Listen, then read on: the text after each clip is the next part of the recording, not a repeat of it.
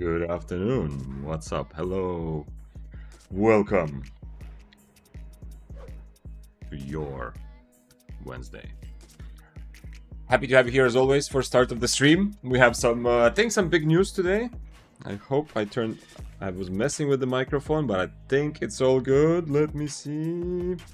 Yes, the bar is moving, so my voice should be in your head right now. What's up? Hope you're doing very fine and even better than fine.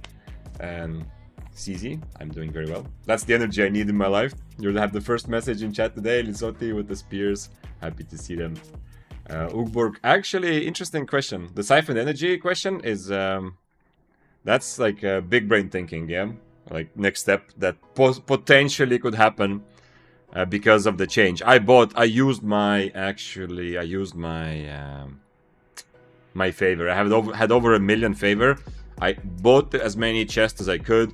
When I get to 200 chests, we will do a big opening together.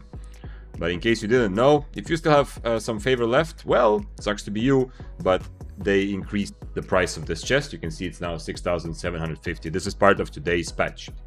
Another thing that I already tested just before starting stream, and I can happily report that it seems that one-handed frost has been fixed. It's still very, very strong if mists remain chaotic. We'll see. We'll go and test it.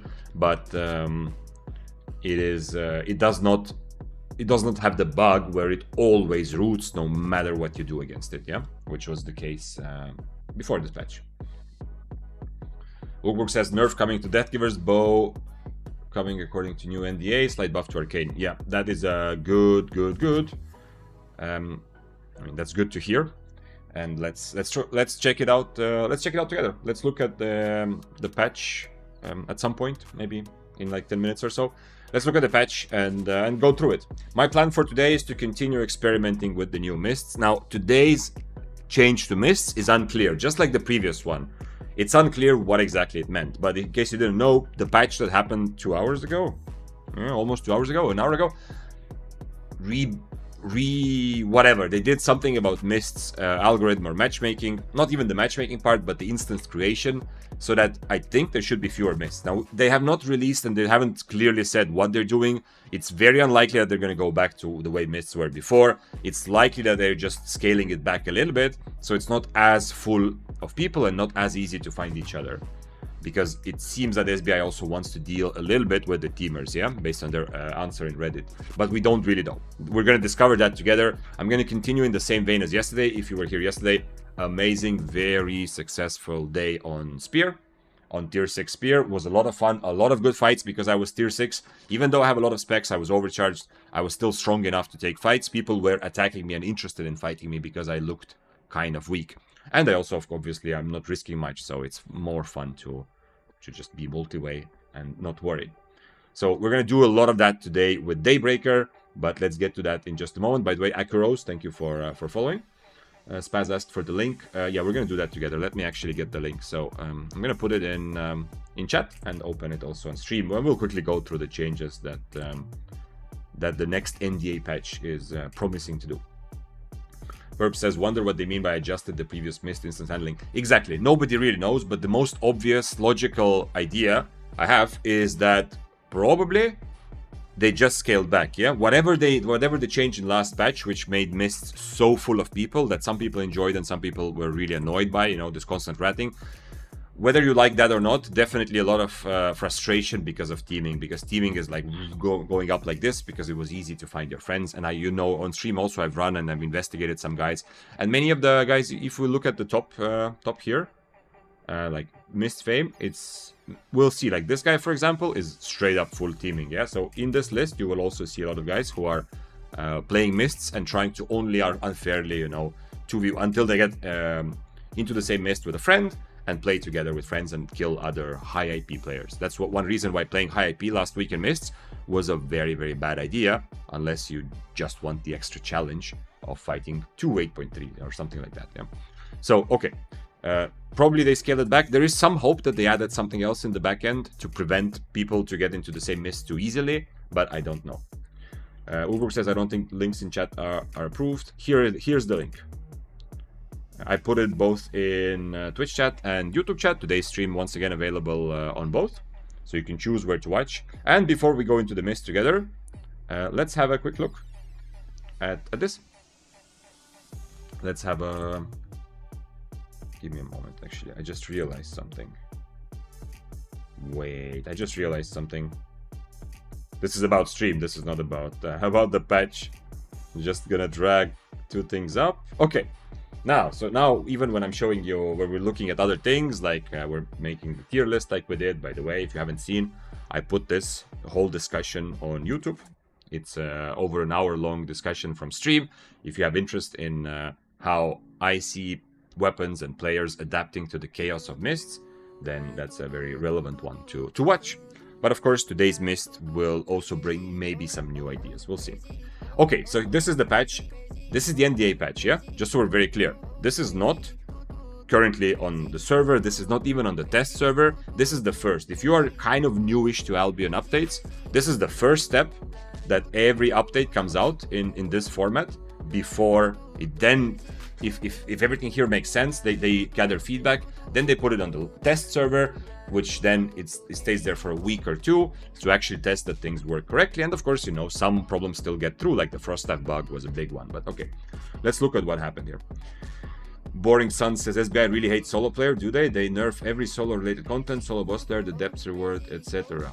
They don't hate solo players, absolutely not. They are not making decisions out of emotion about you, yeah? I know it sometimes seems, and I've said this several times, Boring Suns, I have already accepted I am not the number one priority, me as an also solo player, yeah?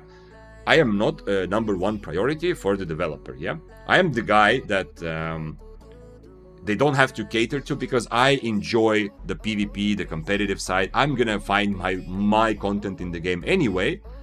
SBI and is a, like good kind of developer, at least even whatever you think about them, even if they were doing everything perfectly, they are catering to those that, you know, are in between and that they need more convincing to play the game, essentially. It makes some sense. I'm not frustrated about it. I've already accepted that, you know, a lot of the changes are not catered at me. I'm just happy when they do take care of some solo content. They have given a lot more attention to mists and other solo balancing issues over last year.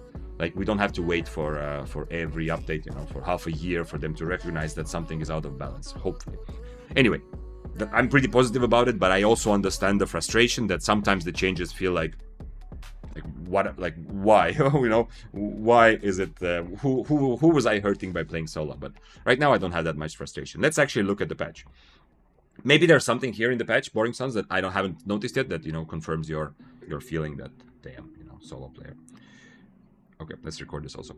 Okay, so let's look at the patch. As I said, this is just an NDA, yeah? NDA patch. I'm not under NDA, nobody is. You can open this. I put the link in the stream, but it means that it might still be changed and it will take a while until it actually gets into the game. It even says here, you know, might be different. Okay, so Arcane Staff's Magic Shock. I quickly looked up. You saw it also while the stream was starting. What Magic Shock is. This doesn't affect. As always, I'm looking at the changes only from the perspective of a PvP player, yeah? And specifically solo PvP player, yeah? I'm not going to comment on things I don't know about, obviously. This one does not matter, right? I have not seen any Arcane use this ever in Mists or Corrupteds or solo PvP. What is interesting is that they continuously, patch after patch, they are not adjusting the range of Q1 on Arcane. So I've said this also when talking about Arcane's balancing. This spell, which almost every Arcane will use in solo, is just 1 meter shorter. It's 17 meters compared to if you look at other ranged spells. Yeah, the Frost Staff will have 18 meter spell, the Fire Staff will have 18 meter spell, the Bow will have 18 meter spell. So it's kind of curious that they continue with that. I'm sure there's some sort of reason that might not stem from solo PvP, but in solo PvP, it's just a unclear reason why, but in solo PvP it's an obvious disadvantage to Arcane Staffs, and that remains. This doesn't really affect because people don't use it. Bows, this is a big one. Enchanted Quiver damage bonus while enemy player is near melee is being reduced to give opponents... Thank you. This is, first of all, of course we need to nerf Bow, you know.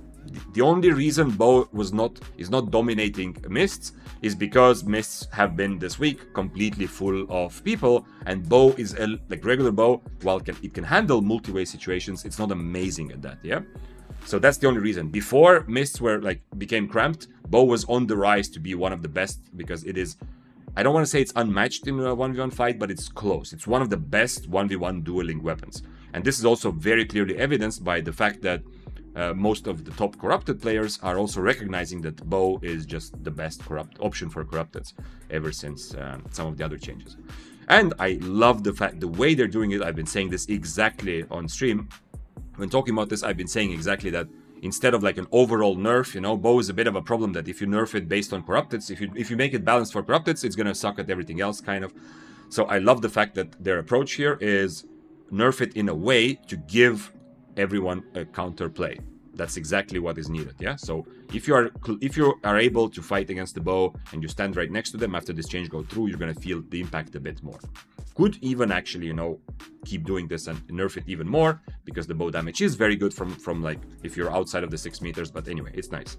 And then the biggest thing we're all waiting for, don't tell Froggy about this if he doesn't know yet, he's gonna be sad, but multi-shot is way too oppressive and just incomparably good to a lot of other spells that other weapons have access to. I've compared it several times to Impaler. Multi-shot for some weird reason has longer range than Impaler. It's obviously a Q and not a W. It has 3 times less cooldown, more or less, and does similar damage, yeah, or like a little bit less damage, but like DPS, if you count over a minute, the multi-shot damage is gonna like outshine most W spells like Impalers, whatever, which also is comparable because it's a slow. Yeah, I'm not just comparing Impaler because I love spears, obviously, that's also why I'm talking about this, but still, it's also comparable because it is also a decent slow, yeah? If you look at swords having like Splitting Slash, which doesn't have a slow but has a root, yeah, the damage is like ridiculously much less than multi-shot, and we're talking about the Q here. So the fact that they are lowering this damage is very, very important, and hopefully it won't be too bad. Hey Vic, not sure if this means anything, but NDA. Yeah, I don't know why they call it like that. Nobody is under NDA, there's nothing here is...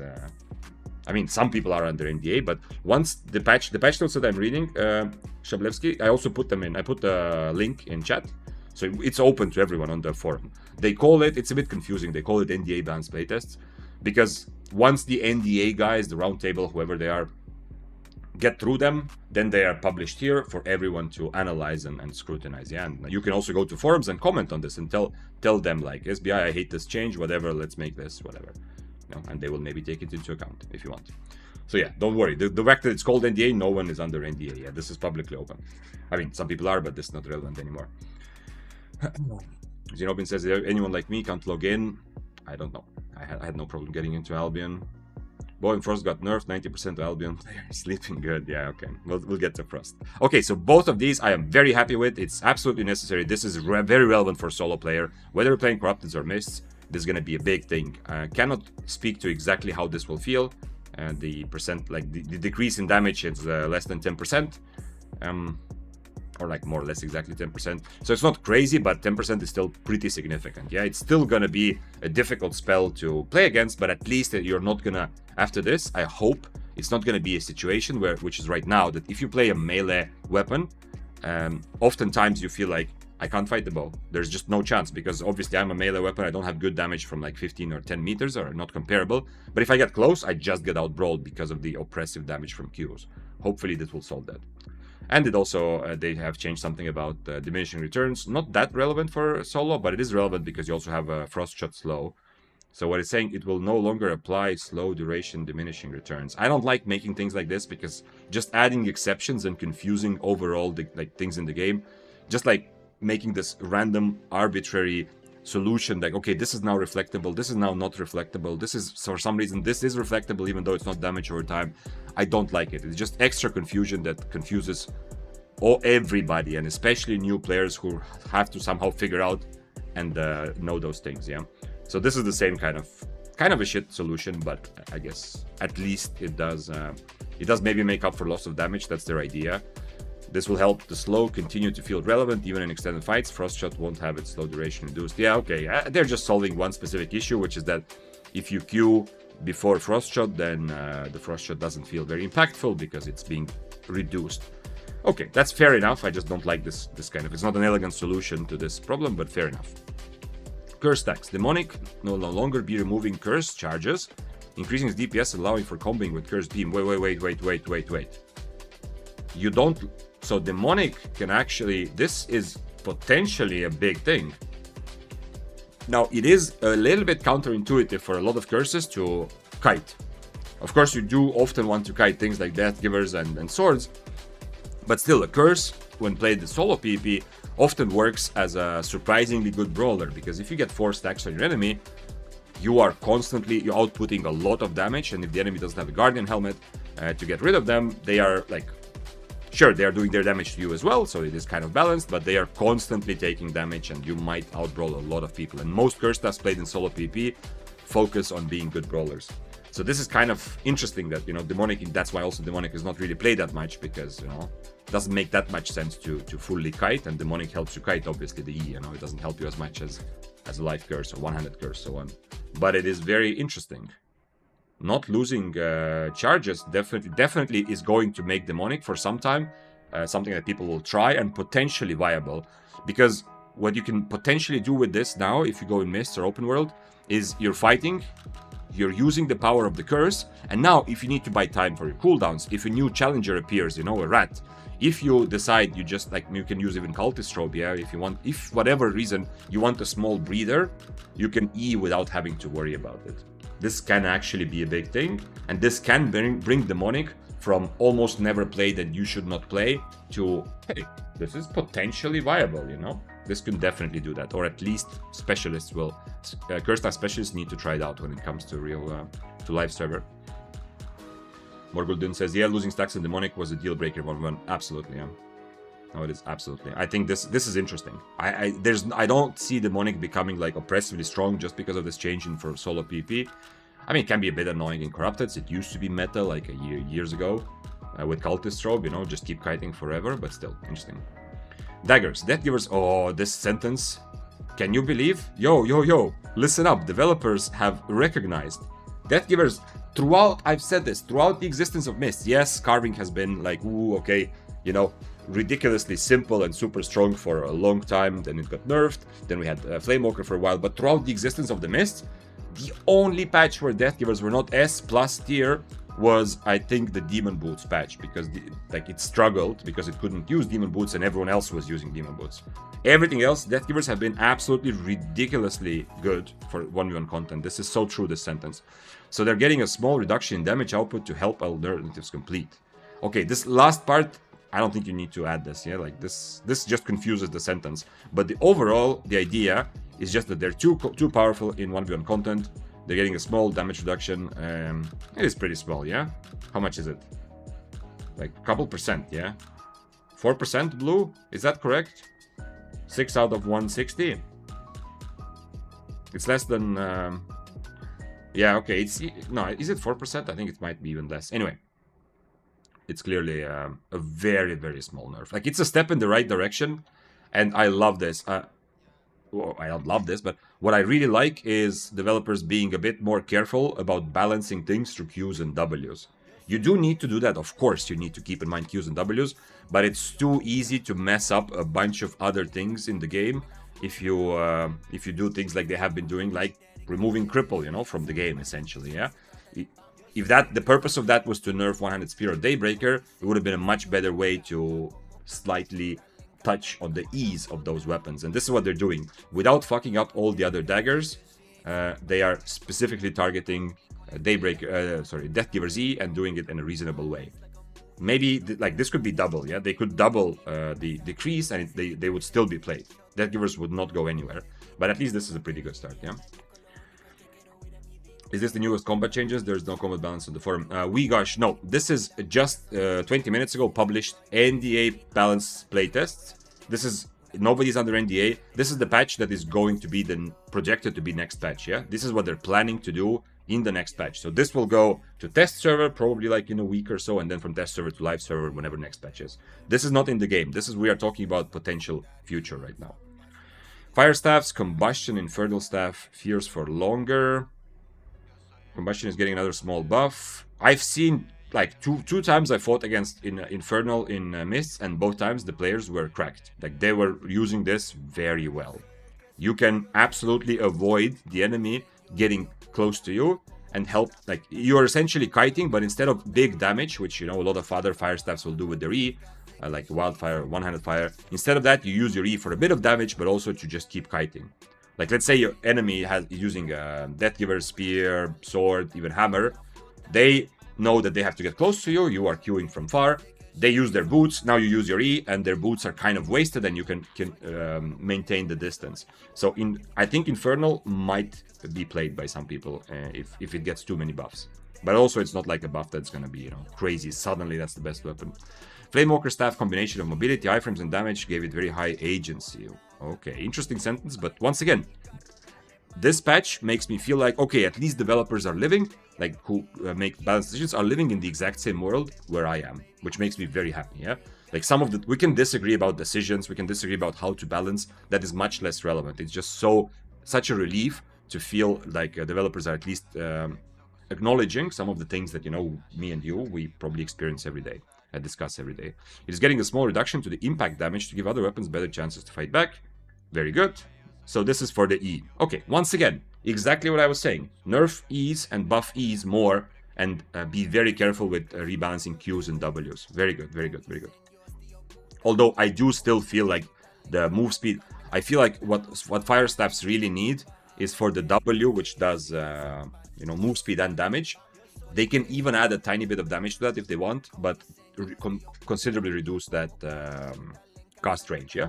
So if you cast it on yourself, it's awesome, you can use it, it's very good move speed, but if you want to cast it on your enemy, you need to be like, I don't know, 8 or 7 meters away, yeah? That's the change I would make to fire staffs. Because then you have much more tactical approach to how to use that spell, and if the enemy does decide to use that move speed spell, Flame Blast I think it's called, then you can also, you know, you have a counterplay to that. Right? Talking about this, of course. 11 meters is a bit too much, because it ends up being mobility plus decent damage, plus you can, like, oftentimes put it on the enemy when they are not even close enough to fight back. Link, please. Here you go. Linked it again in both chats, so if you want to follow along, you can look at what I just posted. Donzo asked, where are you from? From a tiny but cool northeastern European country of Estonia. Okay, Frost Staffs. Frostbite's new Frostbite change duration is being slightly increased to give users a slightly longer opportunity to aim and line up a stun. Man, I almost feel like if I didn't know any better, I would have guessed that some of these patch notes, I made them, yeah? Like, in my sleep or something. Like, I went to sleep and, like, my subconscious is living a second life, creating Albion patch notes. This is exactly my experience, and what I was talking about. Remember when they added it? I don't think, like, from a solo PP's perspective, any sort of buff to Frost Staffs right now is a bit dangerous, because Frost Staffs are already way overused because of the change to Mists and just overcrowdedness, yeah? But this is exactly the problem. If you don't know what we're talking about, they changed Frost Staffs a little bit, like they changed the first spell, so instead of getting damage amp, if you hit enough of these in a row, you stun the enemy for a little while. But the problem was, the window in which you have to hit 3 Qs was so short that it was very, very difficult to actually ever use it. This is going to make it actually useful. This is good change, I think. But I just worried about Frost Staffs becoming too overwhelming more generally. It's going to be... Oh! I hope that was not too loud. One more. Mufanza says SBI... No, never mind. SBI mind reading Vic Zane's dreams. Yeah, I feel like a lot of these things is... I love it. Hammers. Groundbreaker hasn't felt like it has clear identity in a while. To give Polehammer more of a role, it's gaining a large increase to its range, allowing Polehammer... This is very bad for solo PvP, obviously. Because that's also why, you know, they nerfed the bow. Like, they made the bow 20 meter, bow Q. They made it 20 meters for one patch and then made it back to 18 meters. Having 20 meter range spells for solo PvP is always very bad. And I think you can kind of guess why. Because it incentivizes people to play super safe from a distance where the enemy has 0 chance to fight back. So a Polehammer can kind of kite around, play from very far, and only wait for the enemy to run into them so they get a free kill, or, you know, for ratting opportunity. There's also a huge increase. Like, we were talking earlier about this 3% death givers change and stuff like that. This is a huge increase, the 4 meters. I do not like it because I can already see some of the Hammer players that are more on the side of opportunists, just want to be safe, playing plate armor 8.3, whatever, even lower AP, that they can abuse this a lot. They won't have the same kill pressure as a Tomb Hammer, which means even more that instead of taking fights, they will just, take rat and take advantage of enemies who kind of give their items for free. Don't like it at all, to be honest. But I also know that Pole Hammer is probably not balanced for solo PvP, and I'm taking it more from a Mists, Corrupteds, maybe soloing open world type of perspective. But for a lot of other content, this might be a very good warranted change. I don't know. Is there any ability with range 20? Yeah, Morgulden, of course. Like the Curse Staff W has 22 meters, and yeah, there are things. Hello everyone, hello Hezo. Pole Hammer was already starting to carve its niche in group content. Ace started playing it. Yeah, okay. I have not watched a lot of. I have not watched a lot of streams in general, but mostly the content I've consumed lately because I don't have a lot of time to watch Albion stuff. Yeah, other parts of life, plus streaming and making some videos. So usually, if I do have time, I try to watch something that I feel will give me a better understanding of what the meta is, like either players that are really, really cracked, or just to understand what active players, how they're adapting. So that when we talk about meta, I can give you a better analysis, not just based on my own experience, but also based on what others are doing. And so since Ace has not really played a lot of solo PvP, it's always group content. I have not seen him lately, so I didn't know he played Pole Hammer. Okay. Giant steps, armor and magic risks are being equalized. What this means... Okay, this is whatever. Forge hammers are definitely viable. It's kind of a fun build and it's difficult, and they don't really want to play against more than one person. But it's still a hammer, so it's very good W, and I don't think... this doesn't seem like a nerf or a buff, it's just a rebalance. So it's kind of whatever. Okay, Quarterstaff's consecutive casts will now no longer delete already existing areas. Wait, what? Wait, what? This is interesting. Multicast cooldown, okay. So you can... Creating a new area no longer deletes the existing areas. Wait, okay. So, Phantom Twin Blade, you know that the one that sends these... this big E's, and then it sends one E, the other E, and then they all smack you on the head, yeah, from up top. So what they're saying is you can deny 2 big circles now, right?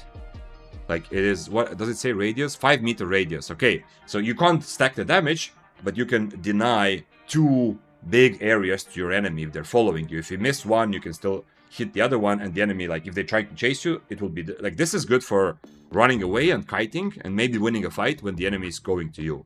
Phantom Twinblade has already seen some play in solo PvP, like serious play, not just for fun. It's just too expensive. For how weak it is way too expensive.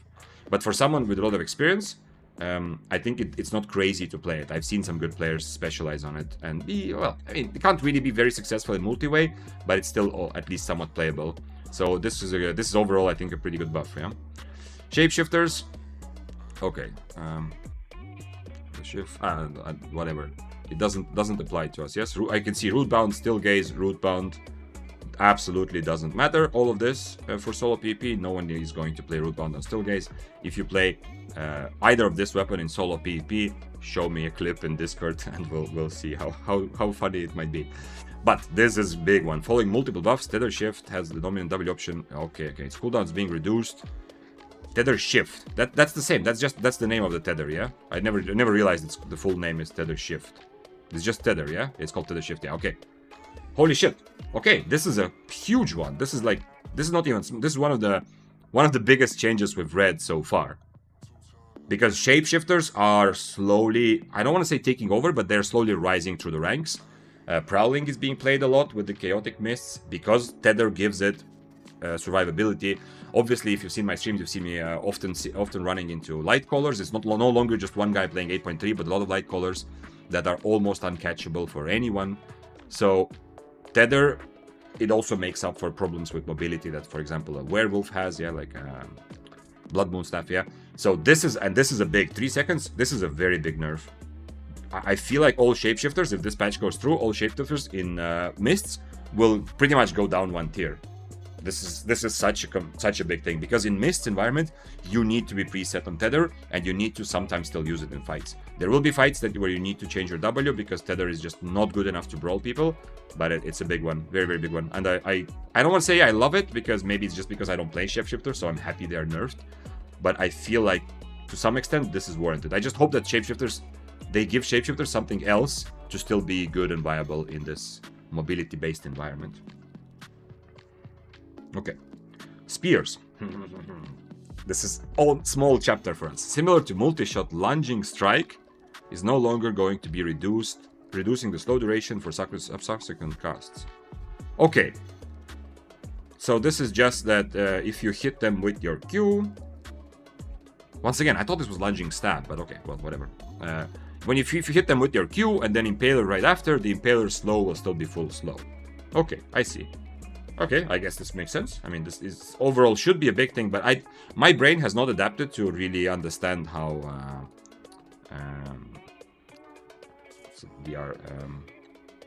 how the reduction. Wait. What's the diminishing returns? Yeah, of course. Has not really learned to apply how diminishing returns affect solo fights. So I'm not sure how big the impact is, but it seems definitely like it could be a good thing. Killer says, I knew bow damage would get nerfed. Yeah, of course, 100%. Keep in mind, this is still NDA patch, yeah? So they might still make changes to this. Mistwalker Jacket has been a standout defensive option for 1v1, 100%, all the way to the largest ZVZs, 100%. Just keep in mind that it's so expensive that no one is actually using it for a while in solo or in very risky content. To open up more space for other armors across the board, the cooldown is being slightly reduced. If I'm being really honest, this is not a bad change. It is kind of warranted because Mistwalker Jacket, the Mist Cloud spell, is amazingly strong. This is very good change. The problem is, it needs to go together with some economic changes to make the artifacts available so that the Mistwalker Jacket doesn't cost 4 times more than buying a Jacket of Tenacity at the same tier. If you want to affect, I understand they said all the way up to ZVZs, I don't know how that works, but if they want to do something with Mistwalker Jacket for solo, full loot, yeah? Don't balance things just for depths, yeah?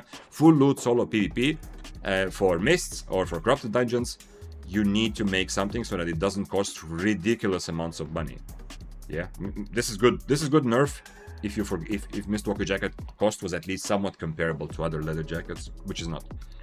Battle mounts absolutely does not concern us. We're gonna all of that skip. And in the end, spell fixes. Stillgate Staff doesn't matter. Swift Cut no longer deals 0 damage to mounts. This matters a lot because Assassin Shoes are popular and they're here to stay. Even with Chaotic Mists, which kind of nerfed Assassin Shoes because in the middle of rats you'd rather have a sprint. Still, this is big. I have had a lot of problems with this, and what I also realized, which already got me killed once, is that if I Assassin Shoes on top of a mount, it puts me in combat, but not the guy that I Assassin Shoed in combat, yeah? So he keeps regening. If you were a stream like 2 weeks ago, I died one time like this. Like the guy souped and mounted up, I Assassin Shoed him to keep him in combat, and was planning my next move, and then realized that he's actually full regening, because it only stopped my regen, but not his regen. And I'm sure it happened to many others as well. And this is good, because this mounting is kind of... I like it. Like, this is not helping 8.3s, yeah? Because no 8.3 is ever gonna use Assassin Shoes. But this is helping mid-tier players to dismount others, so I like it. Forge Bark no longer sometimes roots targets with... I have no idea about that. Forge Bark still a bit of a mystery if your experience based on mists. Okay. Very, very happy with this projected patch. That message from before, that why is SBI like what was it? Let's say Boring Sun said SBI really hates solo players. Reading patches like this, while I understand your frustration, I definitely don't think they hate solo players at all. I feel like I'm not the #1 priority, but I'm still important. Yeah, reading a patch like this, I feel like taken care of. I feel like SBI is looking at me and saying, oh hey, here's a gift for you. Yeah, like here's our plan to make your life better and the game more fun. You have to be careful always. Before the things actually are in the live game, before we see the impacts, we have to be careful about celebrating, but there's a lot of good changes here. A lot of changes that are very, very spot on for what I would like to see to make solo PvP better. Let's see what I missed in chat. I never realized people consider diminishing returns in solo. I think I think that's the point, right? I think that was the point with bow and with this, that if you slow the enemy and then the impaler doesn't do full slow, yeah. I'm guessing it's primarily was aimed at solo the way it's written, but maybe the diminishing returns change is not actually aimed at solo players that much. Thanks, Vic. Always good to hear experienced players talk about upcoming updates. Yeah, I will put this on YouTube as well. I think. By the way, if you like, I put yesterday the big long discussion about mists, which is definitely still very relevant. But if you haven't seen it, go check it out. And there's a lot of analysis, not just ranking weapons like this is here, this here. There's a lot of analysis. Keep in mind that now we don't know. Today's mists are a little bit, might be less hectic, but we'll see. By the way, this is one of the big teamers. This is one of the guys that I was investigating from like suspicious kills that happened on my screen, just to see what happens. This was one of the guys that was running this whole week, just teaming up with two of his friends. Nothing I can do to him other than look in his direction in a disapproving way. But yeah, this is the guy who was playing together with the 5-4 Bloodletters. His friends were playing and just running from one mist to the other until they get together and trying to kill people together. Just randomly, I just saw his name on my screen and thought, huh, interesting. I just thought about that name yesterday. Was about to buy Rhino. Yeah, I didn't watch the battle mount thing. If you are an economy player, obviously patch notes affect you in a different way, and there's a lot more that you should think about, yeah? Not just the things that I talk about. Okay, for today, I have 9 sets. Because yesterday I bought 10 sets, remember? 10 sets of Spear. It was amazing, it went very well. But then I realized that my head is kind of... I had a bit of headache, and anyway, I wasn't gonna stream like the whole evening, like 9-hour stream. So after 5.5 hours, I died for the 9 times, and I thought, okay, we'll finish the stream. But then I thought it's actually kind of cool, yeah? It's like a cat, you know? I like cats. I'm like a cat, and a cat has 9 lives. Maybe I'm overthinking it, but anyway, I bought 9 sets. So today I'm gonna do 9 sets of tier 6, and we're gonna start with but we're gonna do Daybreaker. And it's the same logic as yesterday. So you can see that I am tier 6, but I am one of the strongest tier 6s you can imagine, because I am gonna overcharge. I'm gonna overcharge in my city. Wait, I still need a horse, yeah. Okay, I need to buy a bunch of cheap horses, probably. So I'm gonna overcharge in the city. I'm gonna be ready for that. Prepared sets. Okay, I'm gonna overcharge. I'm gonna have, I have decent specs. I have full specs in most items. I have Smuggler's Cape, which you don't often see on tier 6. And I don't suggest you like habitually start using a cape on tier 6. It's better to usually go tier 7 first. But I'm gonna do like this because I get a lot of fights. Now, admittedly, the fact that I'm 5-1 across the board here in the middle is gonna be a bit, like, less people are gonna fight me. It's not as good. Yesterday, I was mostly playing... it looked like this. Already just having 4.2, people fight it more than 5-1. Because 5-1 is almost like 5-2, yeah, in people's minds. I know it's weird to think in such detail, but yesterday, if you were here, you saw I got so many good fights. So many people attacked me, so many 1v1s. It was really, really, really enjoyable. A lot of situations where people would not fight me if they thought I'm stronger, even though I had full specs.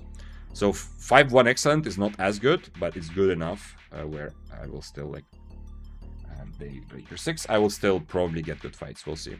So we're gonna create the loadout. And I have Snapper, because on Daybreaker, having swap food is a bit more important than on Spear, because I will want to fight more brawl-heavy fights occasionally. So while I am going to lean into a more cooldown reduction route, you can see I chose the cooldown reduction passive. Since I am pretty low tier, I need to be careful. I can't full brawl a lot of people. Also, I don't have a helmet for brawling gear. If I wanted to just go full on and try to brawl and get some very expensive kills that way, I would rather go Cultist Robe and defend myself from attackers. But this will help me in multi-way situations to survive, to rat, to fight frost staffs, bows, and stuff like that. Hey, that was like a poem. I need to change the spells here also, because I'm going to use this to later equip my items. And you can also see that since I'm using Duskweaver, I'm now kind of defaulting to Energetic Sprint. I hope that makes sense. The price of Conqueror chest went up. Yes, Homunculus. I said it at the very beginning. I bought a bunch of... Look at this. I used all my favor. Where is it? Look at this, look at this, look at this. I have 186 Conqueror chests. I'm going to buy 14 more. When I get to 200, we will open them together on stream. I think that's it. I think we're ready. Invest, because I am tier 6, so I need to, you know, not that I'm worried about dying because it's pretty cheap. It should be 600k overall. It's showing a bit more. I actually went to the right city to buy Daybreakers just to, oh, it's because this one is excellent. Yeah, all the others were, what it's called, other quality. So anyway, just for sake of calculation, my set is 600k, so every time I die, I'm gonna remove 600k. But I think in reality, okay, it was more or less that, yeah. Sasha says in YouTube chat, on bows, slowing passive is what hurts Frost Shot, not the Q slow. Yeah, because you can't really... Oh, wait, you can't really cast Frost Shot soon enough to hit the slow... Oh, okay, slowing... Yeah, I wasn't playing bows with slowing passive. I was always playing with the damage passive. Do you not use killer modes? I think they are fun, even if they feel a little toxic. I don't think it's toxic to just equip them, yeah, but... where can I use it? Here? I have never used them. Okay, here it is, here it is. I mean, I'm gonna run out pretty quick. Yeah, okay, let's do the Hellgate one. Also trigger on knockdown? No, okay. Okay, sure, let's do it, whatever. 600k for tier 6? Yes.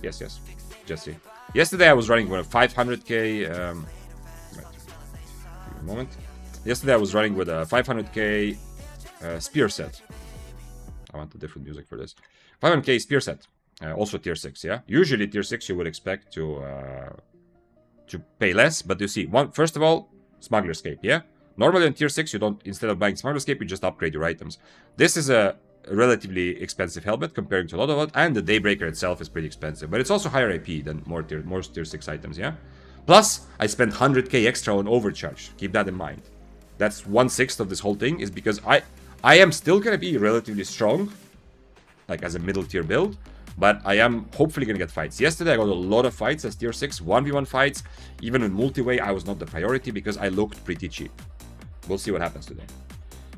Conqueror chest now 6750. Yes, this was in the patch notes, Aha, yes, and we talked about it almost every stream this week. So if you missed and you have a lot of favor, then I guess you have to buy other things. And as Ugborg was saying earlier at the start of the stream, it's likely that siphoned energy costs might go down short term, yeah?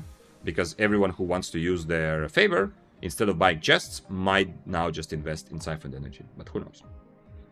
Is the supposed fix to Mist live now? Yes, Singblade. Today's patch made it applied whatever thing. Nobody even knows what it is, but whatever they are planning to do in Mists, to cut back on teaming or to cut back on the constant ratting, whatever it is that they cooked up.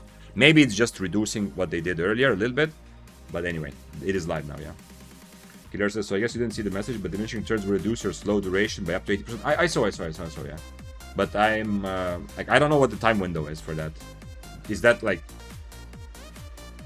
I don't know exact calculations, but what you're saying is that specifically for Spear, you can hit... If you hit 3 Qs in a row and then Impaler, the Impaler slow will be less. It still doesn't affect solo PP that much, because while Impaler slow is really important from far, if you're fighting close range, your Impaler serves more as damage and less in slow, yeah? It's a bit less. But it is kind of important, let's say you Q, then E away and then Impaler behind you, then it can be very relevant, yeah? Because then you're in a situation where you now want to kite for 10 seconds, but unfortunately, you know, Impaler doesn't work that well.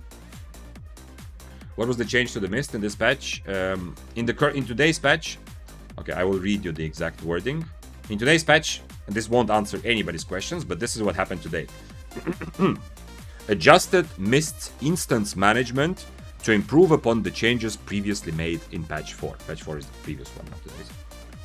I don't know what it means, nobody knows what it means, but presumably it reduced the crazy 50 people on one screen type of mists, and maybe, hopefully includes something against teaming, and making teaming a bit more difficult. Hello Aries, what's up?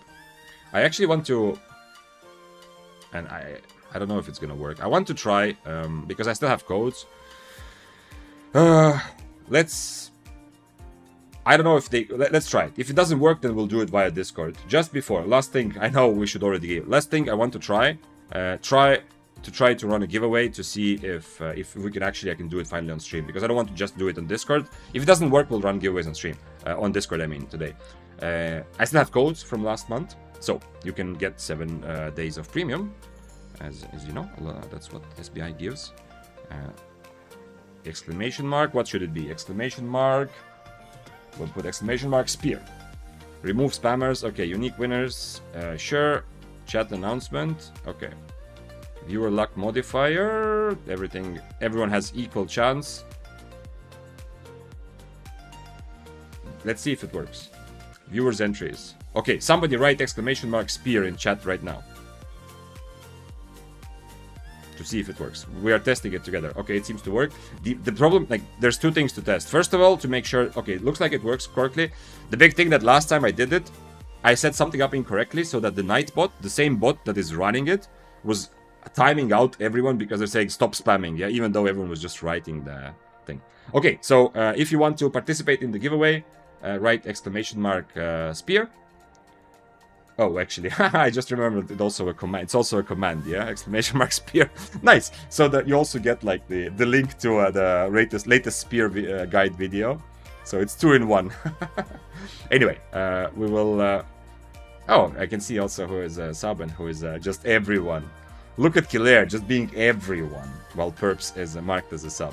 But everyone has equal chance to win. Yeah, we're not gonna. We're gonna do a couple more, but I mean, the codes are valid still in September, and obviously there's new codes for September, so that will all be fine. But for now, if you just, I mean, no reason yet. Don't feel like I don't need this or whatever. Even if you don't need 7 days of premium, it just adds to whatever, whether you're paying silver or real money. It just adds 7 days. Yeah, it's not like if you already have premium, no point. Yeah. I can also see. Yeah, next time we'll have a different command, so it won't proc the. It won't proc the stream elements to constantly spamming the video link as well. Difficult to calculate, but I think you're good. Okay. Oh, that was about Ugbruk's build. Ugbruk said, okay, while we wait, exclamation mark spear. Is it written somewhere? I hope it's written somewhere so that people know that exclamation mark spear is the thing to write. And you also get the link from the about the guide, but whatever.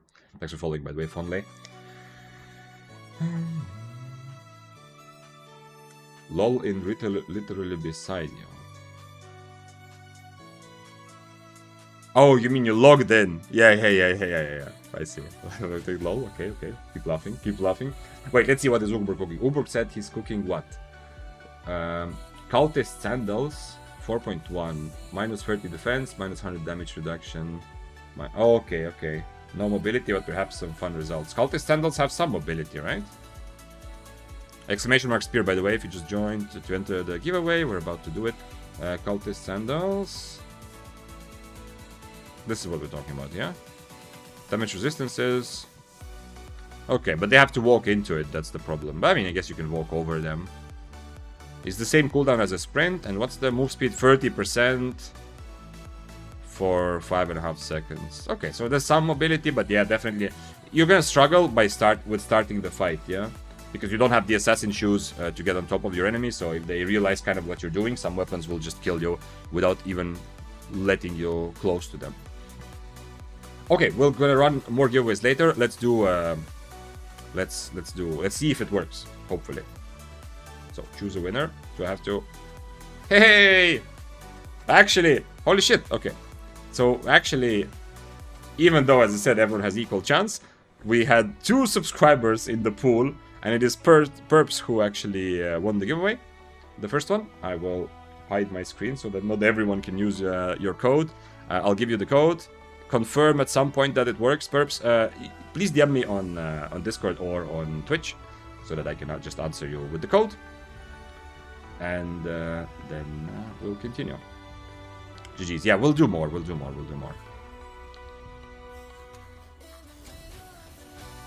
giveaways later today as well.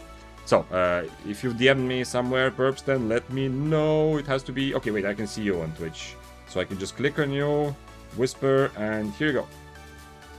And, I mean, okay, if it doesn't work, let me know. If it works, you don't have to say anything, but just making sure. The codes should be valid for a month. If it's not, I have new ones as well, yeah, but I mean, they have always said that it works until the end of the next month.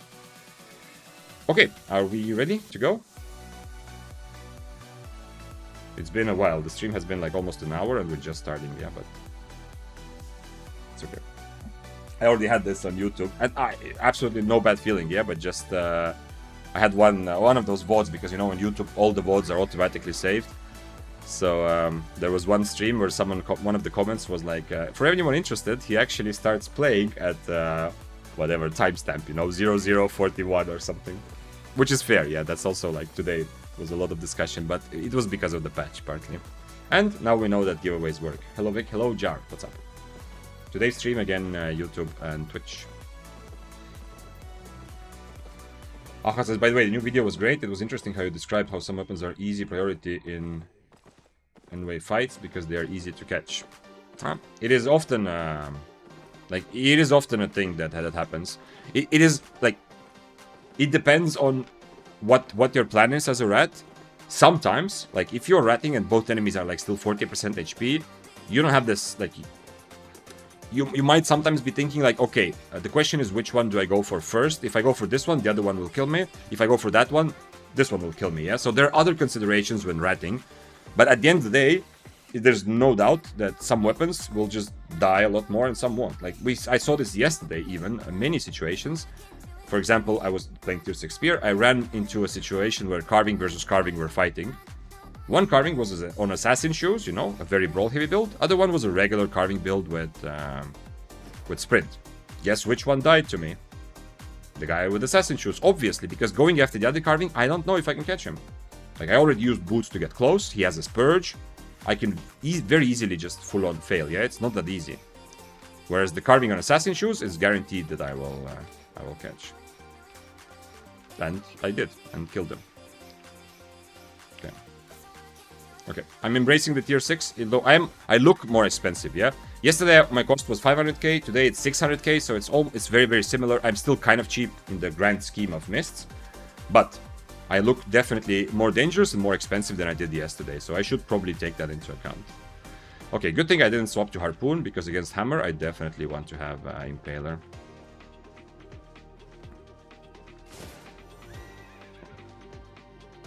I'm gonna double overcharge because I do that anyway, doesn't matter. Just show everyone that I'm not worried. I cannot 1v1 this guy on tier 6 overcharge. Yeah, I'm gonna die anyway. But I am also not worth it for him to risk it. He already saw the hammer. It's obvious to the Bloodletter that everyone is gonna go for him, yeah? So, hey, first mist. Like, I opened the Coca stream in like for like 20 minutes to see like what he's doing and what the feeling is about the patches and stuff like that. And I heard him say something that this patch is reverting the mist change, which I think is, I hope and I'm pretty sure is wildly incorrect. I'm pretty sure that one mist is not enough to make a decision. But I think that if you're also under the impression that today's patch they decided, oh shit, the mist change was wrong and we're going back, that's not the case. They are finding and fine-tuning, I think, the balance in between the two. So the mists will still be very packed and full of people comparing to what they were like 2 weeks ago. But I think they're just like curbing it and, you know, like taking it back a little bit. And I think the fact that in my first mist there's 5 people, like I've been in the mist for 5 minutes and there's 5 people around me, is a good testament that I'm probably right. But of course it's not proof, like one mist doesn't mean anything. Makes me think if there could be a piñata tier list. Well, to achieve the status of an actual piñata, you need to... it's not just the weapon and build, yeah? Sure, there is, yeah. But like piñata tier list is a bit like the opposite. Like take the tier list I made for this crazy FFA mists and turn it around. Any of the weapons that are in the do not play category, like or tier, if you see any of those weapons played 6-3 or higher, that's a little bit like a piñata, yeah? Because there are reasons why those weapons are not played. And if you see those weapons played high tier, it's either the best player in Albion testing something weird, which still makes him much weaker than he would be if he played a meta weapon, yeah? Or it's someone who is, you know, playing for fun and has no idea what's happening, so they are essentially a piñata. I'm gonna risk it for the biscuit because already the hammer clearly indicated that he wants to dismount this guy. If they were somehow trying to team up on me in order to get a good 1v1 fight, I'm not even suggesting that they might be friends, you know. Just if they wanted to have a 1v1 fight, they would have already gotten rid of me. It's very easy to dispose of a tier 6 Daybreaker here when you're wearing what they are. And if the hammer fights me, it's going to be difficult, but doable for me, I think. At least it's doable to kind of protect myself. But the Bloodletter has to be careful there, though, because obviously we're both gonna turn on Bloodletter. My IP is kind of low. What did I have on Spear? I need to remember. What did I have on Spear? 1317. Okay, it's still better. Yeah. The real issue in Mist is not the number; it's pre-parties, right? Both. Like it depends on who you ask. Some people will say that the Mist change with a lot of people is actually really nice. Some people will say that that part of the problem is that it's just so many people that it's constant ratting. I still have fun with like crowded Mist, so I'm okay with that. I'm not sure, since I have a significant disadvantage in terms of tier, I might just change to Snapper for this fight, actually. Might be a good idea.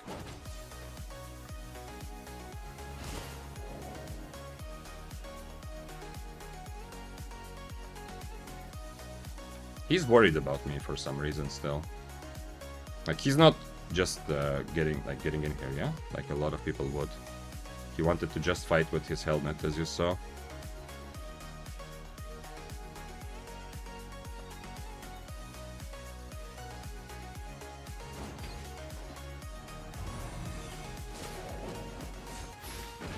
Well, at least I hit this.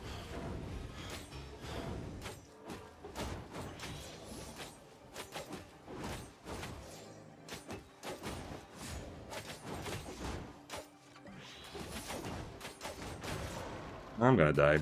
I needed to hit that first D, I think.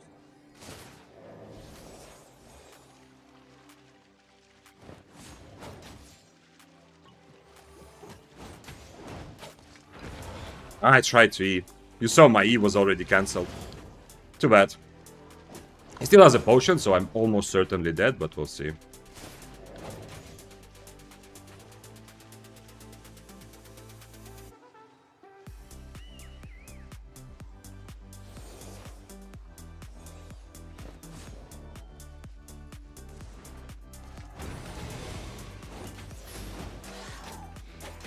Now the mob is also attacking me. Yeah, I have to hit everything, and even then, kind of unlikely, unfortunately, but hey. At least I got a fight right away. How to say, consented to the fight, yeah? Nobody forced me.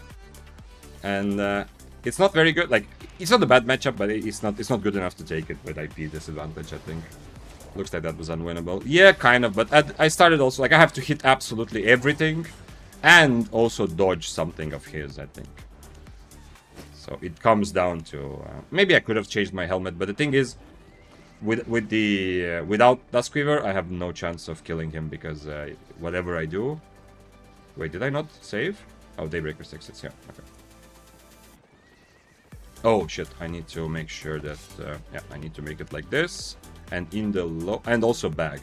By the way, the bag, I will put this like yesterday's adventures will also be a video. The bag was a very painful lesson from playing yesterday. People always ask, why don't you have a bag? And it's I don't need it usually by the time I have enough items to use a bag. It's you know, I have already a stag or a bag from someone else, but yesterday it was kind of painful. But he was really, like, he was kind of careful. It would be winnable if he was one tier lower. Yeah. It's not a good matchup. Like, hammers in general are a bit annoying for One-Hand Spear and Daybreaker both. But it's winnable equal tier, yeah. But I need to hit everything, you saw. I gambled with the first E. The same thing like I did in the end, you saw. When he W's towards me, and I'm expecting him to E, I W towards him, so even if I get hit by the E damage, I still do not get stunned because my E is CC immunity. Or sometimes I just dodge his E right away. So it's essentially possible.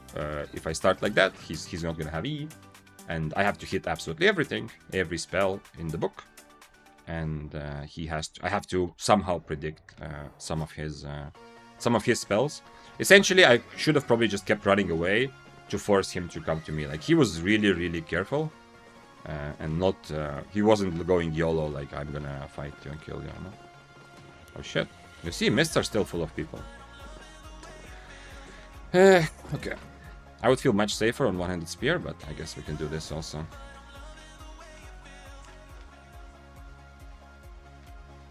gonna change to Inferno. This is interesting. I have 8-3 here as well. I wish we could just kill fight 8-3 together, because 8-3 is gonna kill all of us. Once again, tier 6 overcharge, I'm never gonna be able to kill the 8-3. Even if the 8-3 right now dismounts with 15 seconds, I don't think I can... we can kill him, yeah. Like, if we all cooperate, sure. I'm gonna blink the Duskweaver and the Purge. But look at this, Mists are not back to what they were like before. Mists are still completely full. I hope in here is some sort of measure against teaming. Thanks for following, by the way, Hermes the Herald. Also, we had by Demo. And, wait, I missed quite a few follows earlier when I was looking at patch. So, Morgulduin, I'm surprised, I thought you followed last time already, but anyway, thank you. Then we have Fondly, Elpona, Khalifa Juicy, and the last one. This guy says, let's fight Vic. Yeah. Again, you know, I've been in the mist for like 10 minutes and people are already saying my name. I don't understand that. This is very good build to just full-on brawl, yeah? I'm gonna struggle. But of course we're gonna do it. He has no mobility, so I don't need to worry about that. I mean, he has mobility to get close to me, but that's about it.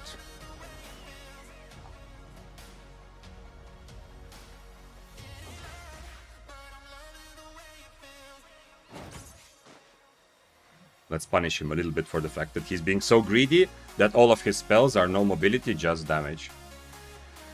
So at least I don't need to start the fight, unless it's on my terms, yeah? And I can use my boots also. It will be full committal after I use my boots, but I think it's okay.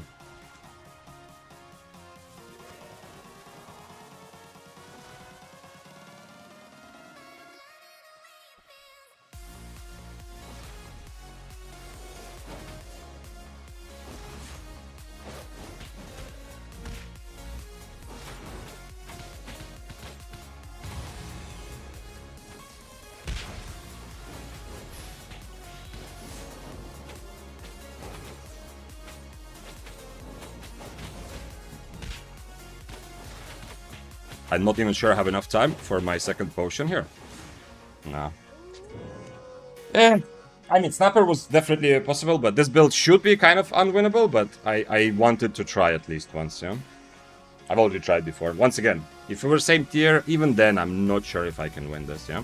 This is a new iteration on the same logic, that you just Assassin's Shoes, you have no mobility, even his Q, you saw, like, it's...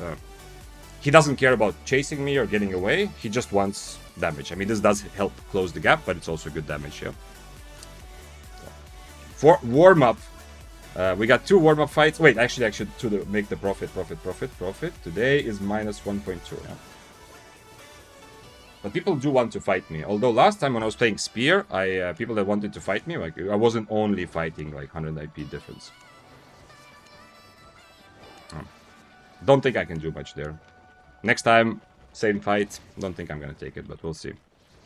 A good counter to Assassin Shoes, I found this Tenacity Shoes. You can go regular sprint on it and use Potion for instant double pot.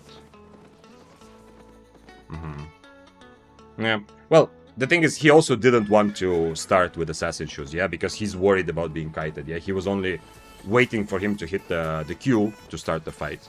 I hit my Impaler as well, but not much else.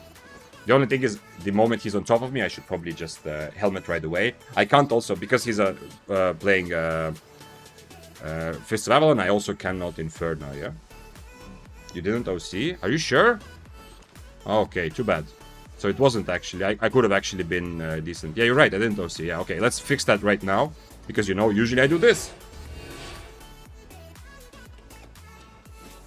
You're the GOAT. Thank you, daters. How did they know? I don't know. I'm getting used to it. People, maybe they open stream, maybe they just, I don't know. Whatever. Yesterday also, I was in the mist for 10 seconds or 10 minutes, and people somebody already came and oh, Vic. Even though I'm playing tier 6, you know, there's nothing. Nothing about it. Nothing screams that it should be me. I look a bit scarier than yesterday for sure. Oh, 6 trees are back. Good fight. Yeah. Well, I mean, I have to try it because that's how we learn. You can also learn from watching me try this. This matchup I've played once, and it was on Spear. It was different, but it was still the same problem that if he doesn't use his shoes right away, he's kind of like, he will always catch me. He has his E, like he can stay on top of me. His build sucks for current mists because this is coming back to the situation that he's full on specializing in the 1v1. And if other people come, he's gonna find it difficult to get away. He has good enough mobility to run around a little bit, but it's like Assassin Shoes Death Givers, yeah? Like, if he's fighting someone else and I rat, I can catch him. But at the same time, you know, his build is very well optimized to just, you know, do big damage 1v1 and stay on top of one enemy. Especially when he doesn't even use Assassin Shoes at the beginning. Like, he's waiting for me to get close enough for his Q, otherwise he doesn't start the fight, essentially. But I still believed, like, this is why we take these fights, to learn together. I still believed that there is a chance, especially he eat pretty early, so I can Inferno. There is a chance I will just stand and brawl him. And that was still, that was possible. By the way, I'm not sniping, I'm just in stream and I swear tier 6 gold. Yeah, it's you can snipe me in mists, I've never had any problems. Yeah, I just, I'm sometimes like, I am, how to say, puzzled. Like, how do people, like, how do I get recognized so much? That's what's it's not the frustration. It's not like, oh shit, man, why is this guy sniping me? You can, when I'm playing Mist, you can snipe me. Like, you can legit do your best, not to team up, obviously, but to fight me, to kill me, absolutely. I don't mind at all. So don't worry about that. I was just puzzled, like, how do you already know it's me? Hey, have you figured out what today's Mist adjustments were? So far, it feels like Mists are still super duper giga active, so I don't know. My guess is that they tuned back a little bit, the whole, like the Mist instance creation, whatever, so that it's not as packed and as crazy as it used to be before the patch, yeah, this last week. That's my only guess. I hope they implemented something against teamers, but I also doubt it. But it's possible, yeah. The thing is, they should probably say that, yeah. They like if there was actually a measure against teaming up, if I was SPI, I would probably still announce that they had. Like, telling us which measure it is, better not to, yeah, because teamers, like, people who team are going to do whatever they can just to make sure they can fight without risk and with an advantage, yeah. I will keep shaming guys that are obviously teaming. He will do whatever he can, yeah, just to get free money. So it's better if they don't know exactly what the anti-teaming measure is. But I guess that maybe they implemented something, maybe not. If they did, I wish they also said that, okay, we have a new method or something new. I don't know. That's the same bow. Okay. I ran through this Mist. I only saw the high IP carving here. I feel weaker on Daybreaker on tier... Oh shit, I forgot this. I feel weaker on Daybreaker tier 6 than I felt on Spear. Because Daybreaker, you know, relies for its success a lot more on winning 1v1 fights. And a lot of what Daybreaker does works much better when you can be the aggressive one, yeah? When you are chasing someone, when you have to, like, if I'm just forced to kite, like against some of the guys I fought, if I'm forced to kite a bit more or be worried about enemies' damage more, then Daybreaker is not as amazing. But it's still okay. I'm definitely gonna make it work, we'll see. We'll see how. They probably nerfed Spider. They nerfed Mistwalker. I mean, they didn't. No, they didn't. They're gonna nerf Mistwalker Jacket, which we talked about at the beginning, which is a good idea. Aha also said earlier, it is sometimes better to be vague about algorithms, so people... Yeah, exactly. Very good point, yeah. That's one I also thought, especially the teaming thing, yeah? Like, the algorithm itself is okay, but when I've asked about how I want to know how the Mist matchmaking works, I've always said that with the asterisk, that making it too clear is a bad idea, yeah? What do you think about devastating combo gloves? Is that too OP? No, so good, man. I don't think that spell is too OP. The only singular spell that is too OP right now in the game is the bow Q1. The bow Q1, which I would say this spell specifically is too OP. Everything else seems, from solo PP perspective, seems balanced enough. It doesn't mean that there's no changes to be made, but you know, like, you have to look at other spells and look at it all together. There's devastating combo is no mobility at all, yeah? You have to be next to your enemy and you have no mobility, which means that you will die more often, you will be kited more often, and you know, it's not just big burst. You have to be right next to your enemy. It can be countered by CC immunity with Daybreaker. It can be sometimes a little bit predicted by Inferno. It's not OP as a spell, but it is a very important part of playing Fists of Avalon successfully. Like, switching to it for 1v1s is, for certain 1v1s, is very, very important. Your new video, by the way, really good. I love how you explain everything. One of the best videos so far. Thank you, Khalifa. Well, then you're in the right place if you like how I explain things. I love analyzing, understanding, and explaining things. And, I mean, this should not be a surprise. I've said this many, many times. This stream is also a place for discussion, yeah? Like, some people already commented, some people even like, there's a comment on the YouTube where the person agrees with my conclusion, but is just pointing out some of the things to consider, though, you know, about the weapon that might change something in the future. And also, if you like, if you have like personal experience, like you feel like a weapon is actually much stronger, like Cursed Skull is a good example, yeah? People sometimes tell me like, yeah, I'm underestimating that weapon. That's super good. This is the place to talk about it. So let it all out, you know? Gather is AFK, maybe, but I don't think I'm gonna kill him. I think he's gonna hear it. I've killed people like that, or at least survived people like that, because if you tab out of Albion, you still hear the sounds, yeah? So I have the same kind of... I've done other things in my computer while in Mist, like I have to answer a message or whatever, was maybe answering YouTube comment, and then suddenly I hear like combat sounds, then I know that someone is attacking me. Obviously it's an 8.4, if it's an 8.4 dismounting you, then yeah, you're fucked anyway. But in this case, you know, the Gatherer will hear me way before it's too late. I also don't have the extra HP, because I'm playing Duskweaver, and this is another kind of a drawback of playing Daybreaker low tier, especially with Duskweaver. Like, Duskweaver is much better high tier, but I still want it because I want to be able to catch mobility builds as a rat, essentially, or you know, if I'm in a multi-way situation, to maybe get away and reset, stuff like that. So it's still useful, but Duskweaver feels much better when you're high IP, because then you are much more DD. I mean, you can use it when you kite away, but it's better to catch people. If I had Cultist, I would be much stronger. Also in the fights I fought today, yeah, Cultist would have been nice actually.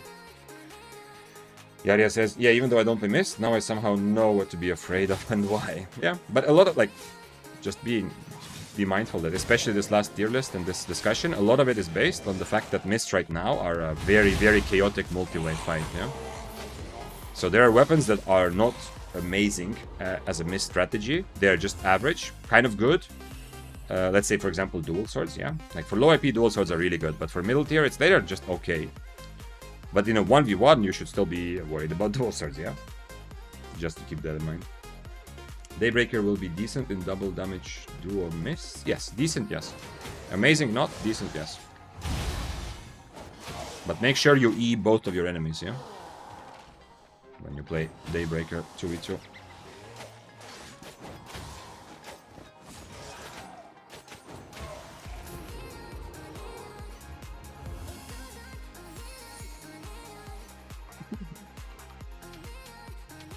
Any thoughts on the new offhands? Oh, I had thoughts about them when they were announced like a week ago or so. Thanks for following, Crimson Curtain.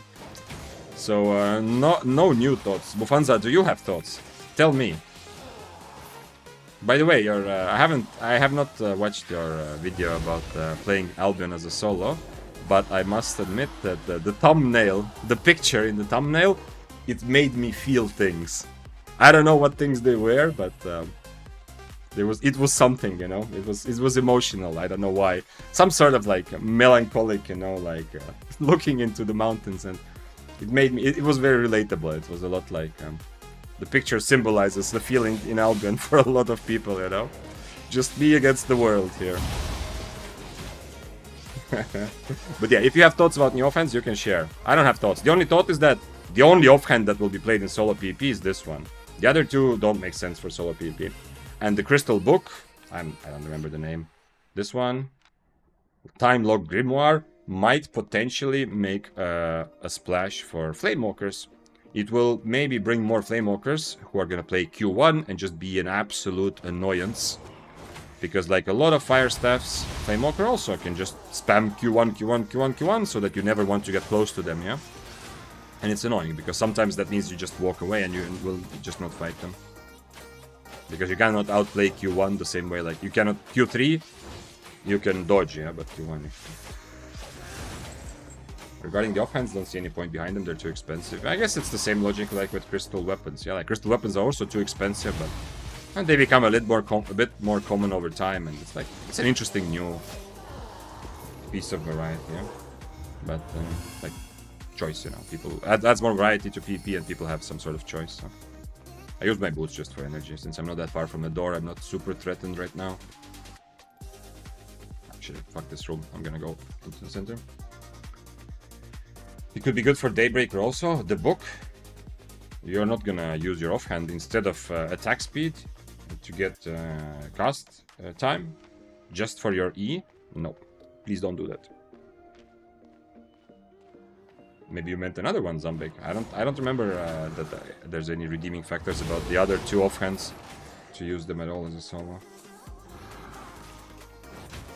Is there somewhere people are seeing upcoming patch notes? Yes, Proditas. If you don't see what happened in this chat before, I don't know how YouTube, like, can you see what I was... Because I posted in chat also a couple times the link. It is on forums, yeah? You can Google NDA patch notes. They are called that, but nobody's under NDA anymore with that, yeah?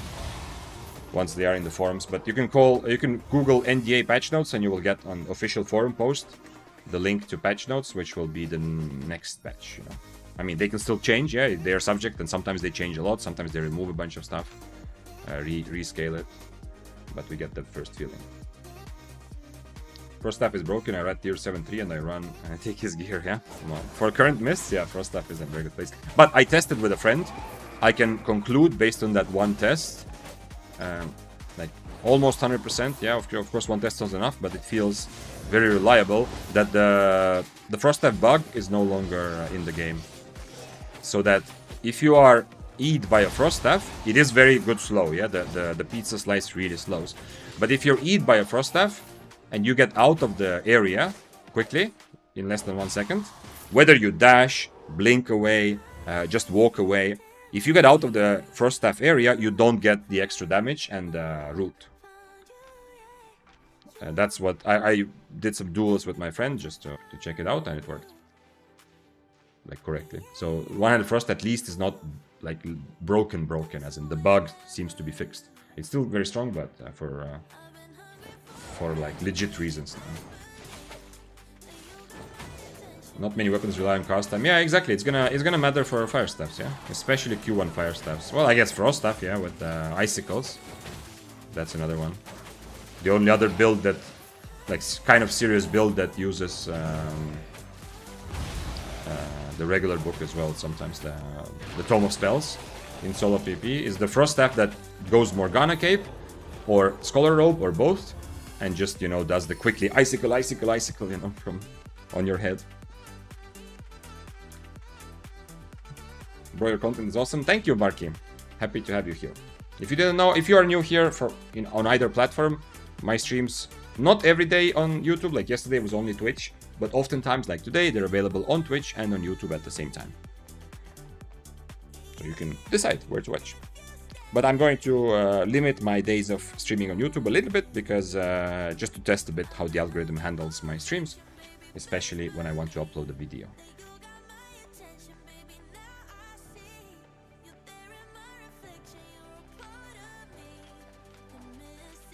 Even if it's written 0 second on cast time, there is still an animation for the skill. The cast time helps with it. Are you absolutely sure, Zombig? Is this a test you did yourself? That it helps with animation also? Because, for example, it won't help for Impaler, right? Even though there is an animation, the Impaler happens later because there's a delay, not like cast time or not animation. Full disclosure agreement. yeah. FDA patch notes, yeah.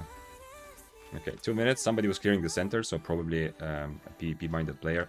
I probably need to change this. I think I'm trolling a bit with going too much cooldown reduction. Since I am Daybreaker, if I am gonna win fights, I'm gonna have to brawl. I'm just unhappy to brawl on Duskweaver when I am tier 6. But I think this is enough cooldown reduction for me to survive, probably, we'll see. Alright, look at this. This guy is preparing for next patch. It's also tier 6 overcharge, so he might actually fight me, but we'll see.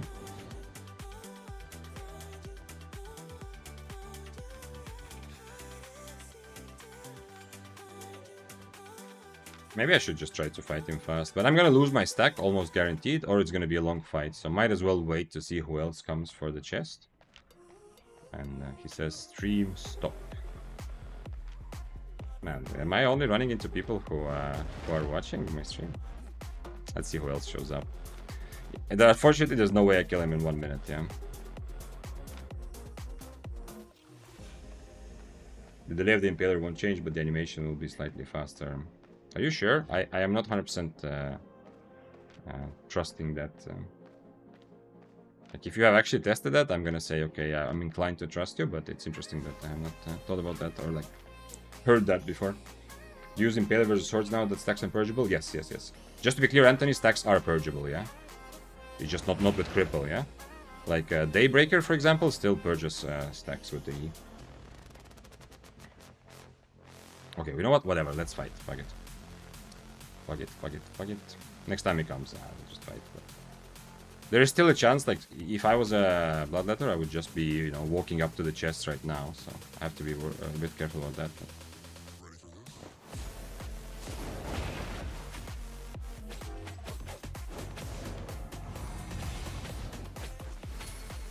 Man, you remember that time I said that we can't fight yet, yeah?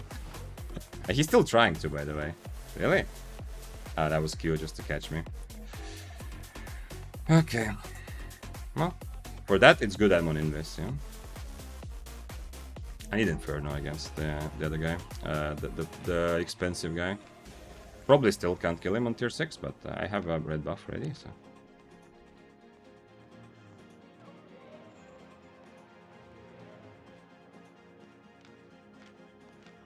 Also fire stuff here. If you attack me, I'm gonna be angry at you.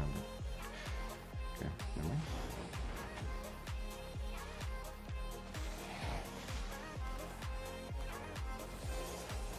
It's gonna run away anyway, no matter what I do.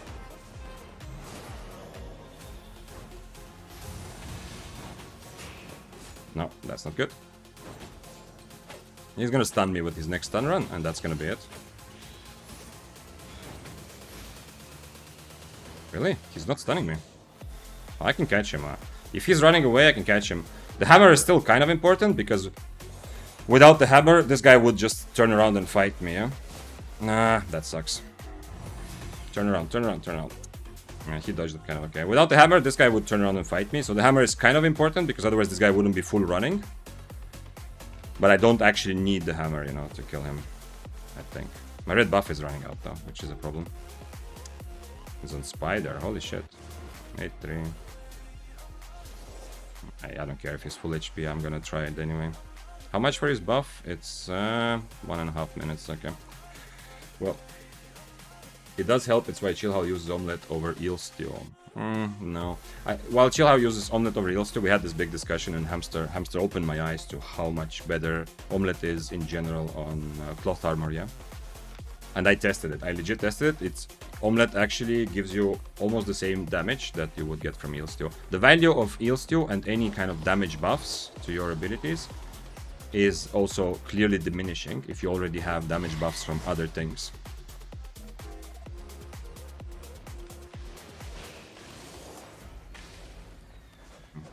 So far. Wait, Hammer needs to get full HP, and we need to wait for him to lose his...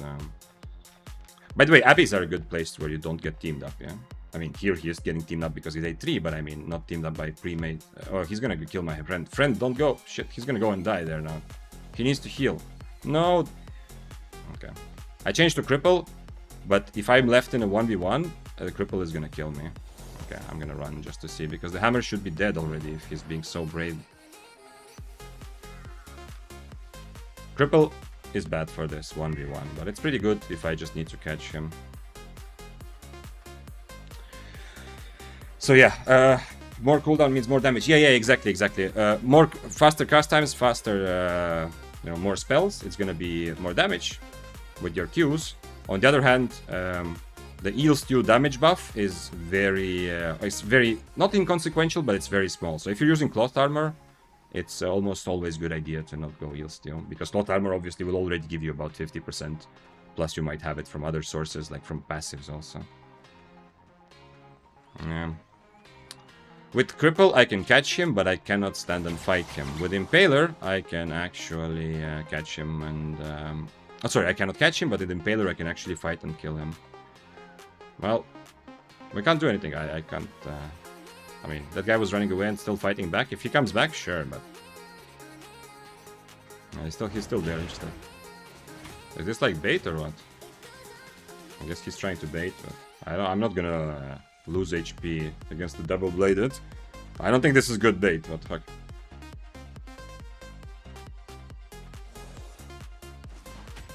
I'm not going to fight here. The double... he didn't see the double-bladed or what? No, I'm... What are you hoping would happen? Okay, good luck. Didn't see the double-bladed was still on screen. If Hammer loses HP, that might function a bit as a bait, but... If the Hammer is close to dying, even if the Hammer dies, and of course I can split with him if we go together. If the Hammer dies, I can still kind of catch and kill the double-bladed. If I die, like if I'm the bait, the Hammer will just get destroyed. Like the double-bladed, he will not do anything against the double-bladed. Not enough, at least. He can only catch him kind of when he's close, maybe, or when we are going together. But I can actually finish off the kill. Any improvement on Mist? Well, in theory, yes. In reality, there's no way to measure just based on 1 hour, yeah, but it's still very active, so it's definitely not a rollback of the change. It's definitely still a situation when there's a lot of people in every Mist instance, but I'm guessing they tuned it back a little bit, so there would be fewer, you know, so there would be fewer people in the same. It was me on Hammer when you left double bladed, it was back. I thought he ran away. I saw him when you attacked me. I thought you were trying to bait with my HP, but he was still on my screen when you were attacking me in the end. But anyway, brave for you to try to fight. I don't think you can kill me, to be honest. But I mean, I've been wrong before, and you know, confidence is a very big way to die. Overconfidence, not self-confidence. Anyway, brave of you. Unfortunate that I missed that one Duskweaver. I could, like, I was good. I was on track to kill the double-bladed alone, but the fact that I was not alone made it possible, yeah? Because if double-bladed just stands and brawls me, it's a bit difficult. But since he was afraid of 2v1ing, being 2v1'd, he was running away, and because of that I was constantly getting an advantage. But unfortunately, I had to hit every single E in Duskweaver, and one of the Duskweavers missed, so... Hello Vic, love your last video about the weapon tier list. Thank you, DocAB. Is it possible to make a video on how to play against every weapon when 1v1? That is a pretty tall ask, yeah? Against every weapon. So there's a bit of there's a dilemma why these kind of big fundamental videos, like talking about everything, yeah? Why those things are not always as easy and why I have not been making them as much. I would like, in theory, but I cannot really gather like enough clips, also because I have to kind of clean up my hard drive every now and again. I have so many fights from stream and stuff like that. I would like, when talking about like your question, how to fight every weapon is obviously way too general, and it's never gonna happen in that like that crazy like ambitious form, but like some sort of like going over matchups or like specific mists, like situations, like what are good things to notice about every mist, like meta weapon when you fight against it, could be possible. But I would love to have clips for everything we're talking about, which is kind of difficult.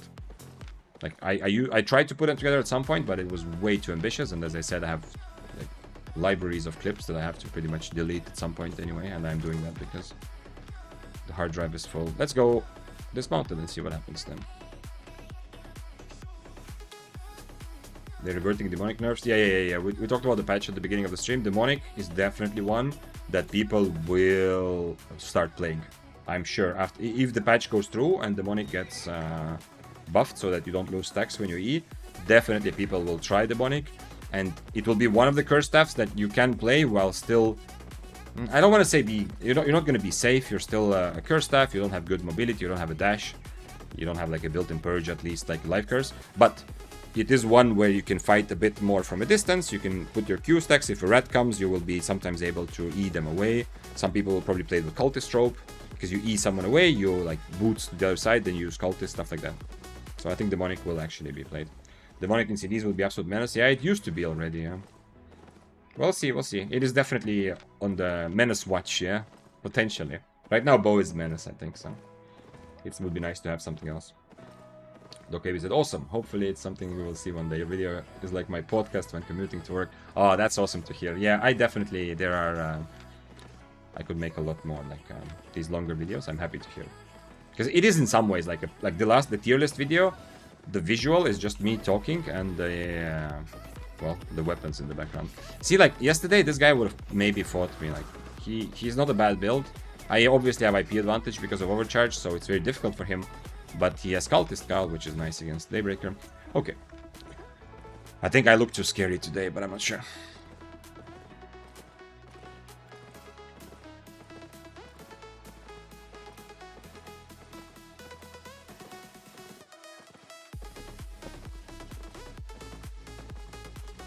The only thing that really worries me about videos is that yesterday already at Mufanza, and there were not just Mufanza, but I heard already from a couple of people that it's really nice when I stream also on YouTube, because it's good to have that extra choice to watch on YouTube, and it's much more convenient, you know, to scroll back if you miss something.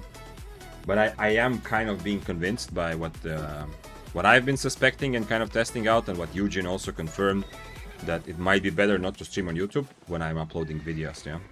Like, at least not on the same day. I have to think about that. Not a big sample size, but it does appear like mists. It does appear like there are less people in your mists. Right now, no. Based on what you see right now, you would say that there are less people? Really? I'm not sure I agree. I feel like there's... right now, they have been as active as they were yesterday, no? Would a second YouTube account just for streaming make sense? Or too much hassle? I don't think it makes sense yet. It will make sense at some point. But, you know, just like Albion is not big enough to divide its player base among too many different types of content. Like, if instead of mists, they added low IP mists, middle IP mists, high IP mists, you know, we already have corrupteds and depths and so on. I don't think that I am big enough yet to start splitting into different channels and stuff like that. It's also can be a bit confusing. He says 2v1. Do you need 2v1? Are you sure? Okay. Show me. Show me your 2v1, bitch. I am running out of food. How much for the chest? Oh, chest is ready, okay.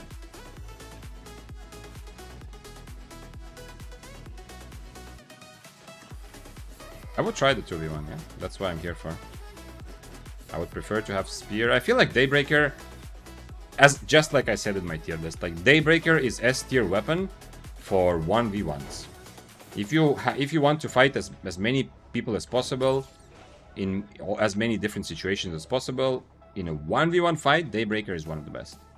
But Daybreaker suffers from this multi-way thing, this chaos. Spear is better at taking advantage of this. Taking advantage of 1v2s that then turn into a 2v1, and then turn into a 1v1, 1v1. Then there's a bunch of people you need to be careful of. All of those things on the same screen is not good. You see, look at how scary I am. Like, this guy is actually not fighting me. Like, if I was on spear, like yesterday, 4.2 overcharge spear, this guy would fight me 100%. Based on my experience yesterday, like, this guy would 100% fight me if it was... That's a big argument. Okay, it might be just one random person, but it's a pretty big argument. I feel like I am much less fightable today, you know? I seem stronger than I am, essentially. Yesterday, people thought that I am much weaker than I am.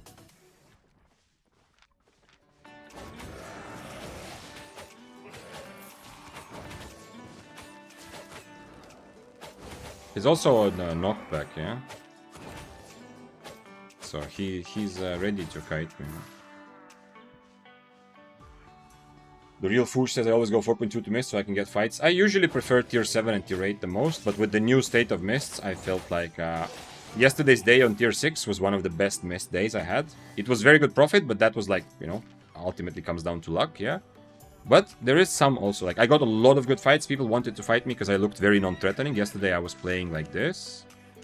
You know, it looks much less strong than what I look like right now. Even though it is very similar, yeah? This looks much weaker. I was overcharged, even though I had 120 specs. It was 4-2. Maybe buying 5-1 was also just a big mistake. Like, 4-2 looks much more attackable. So, yeah. So, yesterday I got a lot of fights on tier 6. And also, some of the situations where I got, like, those rat kills, like, it will be in the video. The 8.3 kill I got, the guy, like, didn't even recognize that I exist.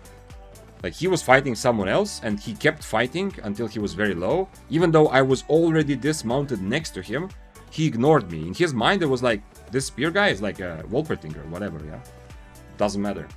So, I think partly, of course, it was his, like, you know, he was just, for a moment, didn't notice what's happening, maybe. But partly it was because I think I looked so non-threatening. So, there is some argument to that also the times where I got lucky, also I had more lucky situations because I was tier 6 spear, so people didn't think much of me. I think, I'm not sure. Hello sir, hello Smokey, what's up? Today is tier 6 Daybreaker, and so far I've taken 2 fights that both were very difficult and properly died. So this one I had a 1-1 fight at the beginning, and I don't know if I win this if I hit everything. I missed 1E, but I don't know if I win this anyway, but still, at least it was an interesting fight. And then this one, which is also, I forgot to overcharge, but this one also, it's a build that I shouldn't fight if I'm being very, very reasonable. Because, you know, it's one of those builds that forgoes everything just to stay on top of you, and everything is aimed to do a lot of damage. And because of Assassin Shoes and Q4, I cannot kite him, yeah? Because Impaler range is not enough. Normally against that build, I would have to kite. Hello, sir. Man, I wish I was on cripple. Look at me, I'm tier 6 and I'm still a bit of the bad... No, if I hit that, I can E and kill him. I'm tier 6 and I'm still the bully sometimes. That's also what I noticed yesterday. Even though I was pretty weak, I still was the bully occasionally, because some people, you know... Like this guy, is probably an easy kill, although he is higher tier, but he's doing PvE only, it seems. I need Impaler to dismount him. I can't dismount on cripple. But I do need, like, not need, but I would like to have cripple to actually catch him later. Split makes sense when starting a new style of videos, I think. Yeah, but I don't think I'm gonna split for a style of videos. Like, yeah, at some point maybe. We'll see. I think I will have to be a lot bigger. Right now, I think it helps grow for more people to even know that I exist, and maybe to see if they enjoy this kind of vibe. I think it's better for that to just keep everything in one channel for now. But in the future, like if you started lore or drama content, I'm not sure. I don't think you're. Like, if it was still all Albion, I think split would make more sense if it was some of it was not Albion, or if I was like there was so many people that I don't know. Can I grow on Yellow Zone Corrupted PvP wise? At the beginning, yes. Do or die. Look at it this way. If you go Yellow Zones, you are trying to learn what spells actually do. Yeah, if you're kind of new, you don't even know like every spell of every item. So you are learning what the spells actually do, and you're getting used to what counters what kind of interactions are possible, you know. Like how do you get out of Chill Hali, like what stuff like that, yeah, like mechanical things. If that's the state you're in right now and that's what you want to learn, yes, you will grow in Yellow Zone Corrupted. Slowly, as you play more, you're also going to get used a bit more. Whatever PvP you play, lethal or non-lethal, your brain gets more used to cooldowns and cast ranges, which is super duper important at some point later, especially cooldowns, but both of them, to get a bit of an intuition. Like, what is the cooldown of my enemies? This spell, that spell, how far can they cast it from, or how far I can. That's very important. But if you start, like, be careful not to let yourself start learning about how people play based on Yellow Zone Corrupted, because that will change drastically.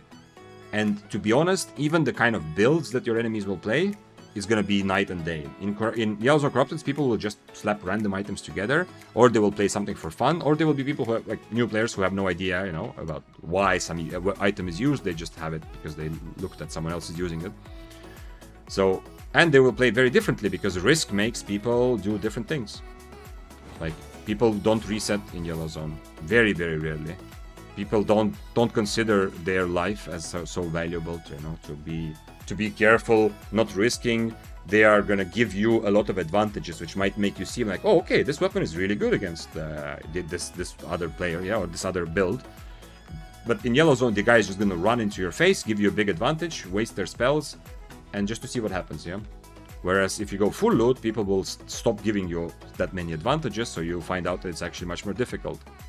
So you will need to learn to bait, or, you know, to have something in your build to get close yourself, you know, stuff like that. But if you're really new, of course, Yellow Zone is fine.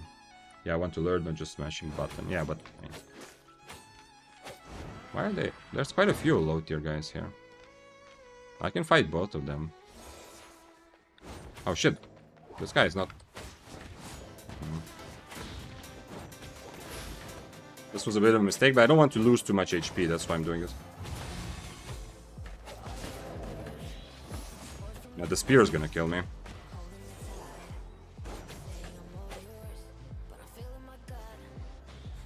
Wait, never mind. He's on Impaler, so I can just run here. I need a mob to Duskweaver too, and then continue this afterwards. I don't want to use my healing potion just yet. I messed it up a little bit against Quarterstaff, otherwise, if I wouldn't be so low, it would be obviously much easier.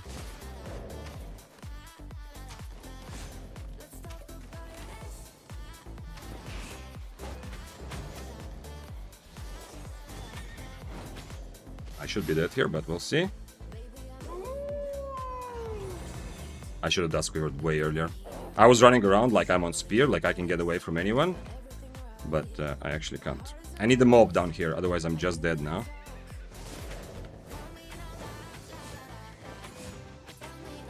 Ah, too bad. Too bad, too bad, too bad, too bad. Another one. That's very good. Was that a party bait? No. 5.1s? No. I just... The Quarterstaff just did a good job attacking me back. And I didn't Like, I Inferno'd earlier because I want to keep HP, but... I just took too much damage at the beginning.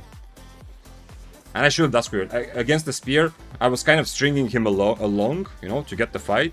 I should have just Duskweavered right away, the moment I see a mob, to reset. But this, once again, this one-handed Spear is much better for this. But I'm gonna continue with Daybreakers to see. Well, Daybreaker, in multi-way, it's a nerf to Daybreaker. Not saying it can't handle it, especially high tier, but Daybreaker doesn't want to be like... I don't have the mobility and the agility, you know, to dodge spells and get away from multi-way situations the same way like a Spear does. I thought I already selected these spells. Okay, I'm gonna have to save it. So if it was the other way around, like let's say I was the Spear and he was Daybreaker, I would always get away and reset and then fight, you know? I mean, and also the fact that they both were focused on me instantly, like the Spear instantly wanted to kill me, is also a good testament that I look too scary. This is not a good build, because yesterday I would not... There were so many situations where people would focus someone else first, or at least not focus me as clearly, because I am tier 6, yeah? And I'm still tier 6 today, but today I look like I am scary tier 6, yeah? Whatever that means, like the Quarterstaff is also valuable for the Spear to kill, and he's right next to him. But I'm not saying the Spear did anything wrong, like he made a correct decision, but I feel like my build is much more, like it invites people to come and kill me. 5-1 is much scarier than 4-2. This looks a bit fancier, and I'm also overcharged, which I'm gonna be, anyway. Hello, Voodoo, what's up?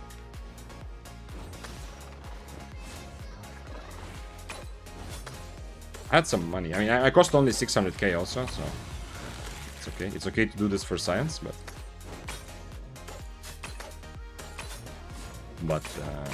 I just realized, in theory, since I'm worth only 600k, you know, if I have like 600k from items, like earlier I looted a tier 8 item in my bag or something, then I should at some point bank also, so we can have positive profit, but you're gonna have to be really lucky to match yesterday's Spear success.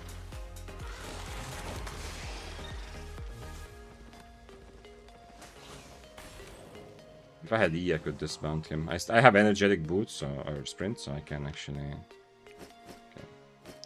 So the fact that I use energy for the spider is not a problem.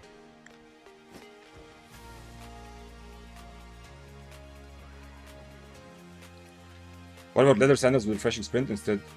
Or do you need 100% need the energy? Not 100% Zombik. I've talked about this recently a lot when playing Daybreaker. Holy shit. He forgot about me or what?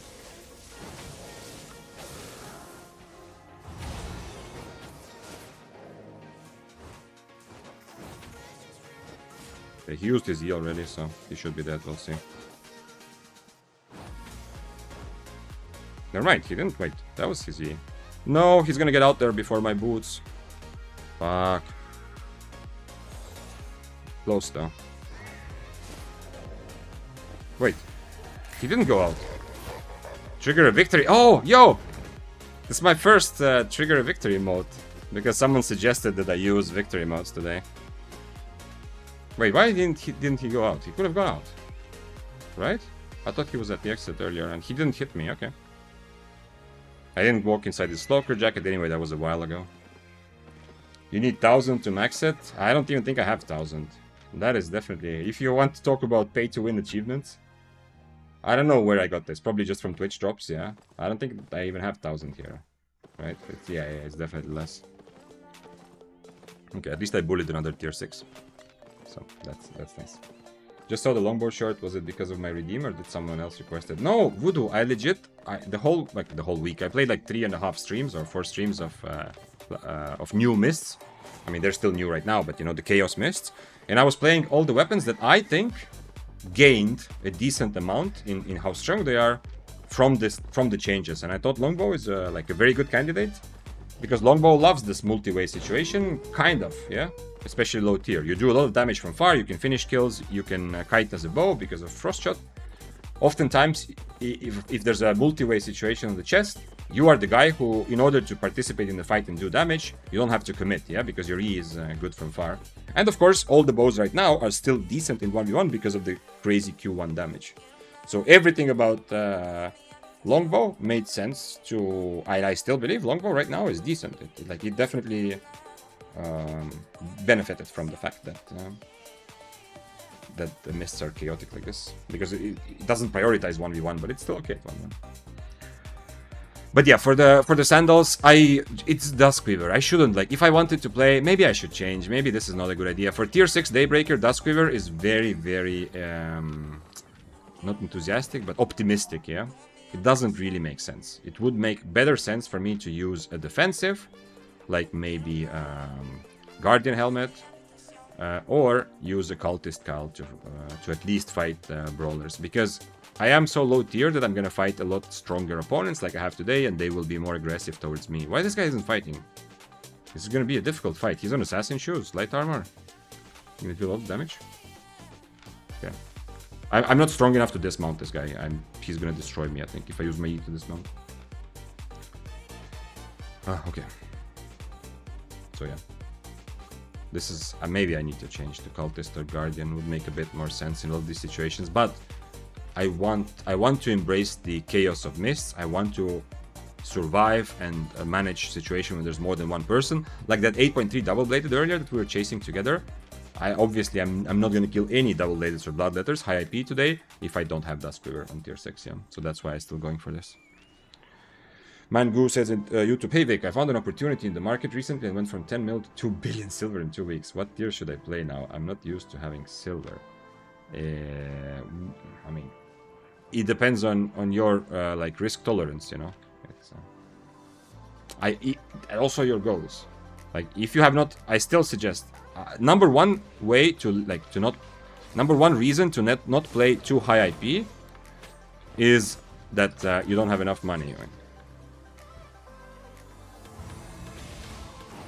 He didn't boots yet, so he can go, right? Yeah. Too bad. If I had cripple, he might maybe be dead there. Nice try though by him. I won't catch him. Nice job not panicking there from him. He's mounted up already. No point running after him, right? I saw him for a second, but there's no way he's not mounted. Maybe I can run around and cripple there. He didn't use his Iron Will. He might not even have had it, yeah? So if I were on cripple, there's a chance. If I remove his miner boots, oh, what a nice payday.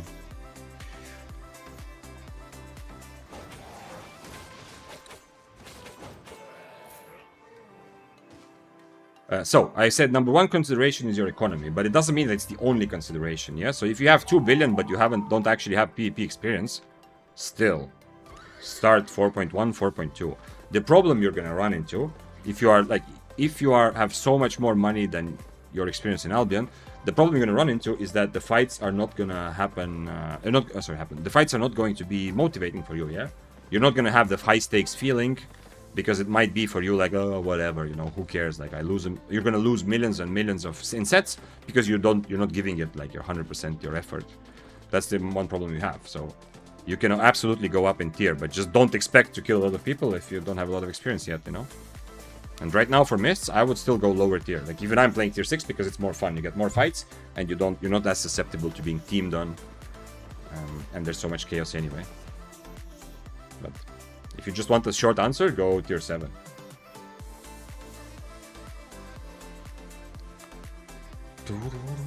Cultist Sandals failed heavily on my build. Will test Soldier Armor now. It's pretty nice against fast hitters.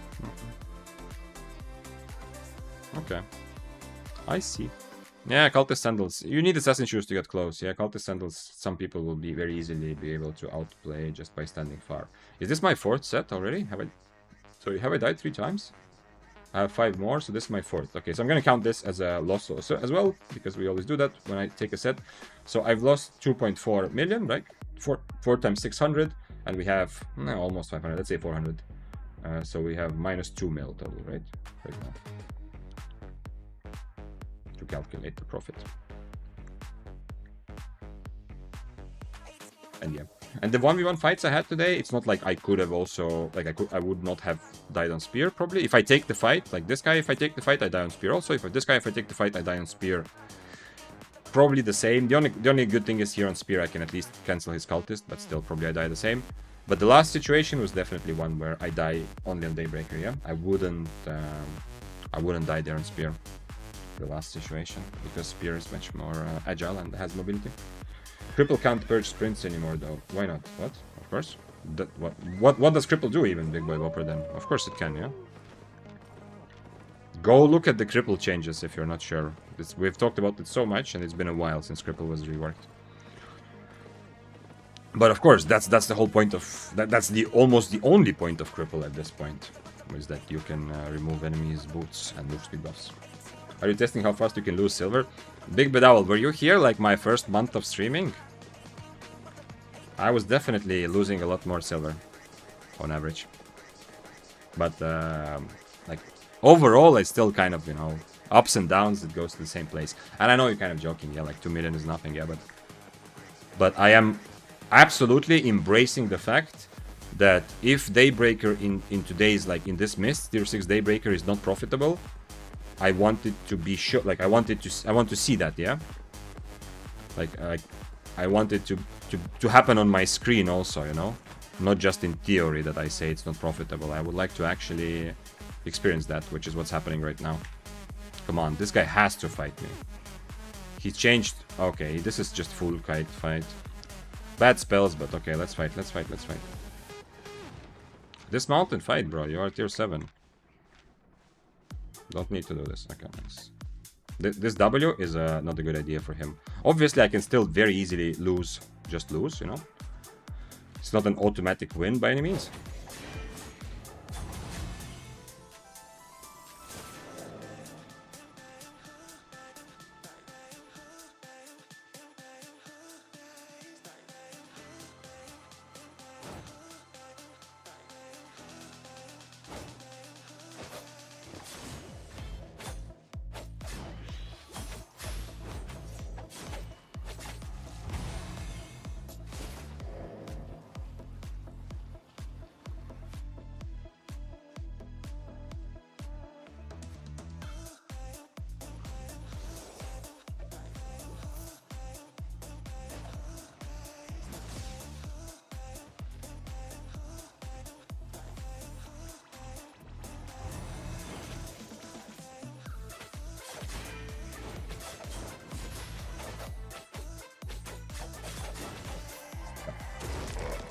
Oh, nice, another emote. Oh, 1 million for that. That was a very good example of how to punish this greed, yeah? The fact that like, he's going full greed, yeah? Assassin shoes on dash. This first Q, last W, full greed. If I stand and brawl him, it's not just a question of how it goes. I can answer the question right now. It's 100%, 10 out of 10 I'm dying, yeah? Very easily to him. But he had nothing.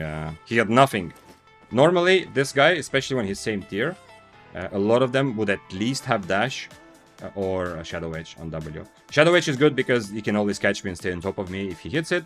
Dash is good because, oh, first of all, he can get close without using boots at the beginning. Secondly, he can also use it to dodge impalers, which is nice.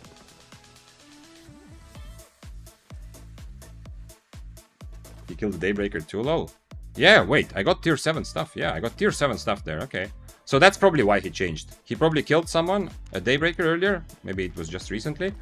And the previous Daybreaker made him think that setting your spells up like this is okay. But in reality, it's not. Of course, he puts a lot of pressure. It's much easier for me to make a mistake and die. But you saw, like, he seemed pretty helpless, yeah? And not because he personally did something wrong in the fight. His mistake was tactical, yeah, choosing wrong spells. But in the fight, he seemed like if you were him, what would you do? Like, there's no good solution to this situation. Oh, shit. Okay. The mists are still sinful. Man, is it actually possible that they changed mists? Like, they only implemented something against teaming? Because the mists still seem as full as yesterday. If SBI didn't add anything to the patch notes, I would not have guessed. So far, I would have zero, wouldn't even be a thought on my mind. Maybe there's like a change behind the scenes. Mists are completely full, and I see people, and a lot of people have already recognized me, and I see people, you know, like the same small group of people here and there, yeah, but I hope there's something about teaming. Let's get this million out so that it's not rush to the bottom type of tier 6 experience. How much do I have? I still have a lot of time on this. Okay, nice. Looks like that Givers just killed tier 7 your build. I wish I could see it. Yeah, I wish I could see the... Maybe he just did it, so it doesn't show here yet. Okay, here it does. He did, 1v1. Exactly same build on Inferno. You're right, he did. Let's see what he was using. He was using the same spells, dash. Everything was the same. So I'm guessing the date, and this guy didn't go, he went on Energizing Shield. It's not terrible, but you saw that Duskweaver was also a part of my kiting, yeah? I am kiting away from him, I am making sure he cannot stay on top of me without using his boots. And also Duskweaver helped me, it helps me in the end catch him if I need it.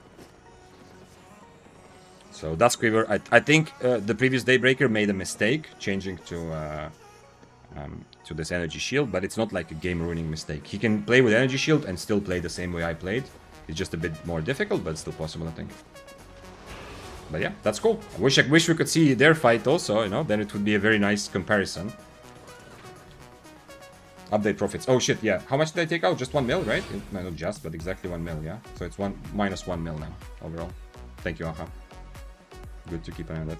Maybe they were purposefully vague about the missed adjustment because they added something against teaming, but they don't want people to know. Yes, I hope. Fingers crossed. That's the best case scenario. That's what would make me happy. Absolutely. But there is the only reason I'm a bit I'm not sure that it's true, because I imagine that if I was the developer, maybe that's right. Maybe I would just write it like that, as you said, purposefully vague. Absolutely makes sense. But I'm just thinking that I would probably say that I added, like, if I was a developer, I would say that we added something, some like whatever measure. We wouldn't specify what it is, but would say that we added like changed mists creation algorithm, whatever, to prevent. Prevent is also the wrong word. To reduce teaming.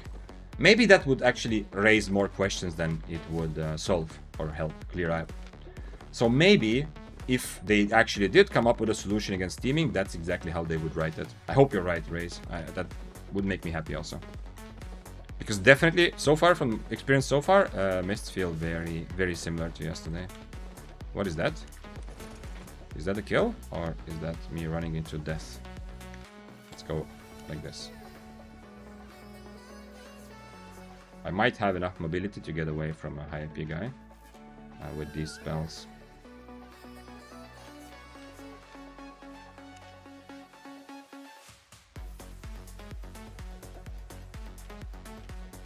You want to fight me? Let's go.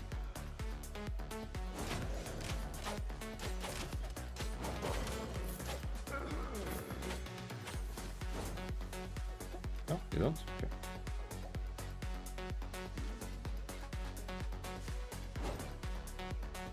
Let's fight. I'm not gonna E, bro, come on. Tier 7 boltcasters? I'm gonna dismount you, but I'm not gonna E for it. The reason I'm on Invis is because, not just because I can cancel his E, but also because I can use it, because sooner or later he's gonna wanderlust towards me, yeah? To get on top of me, to sleep me, and then I want to be able to go Invis. Fine. Let's, wait, let's fight. Is he still on auto fire? No, he changed, okay. I can deflect that one also, so it's not terrible.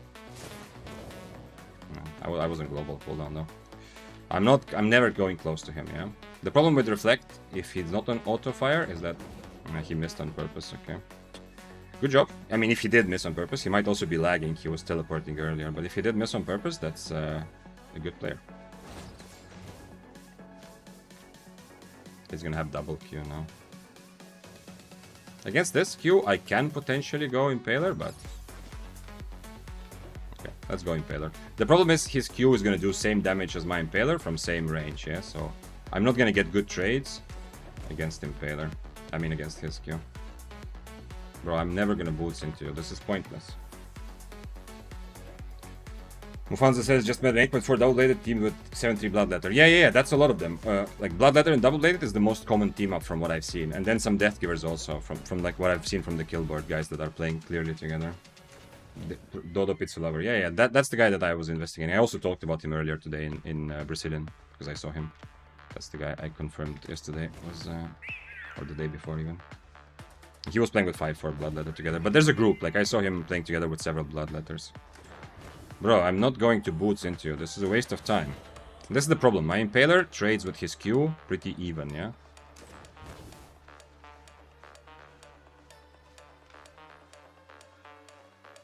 He has a lot of specs in his boots, but he's in a mist on a Swift Claw, so it's not a very experienced player. This is absolute waste of time, bro. Come on. Give me an actual proper fight. What are you doing? Mr. Boltcasters. If I fail catching, like getting out of under him, he wins, yeah? Now he's on auto fire, okay. Is he changing back or not?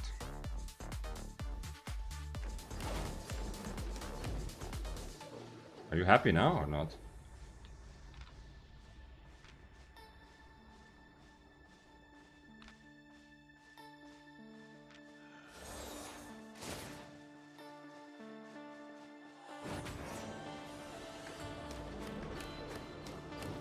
Did I proc it? I think I procced it, yeah. Not sure though. He's still gonna kill me if he gets on top of me, bro. What is this? What is this thing? What are we doing with you? I guess I just run after him until he uses boots, yeah. It's just the problem is if he swaps spells now, I'm gonna get fucked. Potentially. I mean, deflect is anyway fine, it's okay. At the end of the world.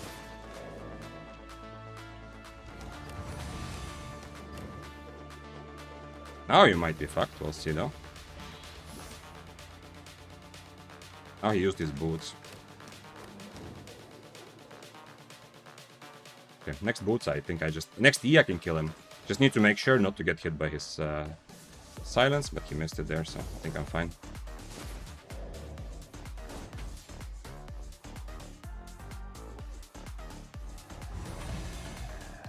Okay.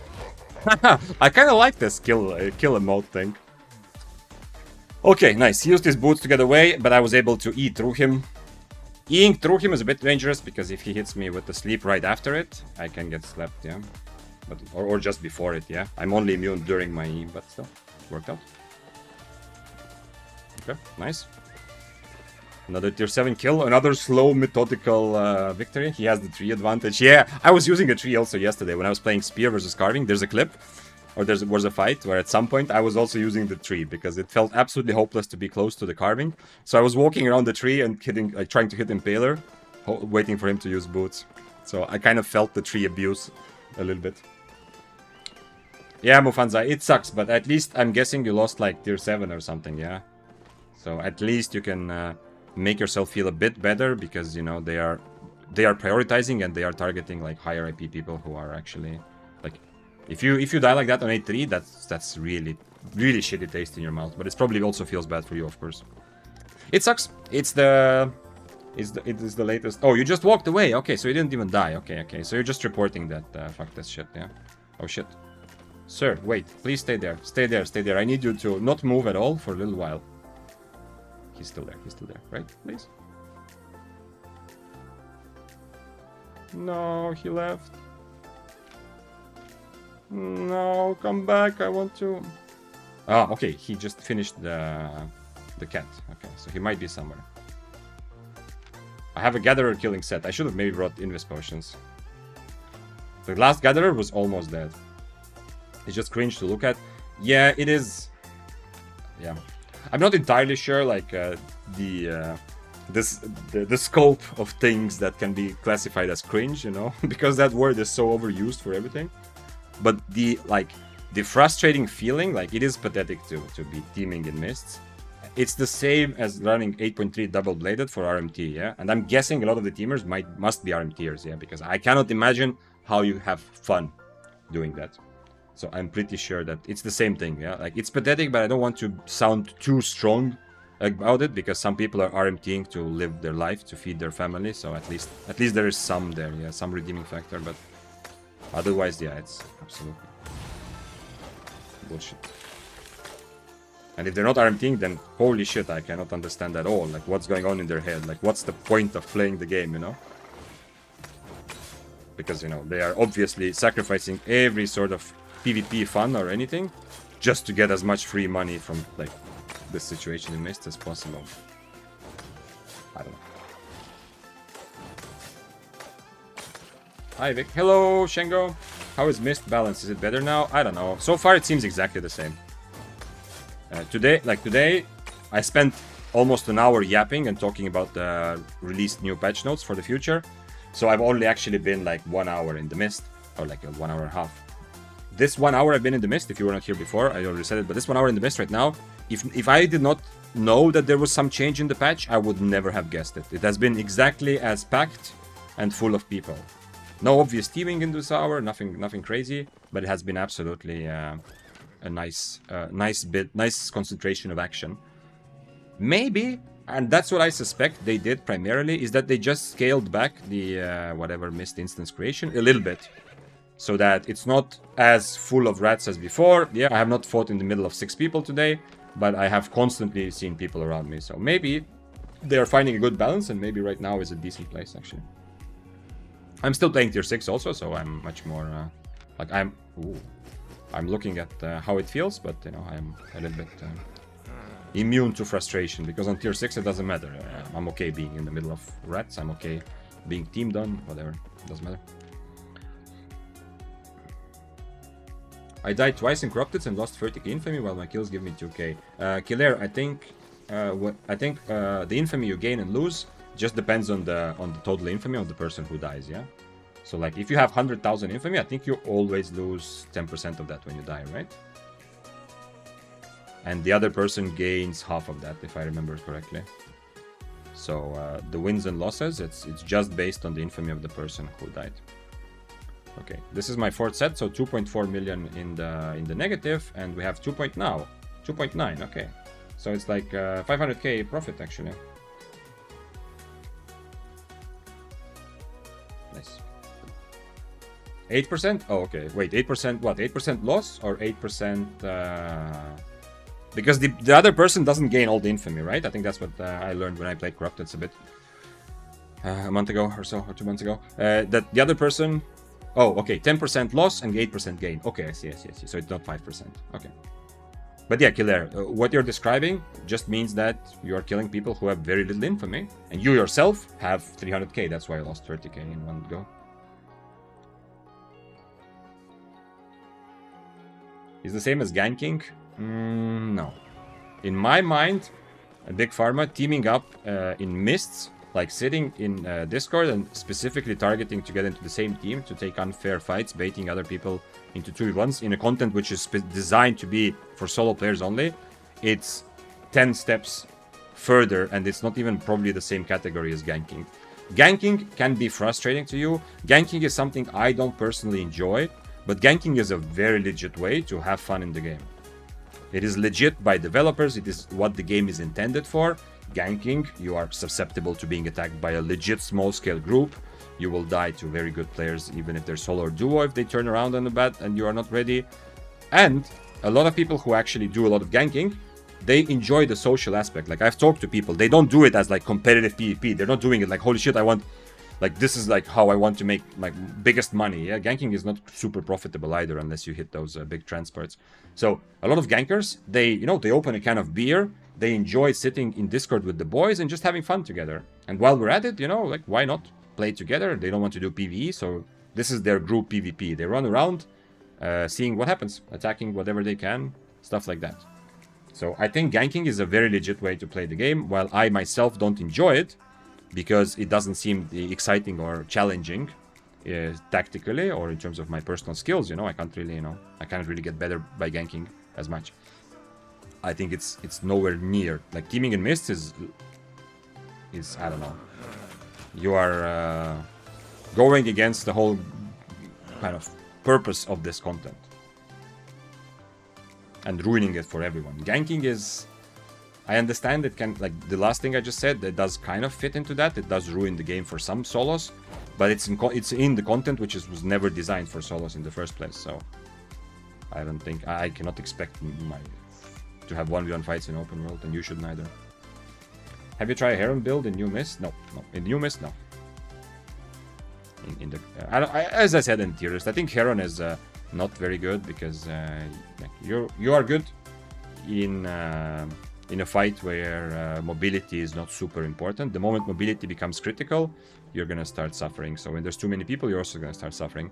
But Heron can be really fun if you're low tier, because if people don't pay attention to you, you can throw some big bursts in the middle of the fight and maybe get some last hits and stuff like that. Yo Vic, what do you think is the best chest piece for Tomb Hammer? I've tried Soldier Armor and Assassin Jacket, can't decide. Soldier Armor and Assassin Jacket. Assassin Jacket doesn't make sense. You don't want to kite. You don't want to use Invis for kiting. When you are kiting around waiting for your next E, you need to use your the spacing mostly. Yeah, you don't want your Assassin Jacket. If you want to brawl more, you can play Assassin on Jacket or any Jacket on Inferno, I guess. But I have almost never seen anyone do that. I'm just saying you can do that because that's what I did on Grove Keeper. I went to Nasty Jacket Inferno. But what I actually think is best is probably Armor of Valor. I like it. Like Soldier Armor, Armor of Valor are both very strong. The problem is Armor of Valor is strong in theory and strong in practice because it's so multifunctional and you can get a lot of value out of it. People throw poisons at you, use Avalonian, Call of Purity, Avalonian Beam. You can reflect damage, you can silence some situations, like I even silenced the Cultist Robe recently with that.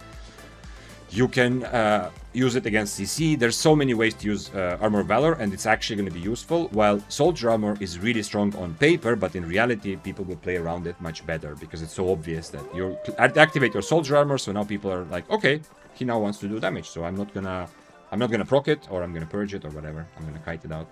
So I would play Armor of Valor, for sure.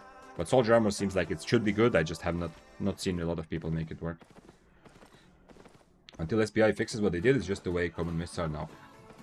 Big Pharma, today's patch in theory should have fixed it. They said, I will read again, if somebody was not here before, today's patch. Today was a patch, in case you didn't know. It was mostly just for economy, yeah? It didn't actually bring those changes for... changes for the... Where is my tab? Changes for combat. This is for the. This is just one thing. Under other changes, there's no big things. The only thing there clearly is stated. I'm gonna read it. This is the sentence. Today's patch.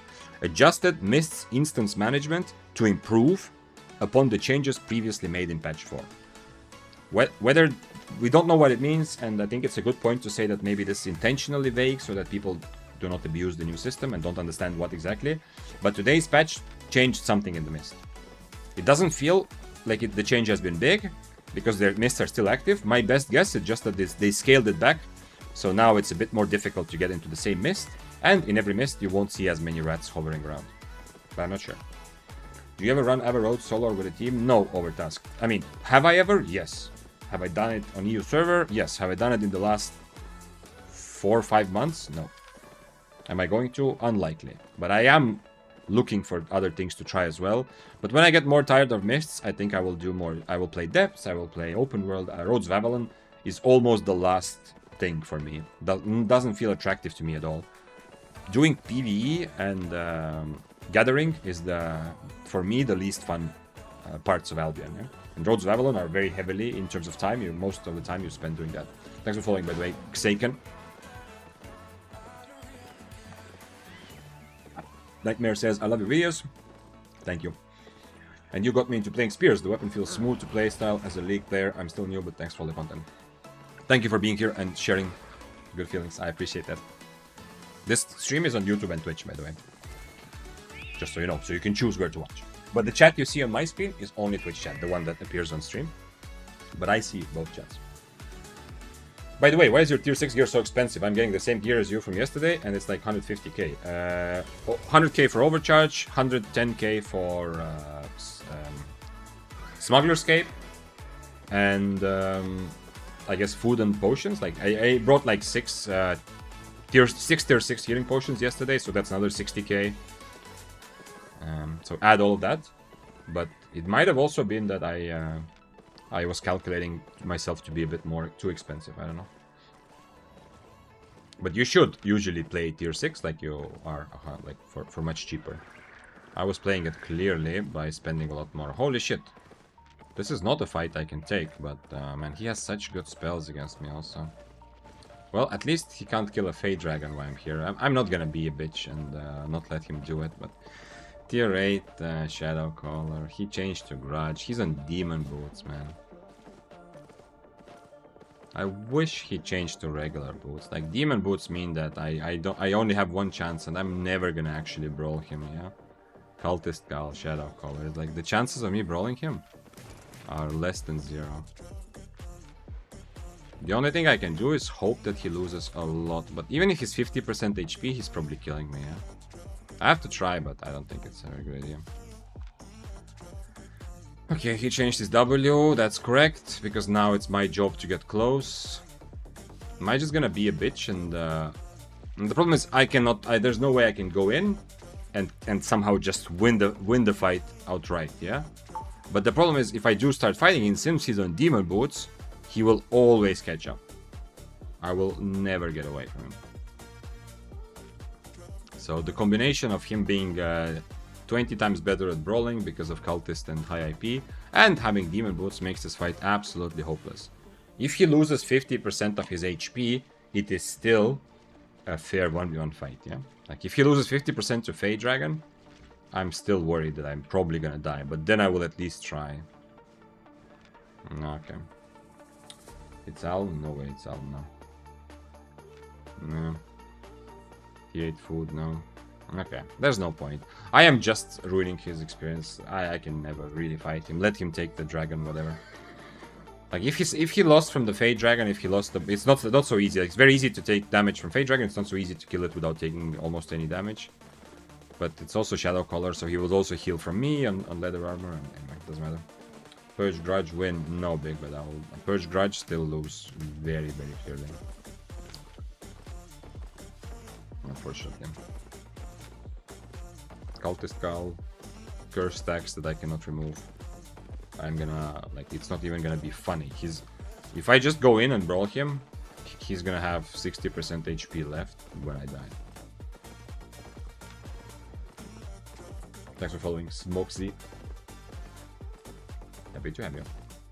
Rami said, I also got into spears because of you. I am happy to spread the spear love. The spear, whether it becomes your main weapon or not, the spear is a good weapon to learn the strategies in the game and to... to enjoy the kind of tactical part of Albion. Absolutely. I am very happy and proud to spread the spear love. Because I enjoy that sort of playstyle. But today we're playing Daybreaker, which is also a spear obviously, but it's much more... it's a bit more rigid and more about 1v1s. Okay, he killed the dragon. Wait, he didn't kill the dragon. Maybe I go cripple again, especially for this mist, to kill some of the gatherers potentially. Let's go cripple. Do you see my message on Knight Armor Spear build? No, I did not. I saw your message about the tier 6 from yesterday. What was the message? Knight Armor Spear build is new meta? No. Plate armors like Knight Armor. If you go very high IP, it is used with any build, any weapon might feel tempted to use plate armor, specifically also Knight Armor at high IP, just to say to be safe, yeah. Because going Knight Armor, you can still bully. If you are like 3 tiers higher, you can still bully anyone, yeah. But if you do get into trouble or there's several people chasing you, you're pretty safe. You have a lot of time to disengage because you are on plate armor, and Knight Armor specifically, you can purge people's boots as they're running after you. So I am sure that while I'm not saying Knight Armor, you cannot fight 1v1s.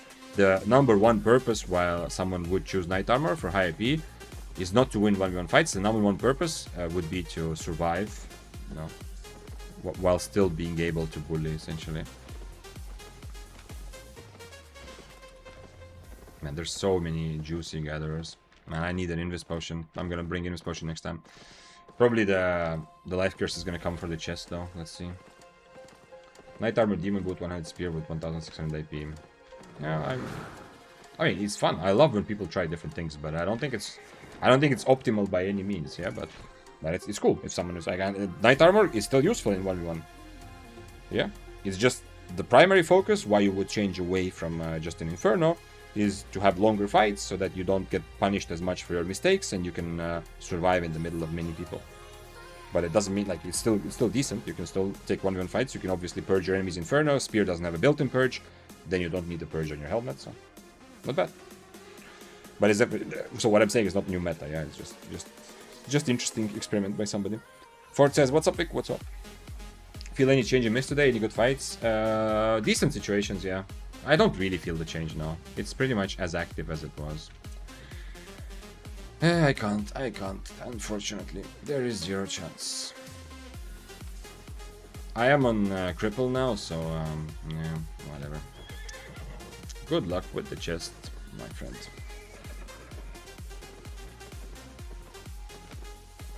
Two guys with exact same build killed me, so it was interesting. Okay, that's interesting. Let's keep an eye on that knight armor spear thing. The thing with it is also that spear specifically, I feel a lot of spear matchups right now require less brawling a little bit. So it's even worse right now than in theory would maybe some time ago. Okay, let's see. There's no way he's still there, right? Gatherers instantly mount up if they see that someone passes them.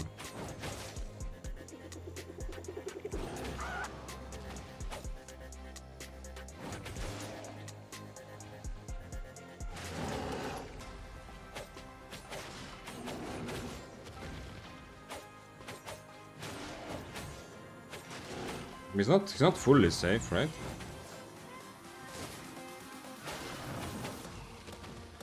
Is this bear a good target for him or no? Is he gonna try to get the bear or not, I wonder? Okay. Even if this gatherer is very careful now, the other one was still somewhere there as well. This is kind of pointless. Oh shit, he was going for it.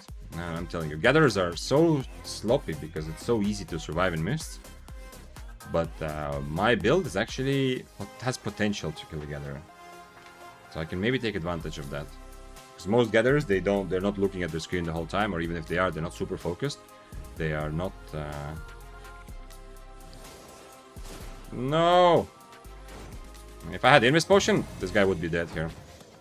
Fuck, I need Invis Potion, man. If I had Invis Potion. Right now I use Assassin Jacket and Boots and Dust Fever, so even if I catch him, it's very difficult to actually catch him. Bah! On this build, this is like legit what I'm doing, yeah? On many other builds, this would just be straight up ruining their day for no reason. But on this build, if they make a mistake, I can actually kill them. Spear Daybreaker versus the Shadow Code build feels so impossible. Yeah, it is. I was saying earlier, like, if he loses 50% HP against the Fey Dragon he was fighting, he would probably still kill me, huh? Absolutely. Just solo kill a Smuggler Cape tier 6 life touch with 0 spec, no cape, Great Frost. Nice, I'm happy for you. Great Frost is a very good weapon to get some kills against much more expensive enemies.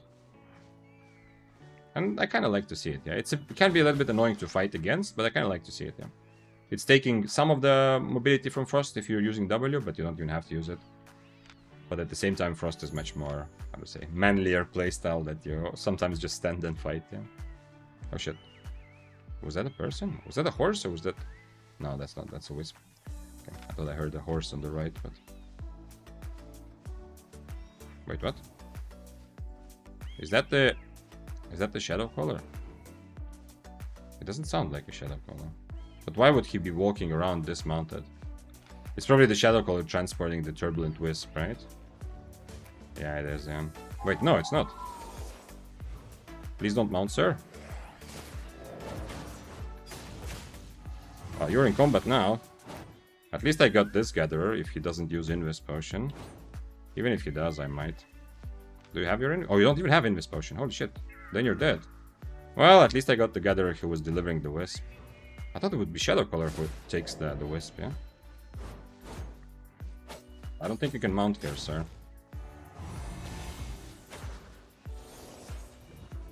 Need to be on top of him for a cripple.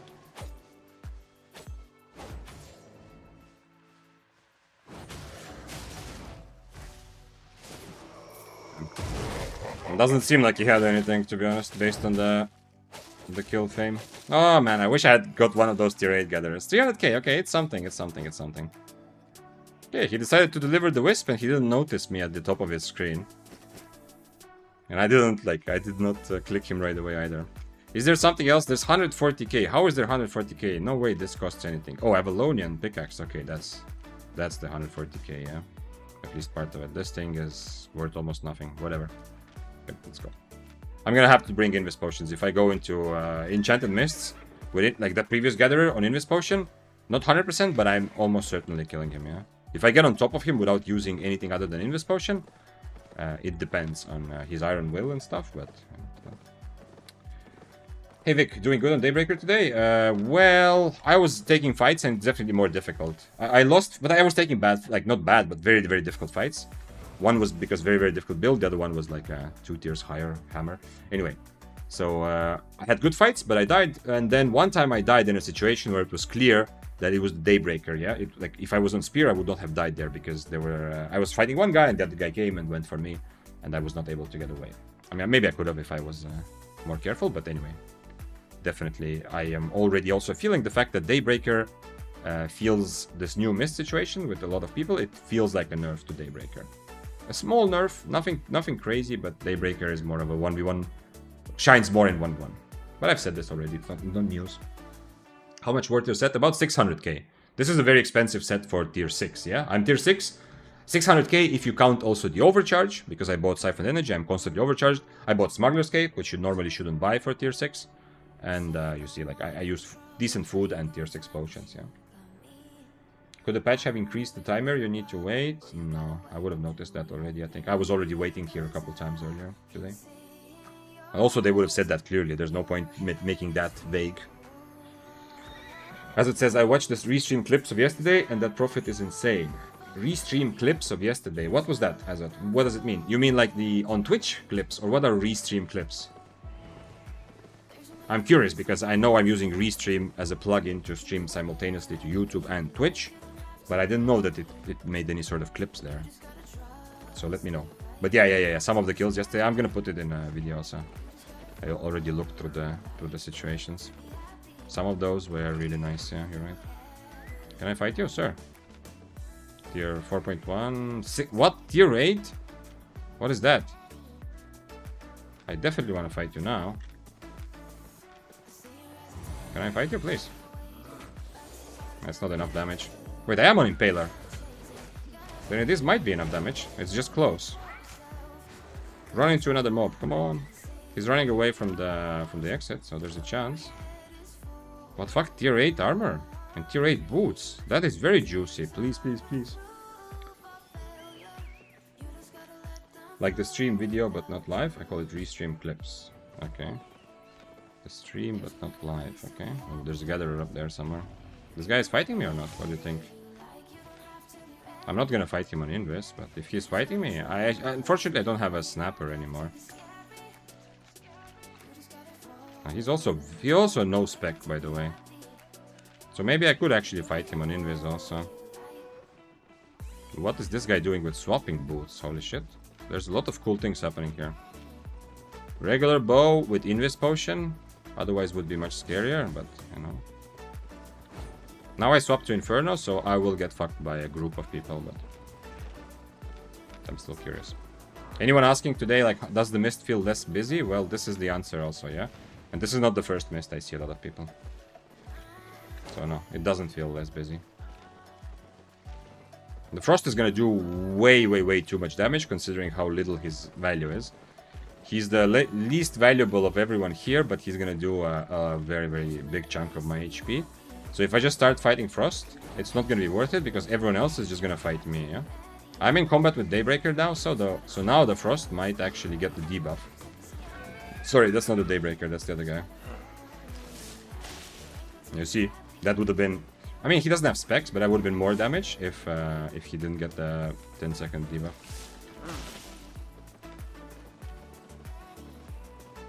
I don't think I have it in me to kill that Frost without taking damage, yeah? Okay, well, he doesn't have Blink at least, so he will never catch me. So I can kind of just mount if I really want to. This guy would be much better kill, you know? This guy I can probably just straight up kill, we'll see now. Wait, who is that? It's another Daybreaker, okay.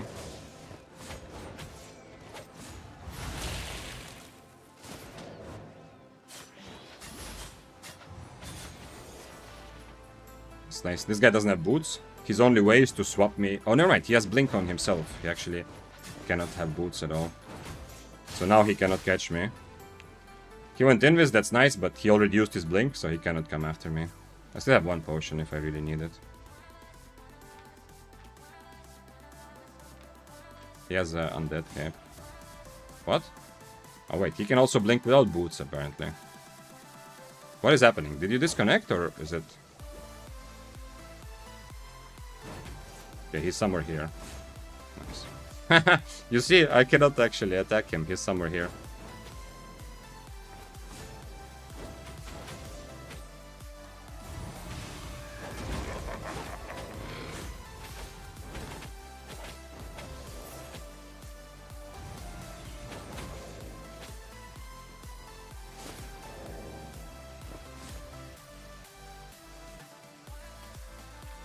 I think I can kill him.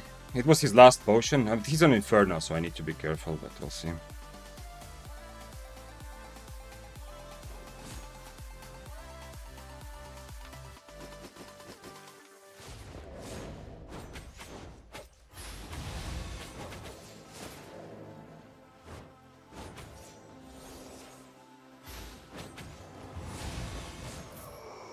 Close. Close!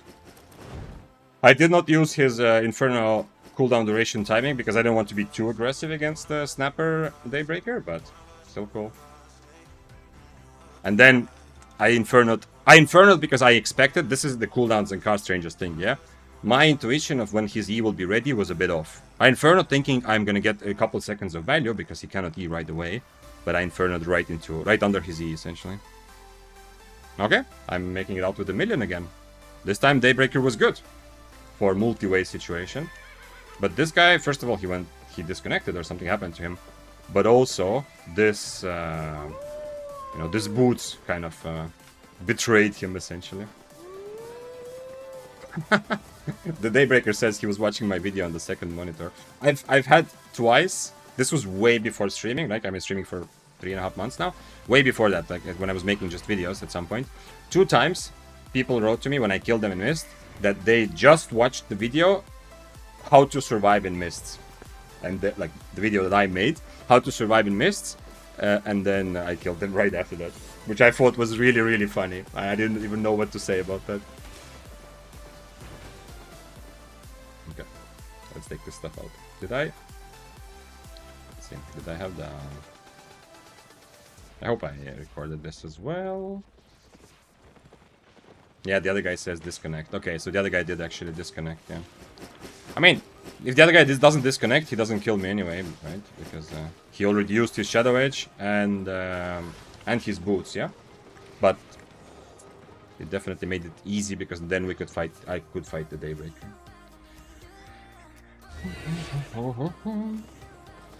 Is the timer necessary when you can just go to Brazilian red zone and enter through wisps? I don't know. I have never done that, Bork, and I have never seen anyone do that.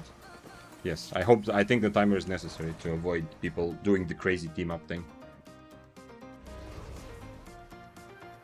If it became a really popular thing to go into red zones, then people would set up traps and camp there. Because if 8.3 start going into mist through the red zone, you can be sure there's going to be some group of gankers waiting for them. Could the patch have increased the timer you need to wait? Oh shit, no, okay. That we talked about that way earlier. Michael Jackson E is still here. Who is Michael Jackson? Who is my... Oh, this guy. Because he was moonwalking. But you saw, he disconnected, so he was showing in one place, but I figured out where he's actually standing, so I was able to hit my spell there. It's not the first time I see that sort of situation.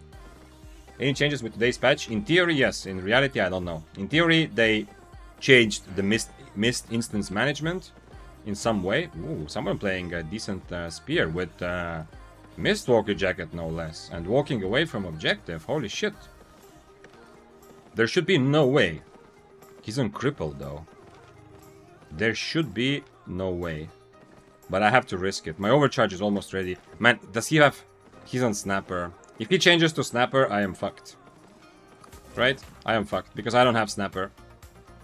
That's a big problem. I need to buy more Snappers for future. Snapper is still more important for Daybreaker.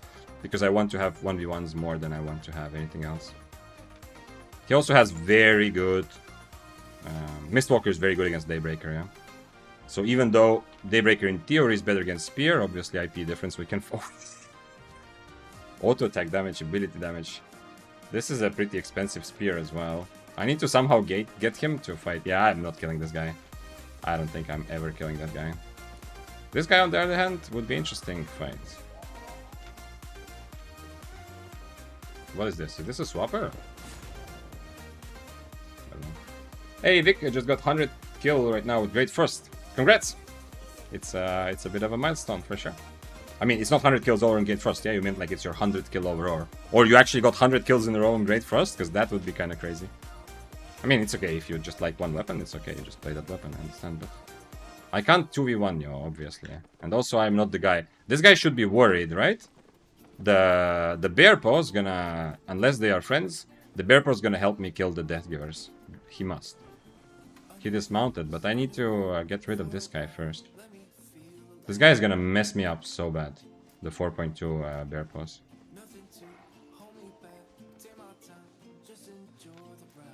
He's doing the same mistake as the Death Givers from before.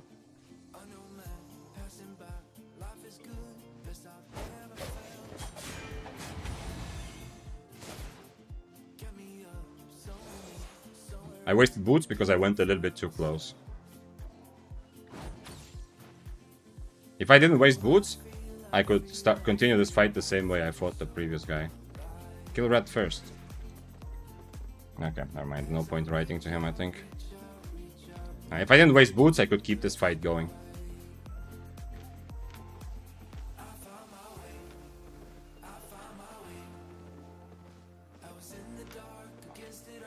If they're wiggling, this is 100% just trying to hide that they are teaming, yeah?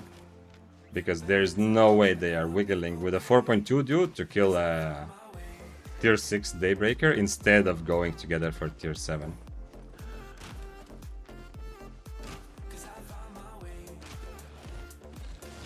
The question is, maybe I can kill the Death Givers without... Okay.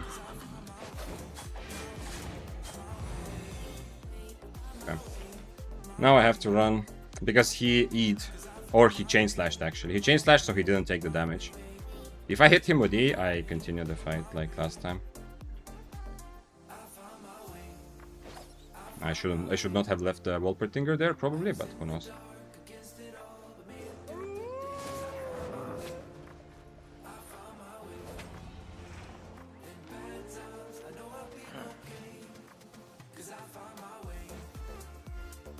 Eternal Session, thank you for following. I'm gonna continue the same. How much time do I have? 3 minutes 40, okay. Why isn't... I don't understand why the Death Givers is not concerned that he's gonna be the victim of this same thing. Oh, nice Geekpot, bro.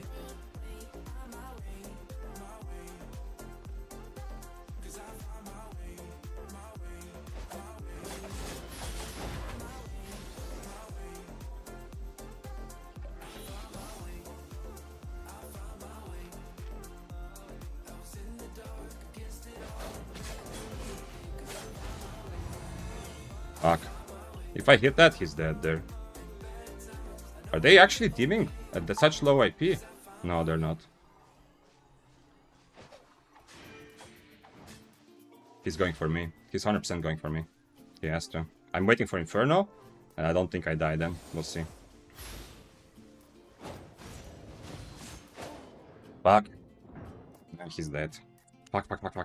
I could have killed him there earlier also. I had to try though. Into the Inferno, Chain Slash E, I thought I would survive, but he got his helmet on me as well. That's why he was able to kill. If he just gets the damage amp, I'm not sure I die. Unfortunate. Had to try though. As you've seen before, this 1v1 fight, yeah, I can make mistake and die easily, but this 1v1 fight I'm winning, just like before, yeah. If the other guy doesn't dismount and mess it up, the fight started already very well. He even wasted his mage robe for nothing, and I'm just kiting, and I'm gonna go back in and just keep doing the same. And it's very difficult for him to just fully get away. 4.3 here, and I'm taking out 5th set, so -3. So it's 1.3 mil, actually. Is it? Yeah, 5th set. I'm gonna do 9 sets again, and then obviously it seems like Daybreaker, I go through the sets much faster. So then we'll do something else later. Let's take some more snapper. Oh wait, I'm actually using 0.1 snapper, okay. Let's take 2 snappers. In that fight against Deathgivers, also I would like to have Snapper.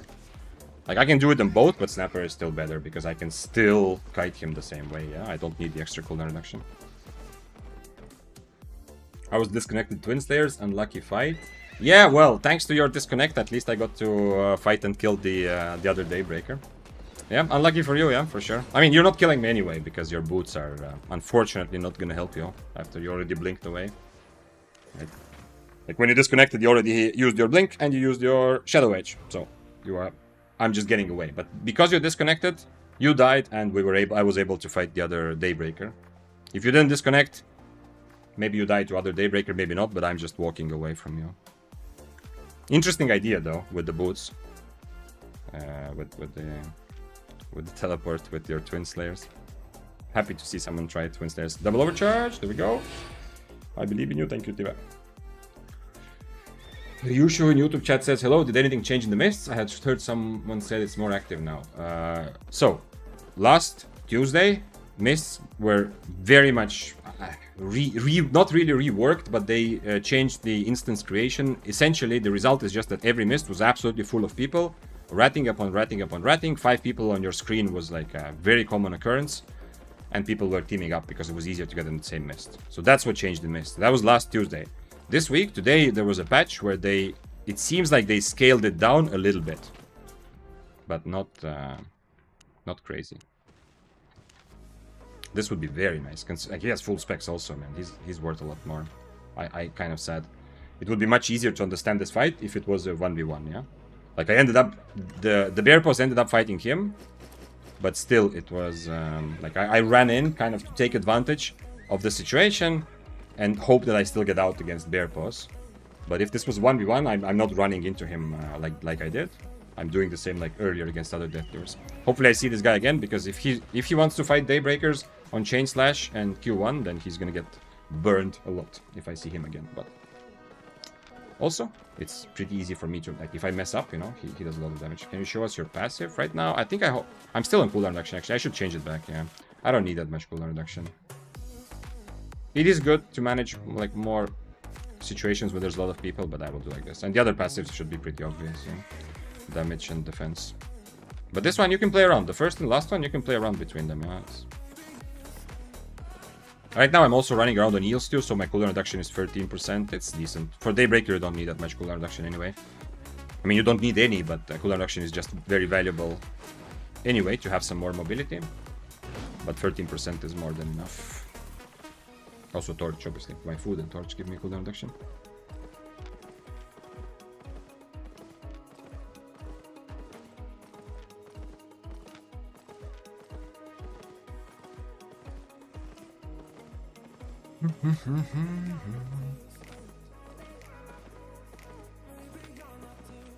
Maybe in the end I could have just...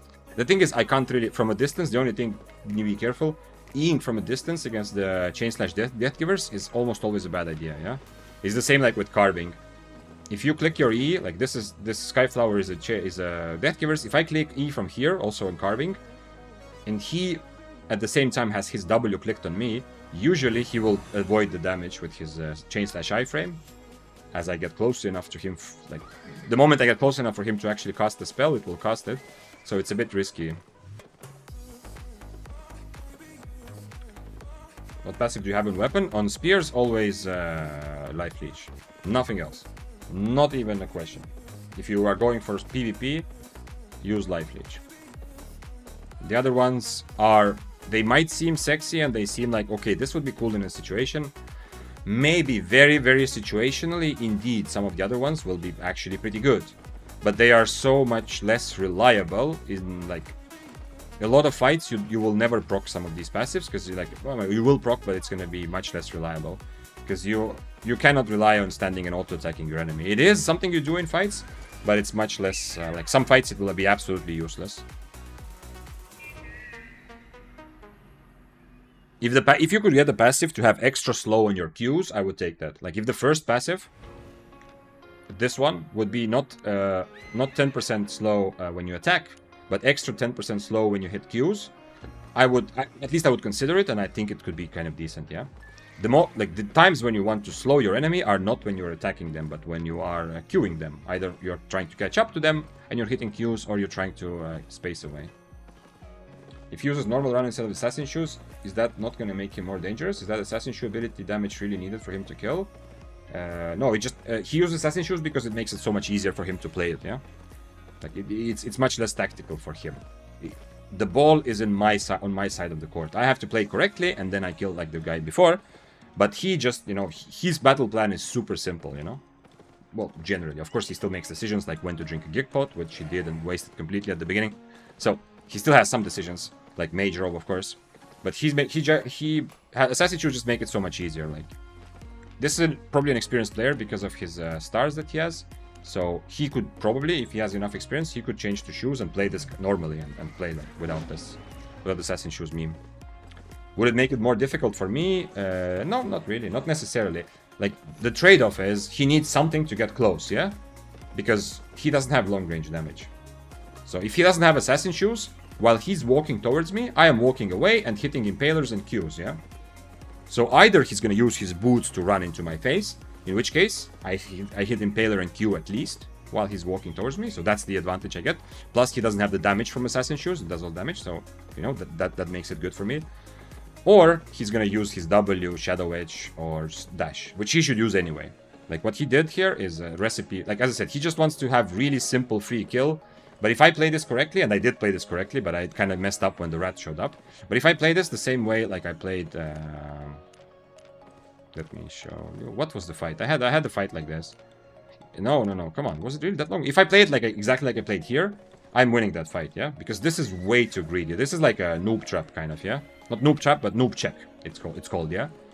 Like, he makes this super simple for himself, but essentially setting Q1, Chain Slash, and Assassin Shoes, he's gonna kill all the noobs, because every person who doesn't understand that he's the strongest brawler in all of solo PvP with that build, every person will die. But every experienced person will just either run away or kite and kill like I did there. 2 6.4 birds killed all my mist. El Truto, really? Together? You found 2 6.4 light colors in one mist? What server? I'm curious now.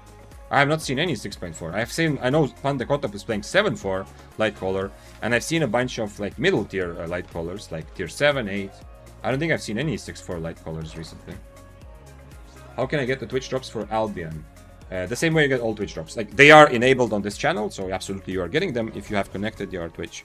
But you have to connect your Albion account to your Twitch account. It should be like the instructions should be somewhere pretty simply. It's the same like with all drops. You can go to Twitch drops and check out there, and it will probably give you like a link there. Like if you browse different drops and you browse under Albion, it will probably tell you like connect your account in order to claim this. Hi Vic, how's it going? What's up, Teffer? It's going well. It's good. It's a good day for Daybreaker. Mists definitely still feel very active, so I don't know how much the patch changed. I like it. Maybe this is exactly the balance that we need in Mists. There's a lot of people, there's a lot of fights, but it's not constantly being overwhelmed by 5 people on your screen. So maybe this is good. Can you... Trinity in CD also. What do you mean that? Figo, what do you mean Trinity in CD? Trinity is good in Corrupted, if that's what you're asking, yeah. Thanks for following, Lord Elric.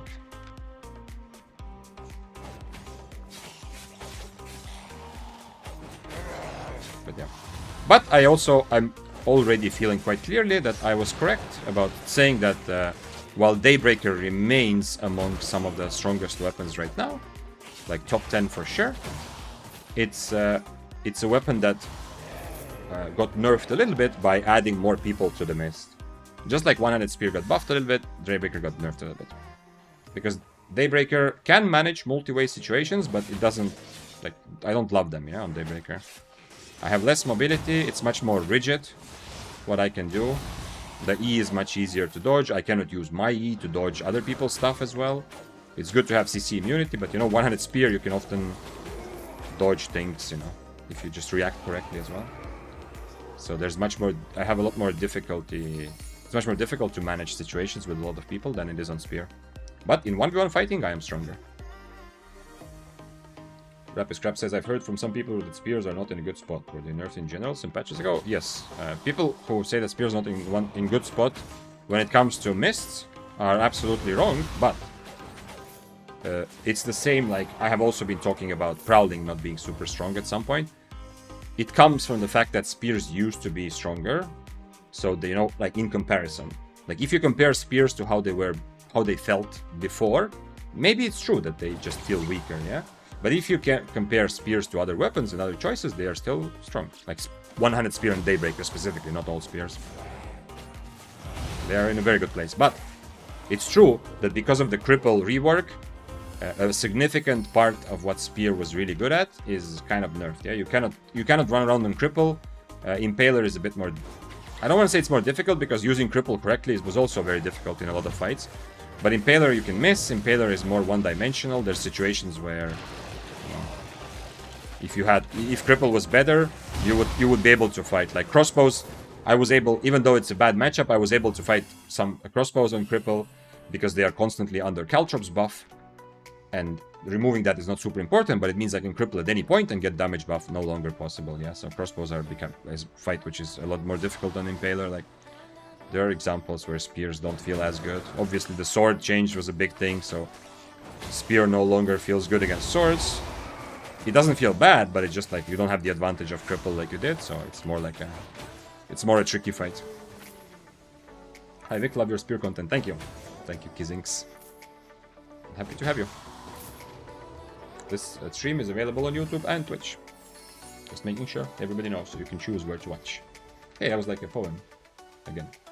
El Mamutiano, thank you for following. And if we go outside of mists to analyze spears, for soloing open world, One-Handed Spear is one of the best weapons still. Just like Spear becomes much stronger, like One-Handed Spear became much stronger when they added more people to every mist. This whole chaos, Spear is not bad at managing it. The same way, One-Handed Spear is one of the best weapons for soloing open world. But when you go to Corrupted, One-Handed Spear doesn't feel very strong, it's very difficult to use. But in Corrupted, you have Daybreaker, which is pretty good, and you have Trinity Spear, which is played by some of the top players successfully as well. I feel that when I'm using bow, it's a lot easier to deal with crossbows. Well, crossbows suffer a lot, usually. They suffer when they're being outranged, yeah? Like, it's a frustrating fight for crossbow if they feel that they are in the fight, they are the ones who have to get close. Yeah? So that's why if you play bow or frost, you're gonna, like, for you, you're gonna think like, okay, crossbows, what's the problem, yeah? Just shoot from far and that's it. But when you play something like a spear or a sword, where crossbows essentially outrange you, then you are in trouble. Do I see a huge raid? Put the raid hype in chat. Whether you are here from the raid or you were here before. If you were here before to welcome the raiders, then spears, please. Spears in chat. If you're part of the raiders, then whatever hypes you up. Let me see if I wrote it correctly. Wait, no, that's not what I meant to say. Wait, we're not raiding. I wanted to use shout out. Summer Sea Shells. There we go. Thank you for raiding. I appreciate you. Happy to have you and the hype raid. I see some... Wait, what do I see? I see raid hype. I don't understand the gremlins. Are those like... I don't understand those chip hazard, those emotes. You have to explain what animal that is, but it looks kind of cute. Summer says, hi, hope you have a great stream. Thank you. I appreciate you. And I hope you had a great stream already. Hopefully some of the raiders will tell me, or you yourself will tell me what you were up to. What sort of Albion experience are you seeking out? Love your videos. Thank you. So happy to have this energy. Enjoy. Very happy. So, if you're here with the raid, tell me, what was Summer doing? What is Albion like? What was Albion like today in that stream? Let me know. I want to know. What did you learn today? About Albion, about life, about anything. Nice spears, nice choice. And thanks for following. We have Summer herself, Duncan, and Fantic. It's Coco Kitty emotes. It's Kitty. Are you sure? It looks like... I don't know the name of the animal. You know, with huge eyes, like a really slow animal that is like a monkey-like animal that moves like really slow but has huge eyes. I don't remember the name, but you might know what I'm talking about. That's what the eye looks like. By the way, this stream available on YouTube and Twitch, but the chat you see here is just Twitch chat, which for the moment is gonna go really fast because we're raided. Quite some good vibes. Edinburgh said earlier, been using bows last week and been having a lot of success with it. Bows are in a very good place. If you want to, finally I can say it. How many times I've had to answer comments on the YouTube videos from sad people who really like bows, because if you come from a different game, bow is like an archetype. You want to play it, you want to be a ranger, and then you discover in Albion bows are, unless you're playing Corrupted, they have a lot of disadvantages. Finally now, I can proudly say bows are in general in a very good place. But you can also, if you're specifically interested in mists, and where they rank, in my opinion, for the new Chaotic Mists, you can watch my latest video, which is a long discussion about the tier list for new mists. Mists right now are Chaos. El Tahin and Wild Psycho, thanks for following. Okay, wait. Am I dying here? I might be dying here, but... I guess I'm not the most attractive person for him. If someone else shows up... Wait, he's actually... I can't really kill him, right? Probably. We'll see. Depends on if he's an omelet or not. I don't think he wanted to attack me right away because... actually, I'm not sure. Maybe someone else shows up. So, can I kill 400 IP higher Froststaff? The answer is no, unfortunately. Although my build is really good against Froststaffs, there's not much I can do. I have red buff, so it's not like he can kill me anyway, but...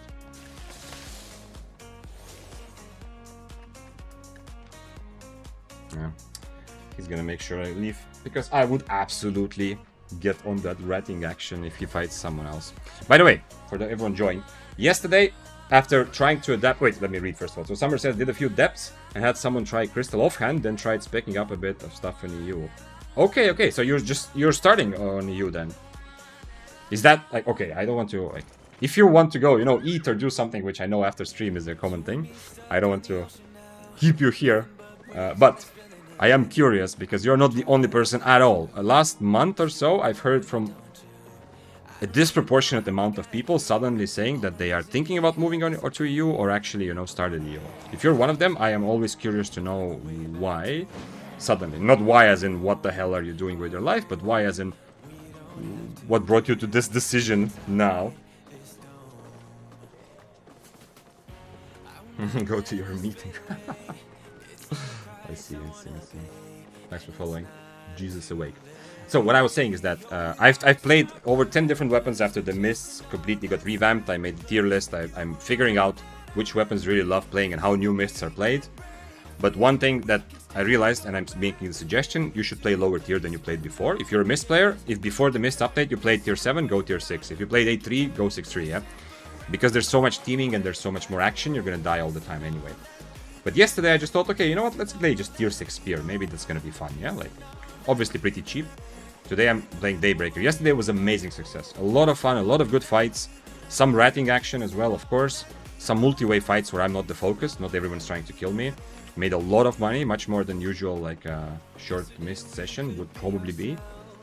So I am now continuing in that same vein to see... What about Daybreaker?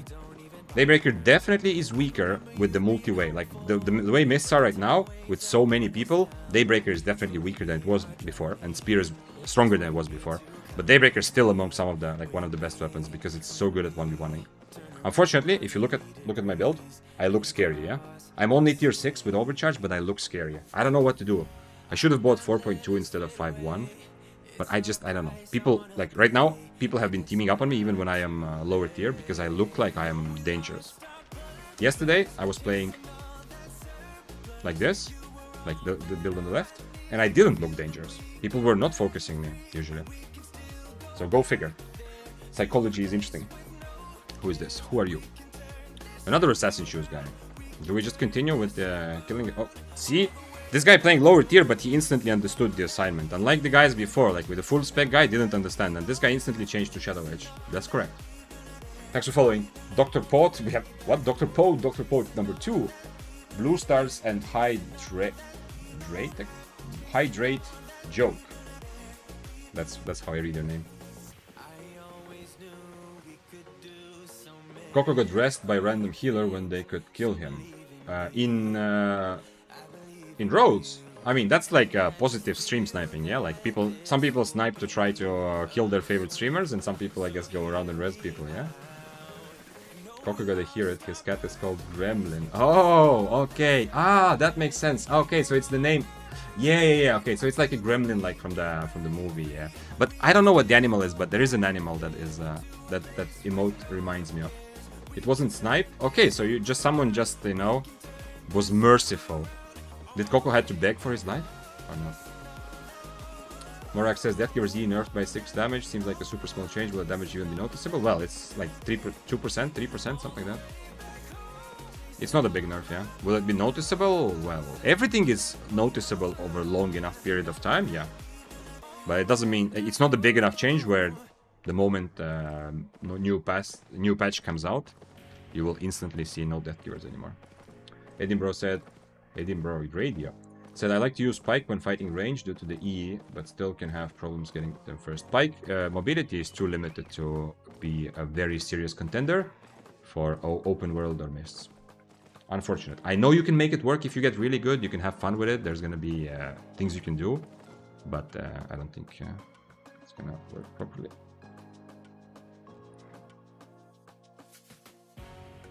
Did I? Give me a moment. I hope I didn't.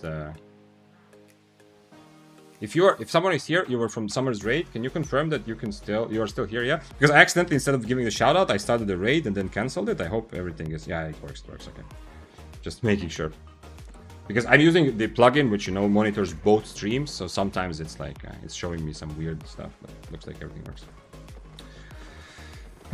Jedor's Twitch asked, hello, how are you? Daybreaker is a tricky, difficult weapon to play. I mean, it's trickier, more difficult than Firestaff or Dual Swords, you know? It's not like a simple, straight-up beginner weapon, but it's also not very difficult. It's simpler than One-Handed Spear, simpler than things like, you know, Arcane, maybe.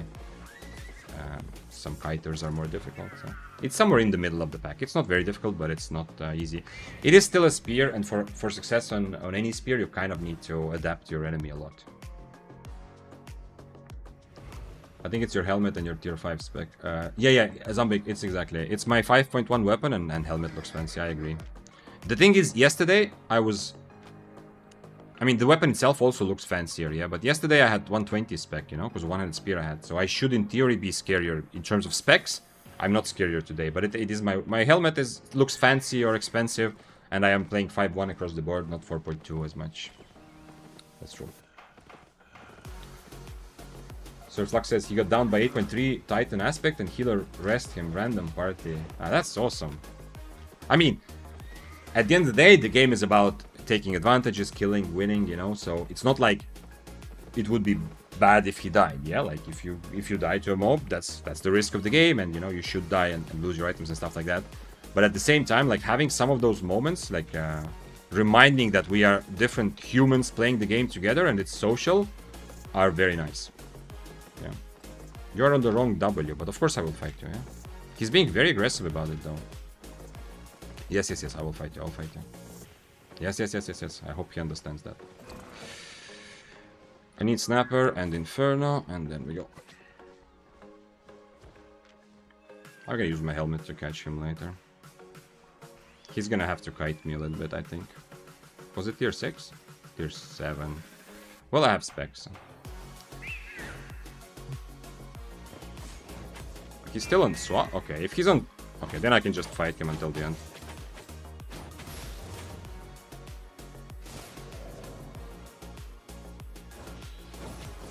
Is he never gonna actually spin?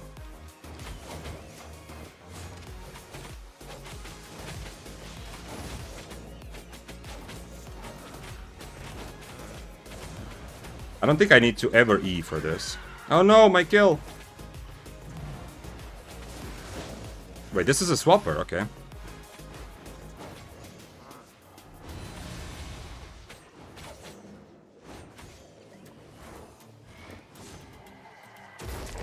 I don't think I can... Yeah, he has soldier boots. This was a swapper, holy shit. Are you sure?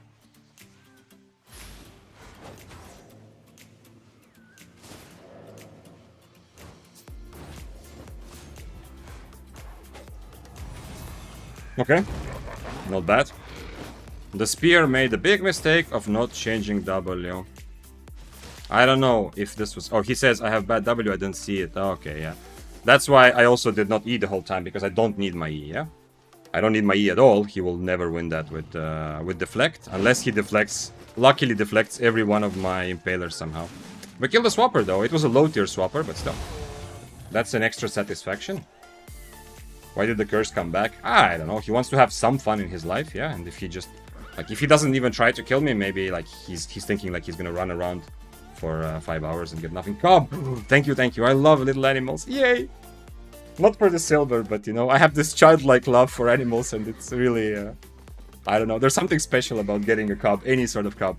Thank you. I got a dire wolf the other stream. I almost missed it. Luckily, also someone in chat noticed. Thank you for pointing it out. Let's take the cub. I don't care about the items as much, but losing the cub would be an absolute heartbreaking moment. I obviously can't... You can see it's red. I don't do anything other than PvP, so I can't really, you know... I cannot raise this cub. But yeah, the spear was like... I understand his W was not intentional, but still, like... He got soul red anyway, as in I was reading his soul, so he was dead there anyway. Everything was exactly as planned. Inferno exactly under his E, yeah? I hope that was clear also. That's something to do against one-handed spear, and a lot of other builds that don't have a purge. Like, if he had a purge, I might... One thing I might consider is that if I Inferno, he's gonna purge my Inferno and also purge my stacks. I will show you what I mean, yeah, but I think if you saw it, it might be clear also. But here, my Inferno is very clearly, because I know what he's going to do. Let's put that all in the profit. So what is our tier 6 profit? 5 mil, and I've spent 3 mil on the set so far, so it's 2 mil total. Okay. So let's, where is the clip? Let's quickly look at it.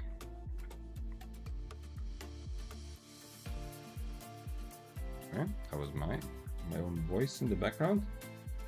Okay, this is me from the past, yeah? In the background. Just to show you this logic that you should apply to your game as well. If the enemy, he doesn't have a purge, yeah? Obviously I changed away from Invis. This should be the most obvious thing, right? Because he has Stalkerhood.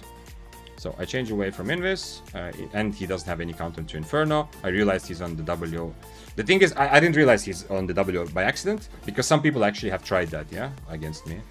But I'm guessing he's trying to reflect my Impaler, so I need to be a bit careful. Like, I should Impaler already. He doesn't deflect the first time, so now I start Impalering, but anyway, that's not the main thing I want to show. Here, look at this. Now, I know every spear should do this, and I know he's gonna get outbrawled by me. Always, yeah. I am Daybreaker, I hit my Impaler. 100%, I know the only thing on his mind is get 3 stacks and E away, right?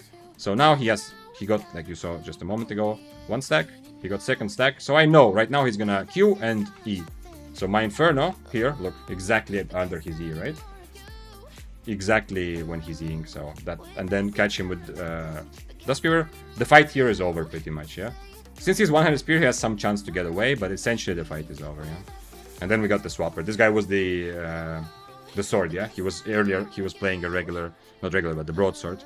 I'm surprised he's still not deflecting. Like, if I was him, I would, now that he knows he has deflect, I would use deflect there to keep buying time. By the way, this guy was affected, look at this, he is affected by the debuff, the relatively new thing. He's affected by the, he's doing 50% less damage while this debuff is active. And very lucky that I remove both the cleric, his boots. If I don't hit his boots, he might get away from me, or maybe the curse will get the kill. But this guy, this way I get the kill, and the curse decides to try to get me as well. He doesn't have cleric here, so it's pretty easy. Like if he had cleric, maybe I have to worry about him getting 4 stacks on me, but unlikely. Okay, you saw the ending.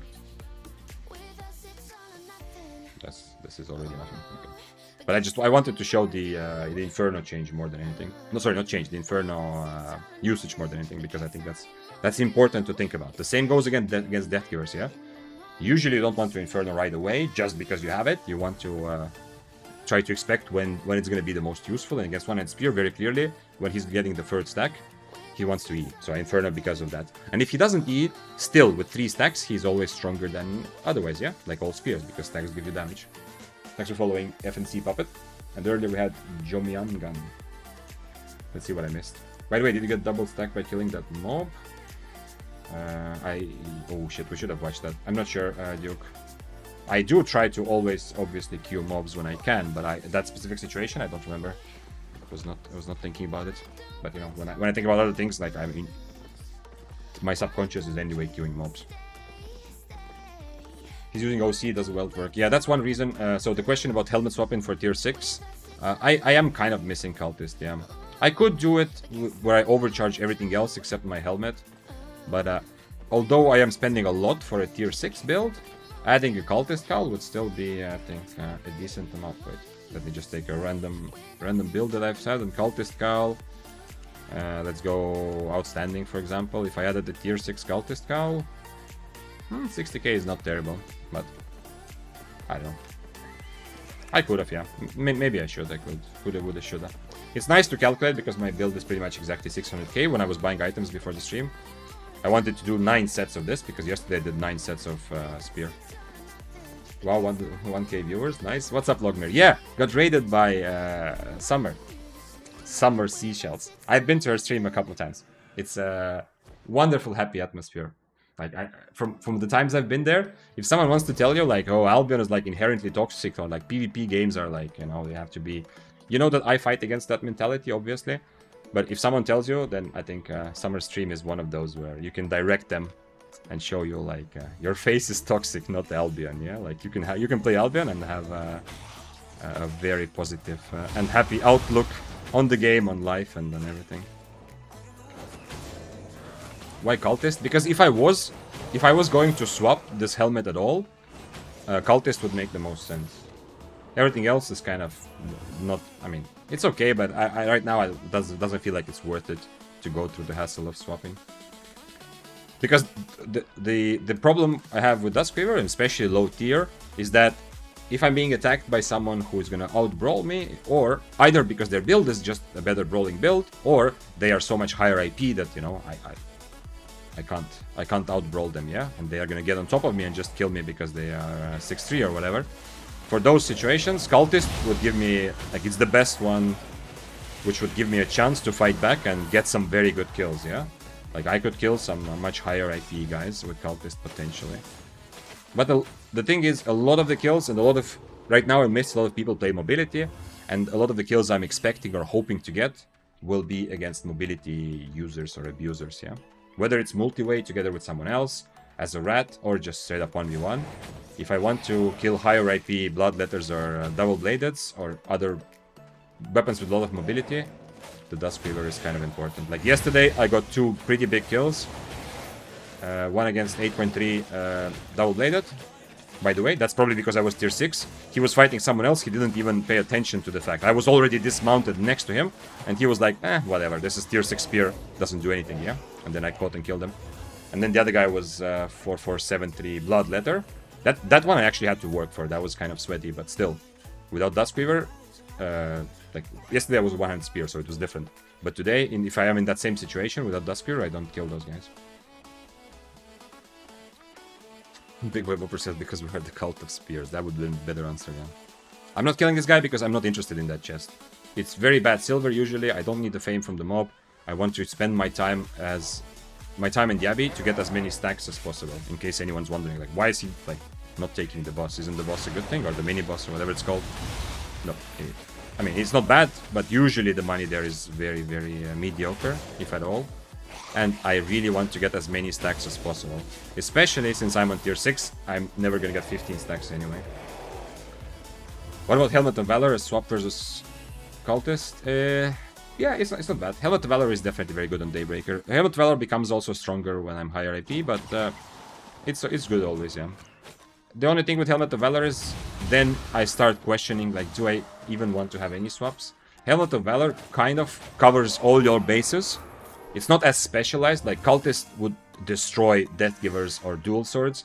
A Duskweaver Helmet would destroy, or like help me catch some mobility users. Helmet of Valor will help me in both of those situations, but like it's not as strong, but it will help me across the board in every situation. So if I use Helmet of Valor, I don't feel like a swap is even justified.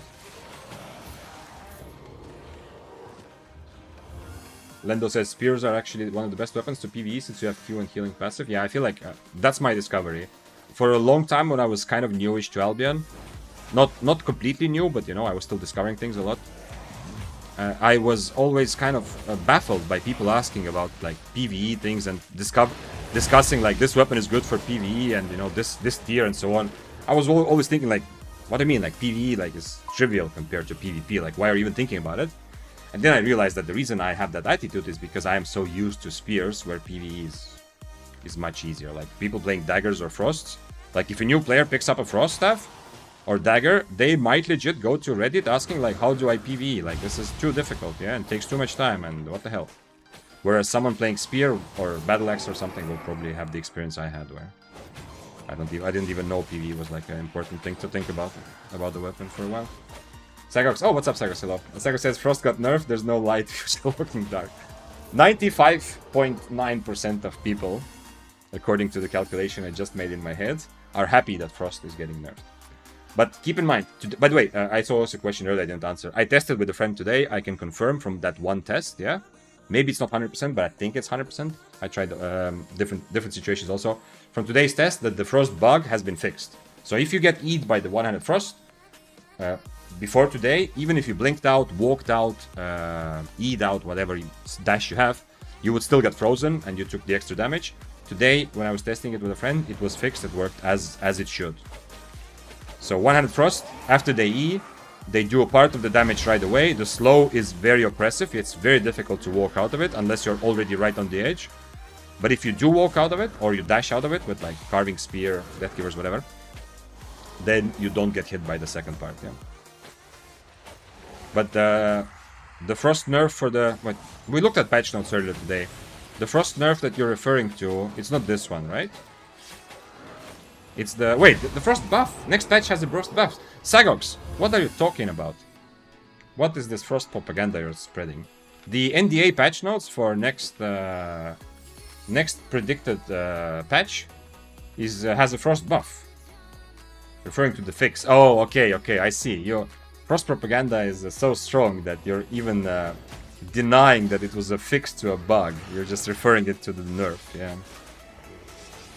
Yeah, but the next patch, that is currently just NDA patch notes were only released today, there's gonna be a buff to Q1 Frost, so that you can actually freeze people with it. Or like stun. One-handed dagger is PvE king, isn't it? I have not heard that opinion, I don't know. I don't think so.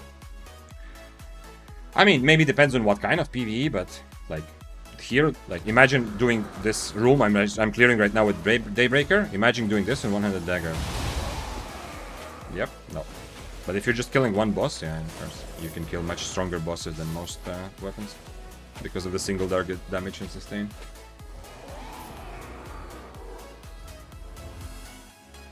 Okay, that was a bug. Felt like Sagox was freezing everyone. Yeah. That was a known bug from the latest first update. It worked always. I had clips where I very obviously walked out, but I thought, okay, maybe it's ping or something, yeah? I had clips when legit I was waiting for it. The moment the one-handed Frost cast E, I blinked out. I was playing, I think, Chillhull that fight, yeah? I blinked out, and I was on the other side of the monitor, like either side, no, you understand what I mean. I was far away, and I just randomly got frozen every time, and rooted and took the damage. It was very obviously just guaranteed stun. Omega Timo says, I'm crazy, I go with Boltcasters in safe portal. That's the kind of crazy I can get behind. Not that I particularly love Boltcasters, but I love crazy. And trying weird stuff, which shouldn't work too much. That's what, yeah. Frostbite buff, there's... Yeah, Frostbite buff, that was in the new patch, yeah. Wonder if after next patch I can afford to miss 1 Q. I think right now you can afford to miss 1 Q if you just stand still and just Q, yeah. If you hit 3 Qs out of 4, you will get the stun. But if you start moving around, dodging, using anything else, that's it. Next patch, or like after if it goes through, after that, it should be that you have some room. So you can miss a Q and maybe walk around a bit. X-Dane, thank you for following. We have Carmen Natis, Shantikabalt, and Learsay. Learsay sounds like hearsay. Mike Brown says, hi Vic, just wanted to say your head is looking very rotund today. Well, thank you. That's the energy I need in my life. If there is any sort of anything that I have like a specific weird love for in life, it's any sort of absurdity. Absurd humor, absurd situations, absurd, I don't know, people, whatever. Coming to YouTube chat and writing the message that my head is looking very rotund. It's on this, like, it's not full-on absurd, but it is like the first steps of absurdity, and I appreciate that. By the way, the stream is available on YouTube and Twitch. Good Mama says, got 100k from a 1 mil kill. I hate trash rate. You are preparing. You are preparing for that big kill. Like, sooner or later, you're gonna kill an 8.4, and you're gonna have 65 mil from it, at least. Or, Sagox can tell you that sometimes, I'm sorry, it's maybe too soon, yeah, maybe too soon. If you don't know what I'm talking about, then go check out Sagox on Twitch, and you will find his latest clip there, and you will know why I say that it's too soon to talk about it. But Sagox can tell you that, you know, at the end of the day, after all the trash rate you survive, you're gonna get that 8.4 kill, and nothing is gonna trash. Just remember to pick up the loot. Yeah, that part is like, that's step 2, you know? That is, oh man, I almost feel bad for making fun of it, because it is a painful moment. What is your opinion on maces? By the way, Victor, if you ever go Asia server, we welcome you. Our guild is hairless sinners. It's all the people. Okay, good to know. Thank you. Thank you for that invitation. But my opinion on maces. First of all, anyone wondering, like, what is your opinion on this weapon or that weapon? If you're specifically thinking about mists, and specifically the mists now, yeah? They're much more chaotic, full of people. It's a different game than it was 2 weeks ago. Then check out my YouTube channel. It's... You can find it linked everywhere, like under the stream, and if you're watching YouTube, obviously, like, you're there. I just put out a video yesterday. It's like a tier list of weapons for the new mists, yeah, just to answer everything. And my answer there, and my answer in general, is that maces unfortunately suck. For solo PvP, maces are very bad. They're one of the few weapon trees where there's not a single weapon, like Holy Staff, not a single weapon that I would suggest to play, even if you want to have fun. The only ones that you can, I mean, if you have like your wife or mother or somebody told you like you have to play maces, like you're forced, the only ones you could kind of go is the Oath Keepers or one-handed mace. But they're gonna be just like a worse version of a hammer and very, very weak. That's like a pretty short summary. Kill the ganker with 300 AP diff. Hands are shaking. Oh, that's awesome. I love that hand shaking feeling. Okay, so we are dealing with what? Tier 8 guy? Nah, I should have done damage to him before.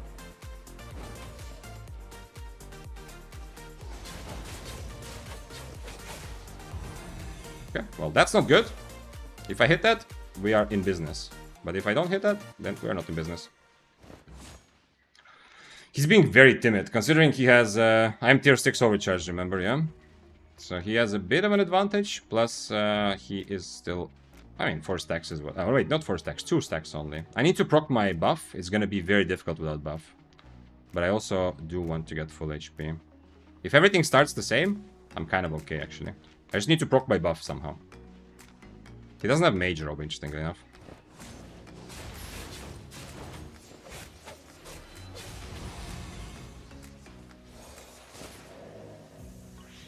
And that healing potion was probably a mistake. But he used his Geekbot, yeah? He's gonna have extra buff, and I just won't, yeah? Now that he turns into me. He just won't have... I mean, I just won't have a buff. Too bad that hit. And alright, I got value from my buff, actually.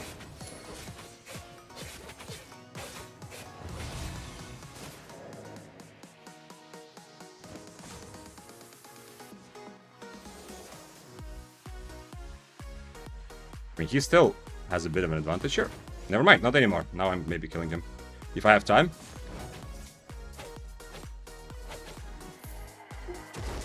Close. My E's on cooldown, so if his Clerical procs, I'm not killing him there. 1.3 mil, not bad. Thank you for fighting. I was so close. I kind of messed up my buff by drinking potion early, but it's a good idea to drink potions early right now, earlier than you would like to. Because after the nerf, a lot of people, including myself, have wrong muscle memory. Like, my intuition is to drink potion really late, but it doesn't work anymore. Nice kill though. I think one of the... Okay, let's leave it. One of the better 1v1 kills today. So yeah, I got kind of lucky. He probably procced my buff like at the last second or something. If he doesn't proc my buff, I have to be so much careful there. Decent. And if you're not sure why am I Eing, you can also check out my Daybreaker video, which is a guide to play Daybreaker. But the short answer is, you know, you have to figure out what is the purpose of your E in a fight, because it's very multifunctional. In this instance, since he's he's a considerably better brawler, if I just stand on top of him, especially because of my helmet and, I mean, dual swords, yeah. Plus, he's higher AP, clearly. So in this case, the reason I E pretty early, just almost randomly, yeah, I got lucky that I also purged his Clerical, but I would have E'd there anyway. The reason is that I just need it for damage. And if you're in a fight where you need your Daybreaker E just for damage, it's probably going to be a tough fight, but you just have to swallow that, you know, and just do that. Unfortunate, but that's true. I have still time on the overcharge, so let's keep going. What is the 6.25? And I should remove 3.6, yeah? This is 5th set. No, just 3 mil. Okay. 3 mil so far spent on tier 6 pets. So 3 point whatever. 3.25, yeah. No. Profit. Okay, slowly working up. I mean, yesterday on tier 6 spear, I ended up on like 27 mil profit after playing 9 sets, so... The Hunter more useless than usual for him. Yes, Hunter Hood is only good for real beginners. If you want a simple helmet, even then you can get better options, but I definitely don't suggest anyone to play seriously Hunter Hood in Mist or Open World, yeah? In Corrupt, it's at least somewhat redeemable. Thanks for following, Anquix. Paid actor. If you think... wait, where was it? Who said paid actor? Hua. If you think this was a paid actor, wait for when I put out video from clips from yesterday. You will see an 8.3 kill, which legit, like, the situation was, it started the discussion on RMT. Not that someone in chat said, but in my mind, I thought, like, if I wanted to RMT, this is how I think you would do it. Although someone then pointed out that, you know, RMT probably, they will never accept the trash rate, so not really, yeah, it was a joke, yeah. But it just, like, the level of paid actorness yesterday with one of the 8.3 kills I had, like, let's go down 8.3. One of the kills I had, the 8.3, it was just, it was legit on the level where if I wanted to RMT, RMT sucks. I you know, obviously not encouraging it in any way, but I'm just saying, like, if one day, like, somebody decided to RMT without ever having any suspicions, that's the way they would create it, pretty much, yeah? Was the guy double-bladed? Yeah, it was the double-bladed guy, yeah. But as I've said several times today, I think part of why that happened was because yesterday I was looking so non-scary. This was my build yesterday, what you see on the left. I was like, he probably didn't even think that I am, like, he might have not even noticed that I exist in the world. This is the kill I'm talking about. You can see one assist, he was fighting someone else. I was already dismounted. I don't think he even realized I even, like, he might have thought that I'm like a mob, yeah? Like I'm a creep or whatever. One of the Morgana archers or something, yeah? What does RMT stand for? Real money trading or real world trading, yeah? Trading anything in real life for Albion items or money. So yeah, so if you think that this dual swords fighting, this dual swords very obviously was close to killing me, yeah? Because of IP difference, because his build is pretty good, and it's not an easy fight. So, in the end though, yeah, in the ending he decided not to leave right away. He tried to E, that gave me a bit of an advantage, you know? I feel like double-bladed are always IP abusers, like they have a hard time against close IP. Yeah, true. Playing double-bladed in a way where you fight similar IP players is incredibly difficult. Some of the best players will be able to pull it off. First of all, you need to change your build. You might need something like a Cultist Cowl. You're probably going to use Gale Dance on your W. There's other things you make, other changes, but it's going to be still very difficult. If you want to play like proper 1v1 fights, on same IP, then there's so many better options. But double-bladed is good for the strategy where, yeah. I mean, we call it IP abuse, like the word abuse makes it seem wrong. Yes, you know, I'm saying this, I don't like double-bladed, yeah? I don't like that playstyle because I feel like if everybody played like that, the game would die in 2 weeks, yeah? But to at least defend them a little bit, like for that double-bladed playstyle, it's not even IP abuse, that's the way you have to play, you know? You are utilizing mobility. Like, I've killed a lot of, like, tier 7 or tier 8 versus 8.3 on Daybreaker. I can fight a double-bladed straight up, you know? Not as a rat, but just straight up fight. Because despite the fact that they have 300 IP more, the fight is even. So it's a proper fight for them to take. What is this? Great Hammer wants to fight? Okay, let's go. I mean, my food could be better, but this is okay also. I just brawl him, that's it. I'm not gonna boot towards him. I just brawl him and then helmet when he starts running away. Okay. Thanks for following El Papi Pachi.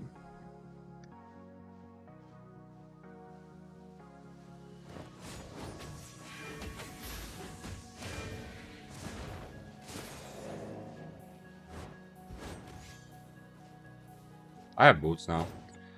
So next time he gets... Oh no, he already got some distance, so I should be okay. I think that was actually his E, right? Ah, that sucks. I can still catch him though, but that sucks a bit. Okay, never mind. That E, if that hits, he dies already, but... Even though I can brawl him, I was playing like 5 meters away from him for a while. Because I don't want to get hit by his stun and slow, and so that did bait him into E-ing and missing me there. If he hits his E, I'm likely that I have to drink a potion, yeah? That was me, Vic. What's up, Shengo? Yeah, okay, I was wondering if your in-game name is Shengo, but chained, yeah? Okay, you say unchained in your guild name, but I feel like, you know, if I look at this, it looks like you are very chained. You know, because your name does not include the second part. But yeah, thank you for giving me the fight. Not much you can do there. Nah, this guy, this fight again, man, it's I don't want to take this fight. There's no yeah, you say rematch, but change your boots at least. This is the same approach as the Death Givers, but even less happy, yeah. Because it's just full-on damage. This fight I already took before, if you're wondering about this. I don't know if I was on Snapper before, though. I have 2 minutes of Snapper. Yeah, it's very, very, very big damage, and unfortunately I cannot cancel his Cultist Rope. So the answer is no. Ooh, somebody just died here. Holy shit. Is this still 15-second time or no? Yeah, it's 15-second time. If he dismounts me, it's still 15 seconds, but... Nah, still 15 seconds, come on. The Death Givers would be much more fun to fight. Because the Death Givers would be a proper fight. This will be annoying. But, you know, as I said before, like he will die to a rat, well, I will not on this Fists of Island build.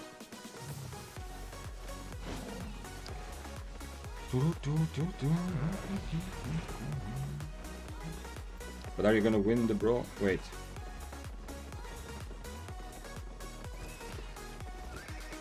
I want to fight Death Givers, but obviously 1v1. Or the other guy. No, the other guy not really, because the other guy I would like to fight if the Death Givers are close. I know it sounds weird, but I want to be ratted in the fight against Fists, because the Fists are just full on, the whole build is just making sure he wins every 1v1, but he's gonna absolutely struggle when there's more than one person. You could use Harpoon to cancel Cultist. Yeah, but I won't have enough damage, yeah. You're right, Munis. I can, but he will just get on...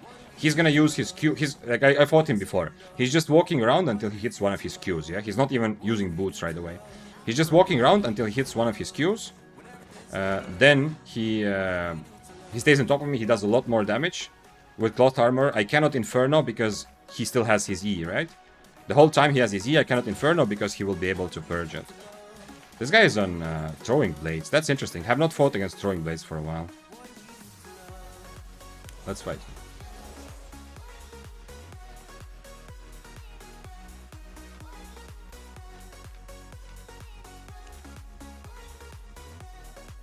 You have a couple minutes before my overcharge runs out. Try with mobs.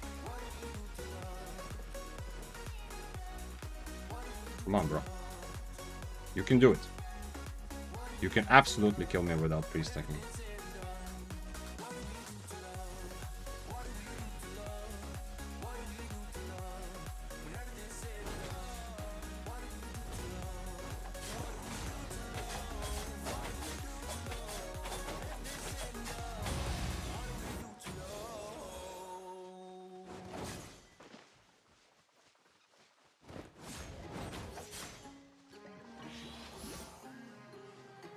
That's 2 stacks. That's 3 stacks.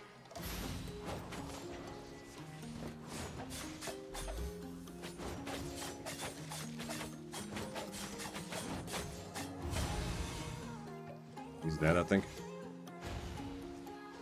He's there somewhere. He eat through me, so he must be somewhere north.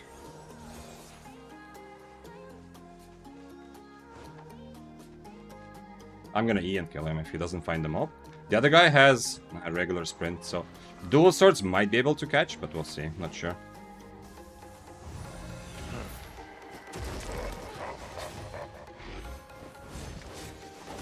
No purge? No purge, okay. So there's a chance.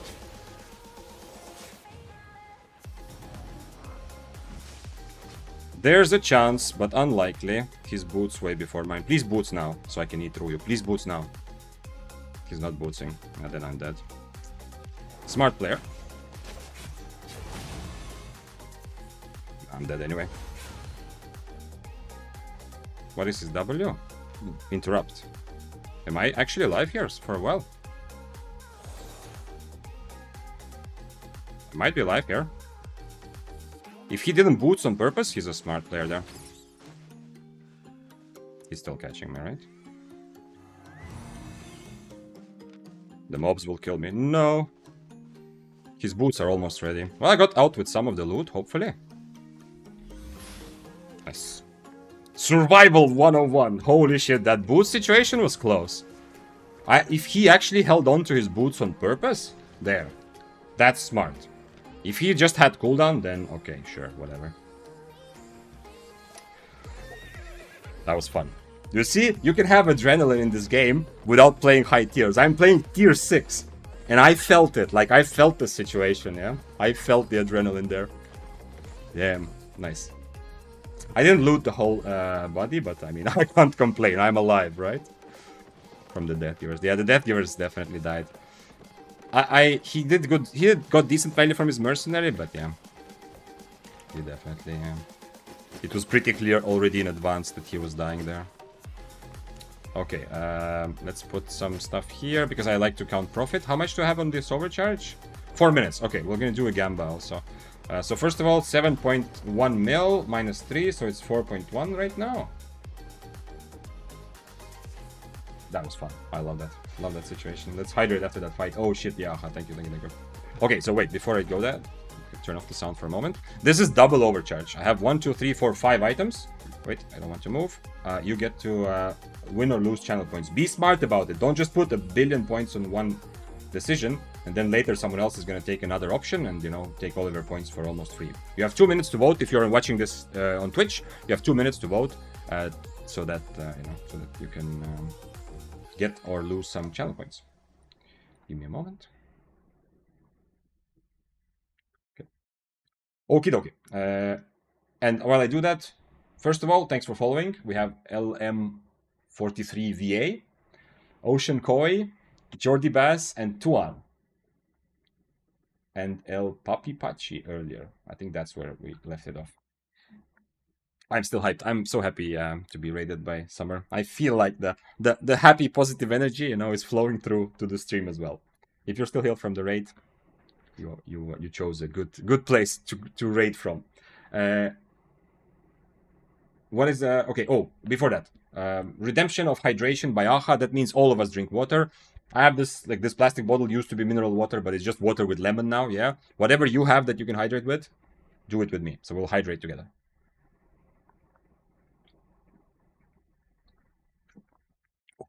A lot of lemon. A bit too much lemon, but very good. Is Hunter Hood or Mercenary Hood good for OP with one-hand spear? OP, you mean one open world, yeah? Or what do you mean by OP? Going open road solo. I don't like Hunterhood. Hunterhood is just much more limiting, and it's just strictly worse than other defensive helmets, and it's more limiting than other options in general. Stalkerhood is good, but Stalkerhood, you need to use it, you need to be aggressive, yeah? If you're kind of new, defensive helmets are good for you, yeah? Because they are much easier to use. You use them when you're being attacked. It's much easier to understand how and what. But out of defensive helmets, Guardian Helmet is just better than Hunterhood in 80% of situations. And Cultist Skull is more expensive and more situational, but also pretty good. And your Soldier Helmet is also viable as a good defensive. Hunterhood, honestly, one time out of 100, it will feel really useful and really good, but overall, it's just a bad helmet. It used to be absolutely the most popular. It got nerfed so many times in so many different ways that it's just worse. Longer cooldown, only 3 seconds, doesn't even reflect 100%. Very obvious visual effect that enemies will react to, even beginners. There's just so many downsides to Hunterhood. So I suggest no. As for Mercenary Hood, absolutely. Mercenary Hood is one of the best ones to be cheap while also having versatility. You can use Mercenary to reduce enemies' damage. If you know they're going for big E, you can use it obviously to catch them, to kite away. Mercenary Hood is just a bit trickier for a beginner. That's why I don't suggest it right away. But if you feel like you might enjoy Mercenary Hood, definitely go Mercenary Hood. Yeah, absolutely. In open world, Stalker Hood, if you are being aggressive in PvP, in open world, Stalker Hood is really strong. Even though it's a bit more situational because you need to be on top of your enemy, it's not a defensive, it's only offensive. But still, the good thing is that there's so much invest, like so many people. Almost everyone has Assassin Jacket, Undead Cape, invest potions. But Mercenary Hood is definitely a good choice. If you're between those two, definitely Mercenary Hood. Voodoo says accidentally close tab when clipping. You can go back and still clip. Man, that makes for a good clip. That was some epic survival. I did not believe in that myself at some point. Okay, 3 seconds. I'm going to turn on the sound. The moment of truth of Overcharge is on your screen now. The answer is 1. Rarely do we get the most probable answer lately, but today the answer is 1. So many times lately I've lost at least 3 items and occasionally 4. But the answer is 1, which also has the most points, so... The boring answer wins this time, but it's unlikely to be like this every time. I'm just gonna drop this into profits like I did yesterday, and because I don't want to mess with that, and take the next set. Every set I play for just one double overcharge. Like this. This I don't need. This I will take second. And I will use Invest Potion because I can actually kill gatherers on this set. Okay, so this is set number 6. 6 times 6 is 3. So 3.6 mil I've used, if you consider that this set is already, consumed. So 3.6 I've used, and today's profit is 7.4. So the overall should be 3.8 right now. Not as amazing as yesterday, but a lot of fun still. Rico says, I didn't know you can reset UI with one click. Okay, so what you can do, I will teach you. I will teach all of you to understand. This is a very good quality of life thing that I'm using, and many of you have seen me use. You can go to settings, ever since they added HUDs, yeah? You can create whatever HUD you want. Yeah? If you are on Discord, you can go to Albion channel. One of the pinned messages is my HUD. You can, I hope this is clear, you can, on PC, you can change where things are. On mobile, you have some customizability, but not like this. The buttons are click through, the size, everything. Then, together with HUD, you also have these. You can preset. You can, essentially, what I can do, I can go for this. Whatever I change about the HUD, about settings, about my keybind, I don't know about keybinds, but whatever I change about HUD, about other settings here, graphics, whatever, it's going to be saved in this settings preset. Yeah, this settings preset encompasses all the settings I'm changing right now. And then, as you can see, I have 3 of them saved. So when I change this, it changes the HUD, you see, and I have sound on. When I change this is pre-patch default, so this was like what Albion looked like earlier. You see, my buttons are like they used before. Nothing is changed in my HUD from the default Albion years ago, and sound is turned off. Yeah, I hope that makes sense. And then you can go, so wait, is it here? Yeah, you can go here, and you see I have keybinds. So instead of going here every time, that's why you see me go into the city, and then suddenly, without me doing anything, you see this preset active, and sound turns off. The buttons are different and everything, yeah? So this change, this is me using the hotkey to change not just between HUDs, but between the whole settings. Like there's a collection of, like all the settings are saved, yeah? I could change other things also if I wanted to. I also, apparently, in this PvP one, I turned off shadows also. You can see that, because shadows were bugged for a while, so I didn't want it to mess with my PvP. So you see, now it's showing shadows, because this is the default. When I go for PvP, it doesn't show shadows, so it's a bit different. Okay. This is very useful for me, obviously, because primarily I don't want sound in the city, and this is not just for streaming, yeah? I turned off city sounds way before, and I think a lot of us, like, can relate. You don't want to constantly hear city sounds. And, of course, just because I need to have this HUD for PvP, but in the city, I appreciate also having the extra buttons. I don't care about everything else. And yeah, so other settings as well. I'm pretty sure if I changed my resolution or stuff, it would also copy that, but I haven't tried that. Aha says, I knew the hotkey part and all, but I didn't know it worked for sound. Well, yeah, that's a very convenient way to do it. This is why when I go into the mists also, you see in the middle of my screen, preset new PvP active. Yeah, that's the settings preset. Yo, you still alive? What's up, Snipes? Yeah, I'm very much alive. More alive than ever. Glad to see you. I have not been playing Delta Force for like a month or so. So maybe that's why you thought I was dead. But I am very much Albion alive and real life alive. September is the month of new beginnings. Or one of the months of new beginnings. Together with January. When I see you back in admin, I don't know. Last time, remember when we played with Grinder, like he wrote to me, like let's play, and then 1 hour later, when you went to eat, he was like, yeah, okay, I'm just gonna play with some other guys now. So I don't know. It felt a weird taste in my mouth. So, but yeah, generally I don't have. I lost my enthusiasm for Delta Force for a little while. Also, no time really. Like Albion is really fun and it takes up a lot of time. And the little casual gaming I do is usually Rivals right now. On the topic of settings, do you play on Steam or the client? The client. I have not tried. I mean, I have tried the Steam. I played maybe 100 hours there, but no, I don't play there. If you want to play, just write me. I play with Dubrovski. Of course, I will remember that. Voodoo says new kitten going crazy on monitor. That's so cute. If you are part of the Discord, if you haven't seen yet, Voodoo got a new kitten. And he put a picture for all of us to enjoy in the off-topic channel. So if you're members of Discord, then you can go to the off-topic channel and enjoy the cuteness. Let's see if I missed something else. Mike Brown said, hey Vic, how much is the Deathgiver's nerf going to change Deathgiver's strength? By 2%. Okay, by 3%. I can't tell you other than that, Mike. It's I don't know what kind of answer you expect me to give. The damage nerf is about 3%.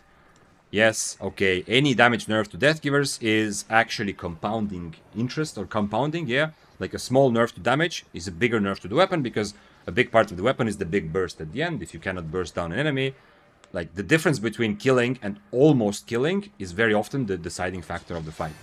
So the change is going to be a bit more impactful than it seems on paper, but it's not going to be crazy just because 3% less damage. Follow Vic for quality of life hacks. Yes, Piatvan, that's the message we need here. Subscribe for more Albion quality of life shortcuts.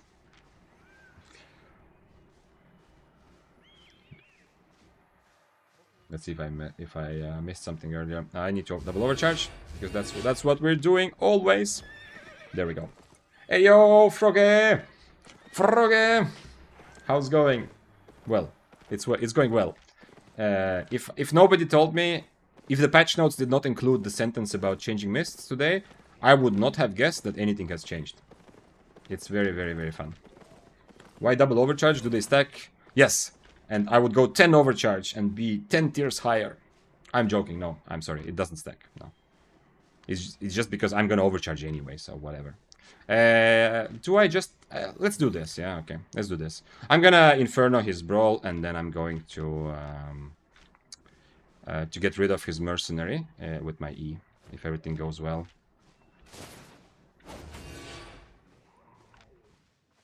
Okay, interesting. He already had an advantage, but it was not enough for him.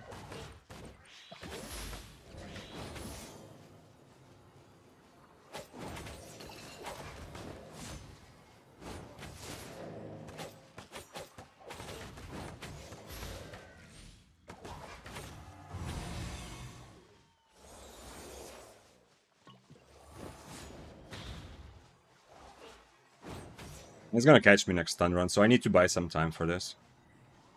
But not too much time. I just need enough time for my E, and then we'll turn. And my Inferno also, hopefully. We'll see. If I have Inferno against his E, I think I can just run in and kill him. Yeah, let's go.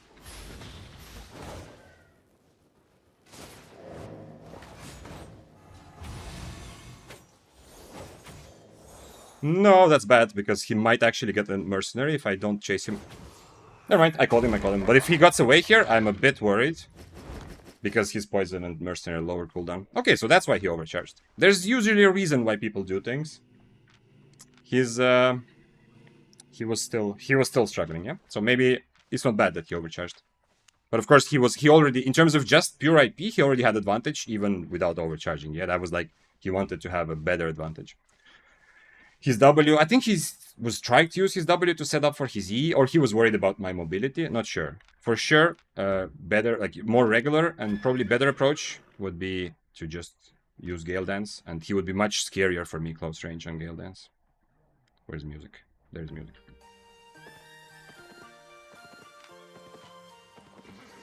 How many poisons did he use? 3 of them? No, two.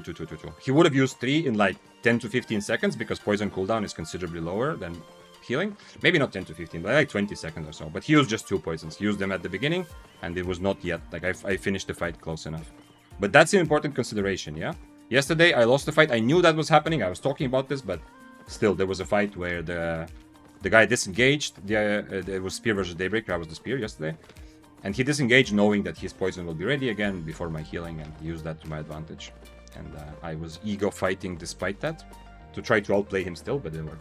Thanks for following Rodrigo Cesarinf and 277 Zihide. So Froggy, how is your open world day? I don't suppose the whole mist thing. I know you played some mist as well. Maybe not today. I didn't today when I opened your stream, you didn't. But earlier. But I'm guessing the whole mist, like, oh, there's so many people. No, there's not so many people. You know, this whole discussion of who is playing mist, how and where, probably doesn't affect open world that much. I'm not sure. Like, I know a lot of people are avoiding mists, like, are playing corrupted, like high level players maybe. But I don't suppose it affects you in open world that much. How much for my cape? 1 minute. Carving fight is doable, but of course I need a cape. Why is this guy on a moose? Why are you on a moose?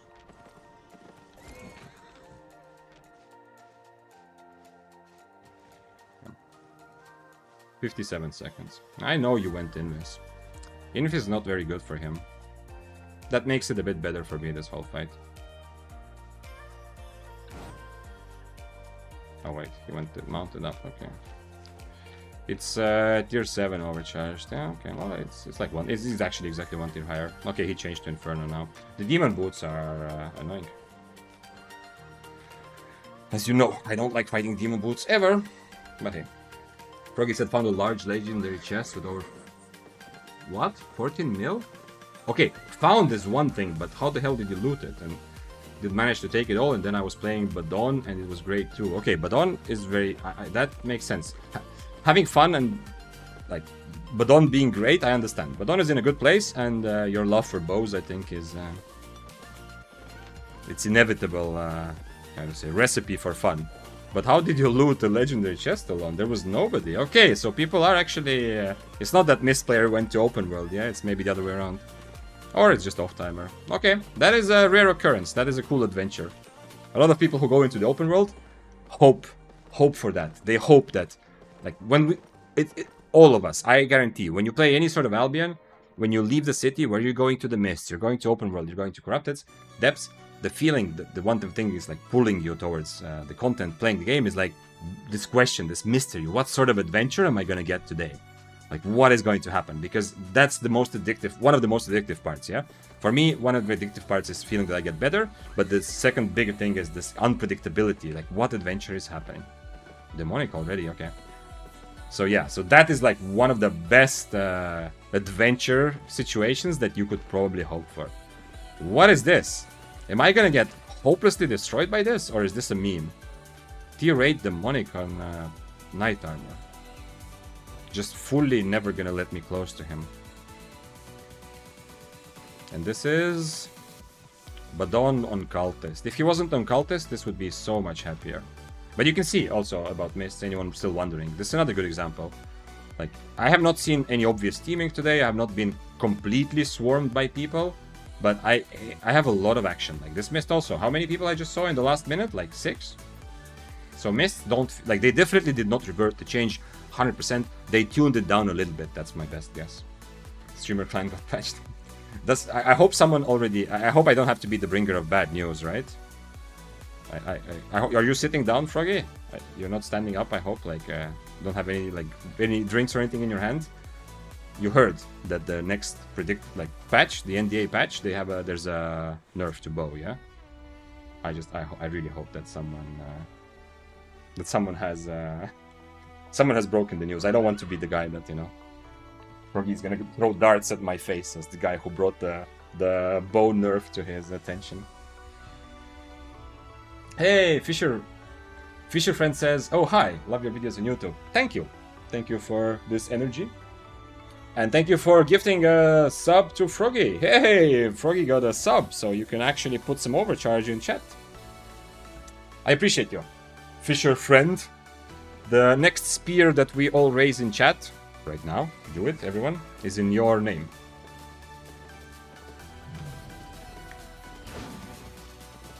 Froggy says, I saw the changes. Okay, was a bit sad, but there's still Badon that I can play. Yeah, it's the Q change. The Q change is necessary. It's such a... I am so happy with the NDA patch. There's a lot of good changes, and the bow changes are some of a part of that. And specifically the E change to bow, not to nerf the E overall, but to make it so that if you stay close to your enemy, then they actually lose a bit more. That's also a very good way. If you're gonna nerf the bow, which you should, that's the way to do it. I'm very happy.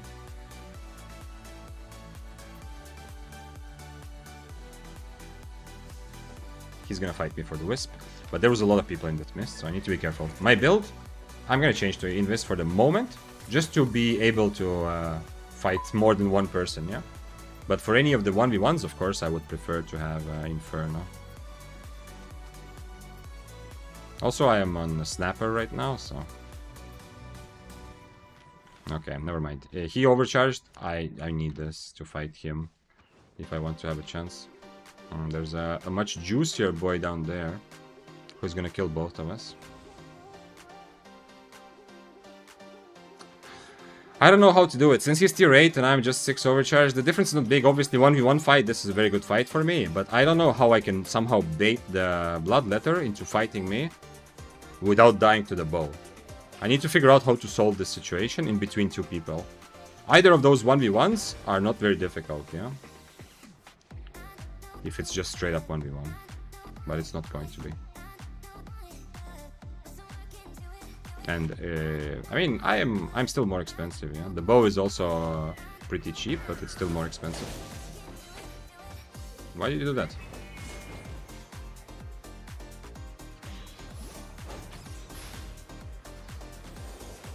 Okay, I was expecting him E out of Invis, but I guess he didn't have it ready.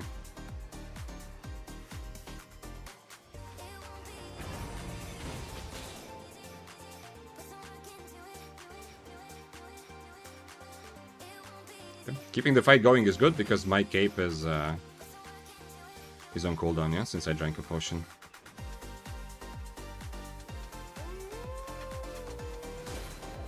And obviously we're both gonna die here to the Bloodletter. I don't understand why he doesn't care about the Bloodletter. Just because he's worth nothing? I mean, I'm also pretty cheap, no? What are you doing now? Okay, well. Now the question is, will I be able to fight the Bloodletter? The Bloodletter is still dismounted. I mean, mounted.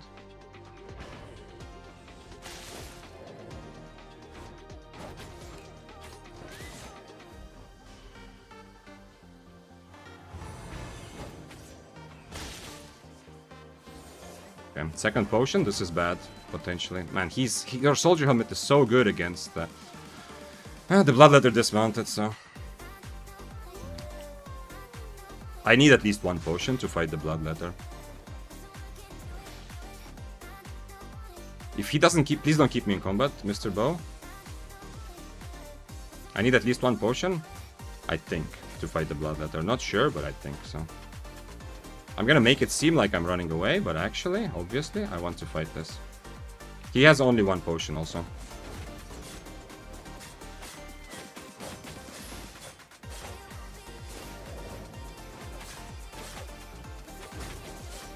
Without potion, I don't know if this is possible. But we'll see, maybe.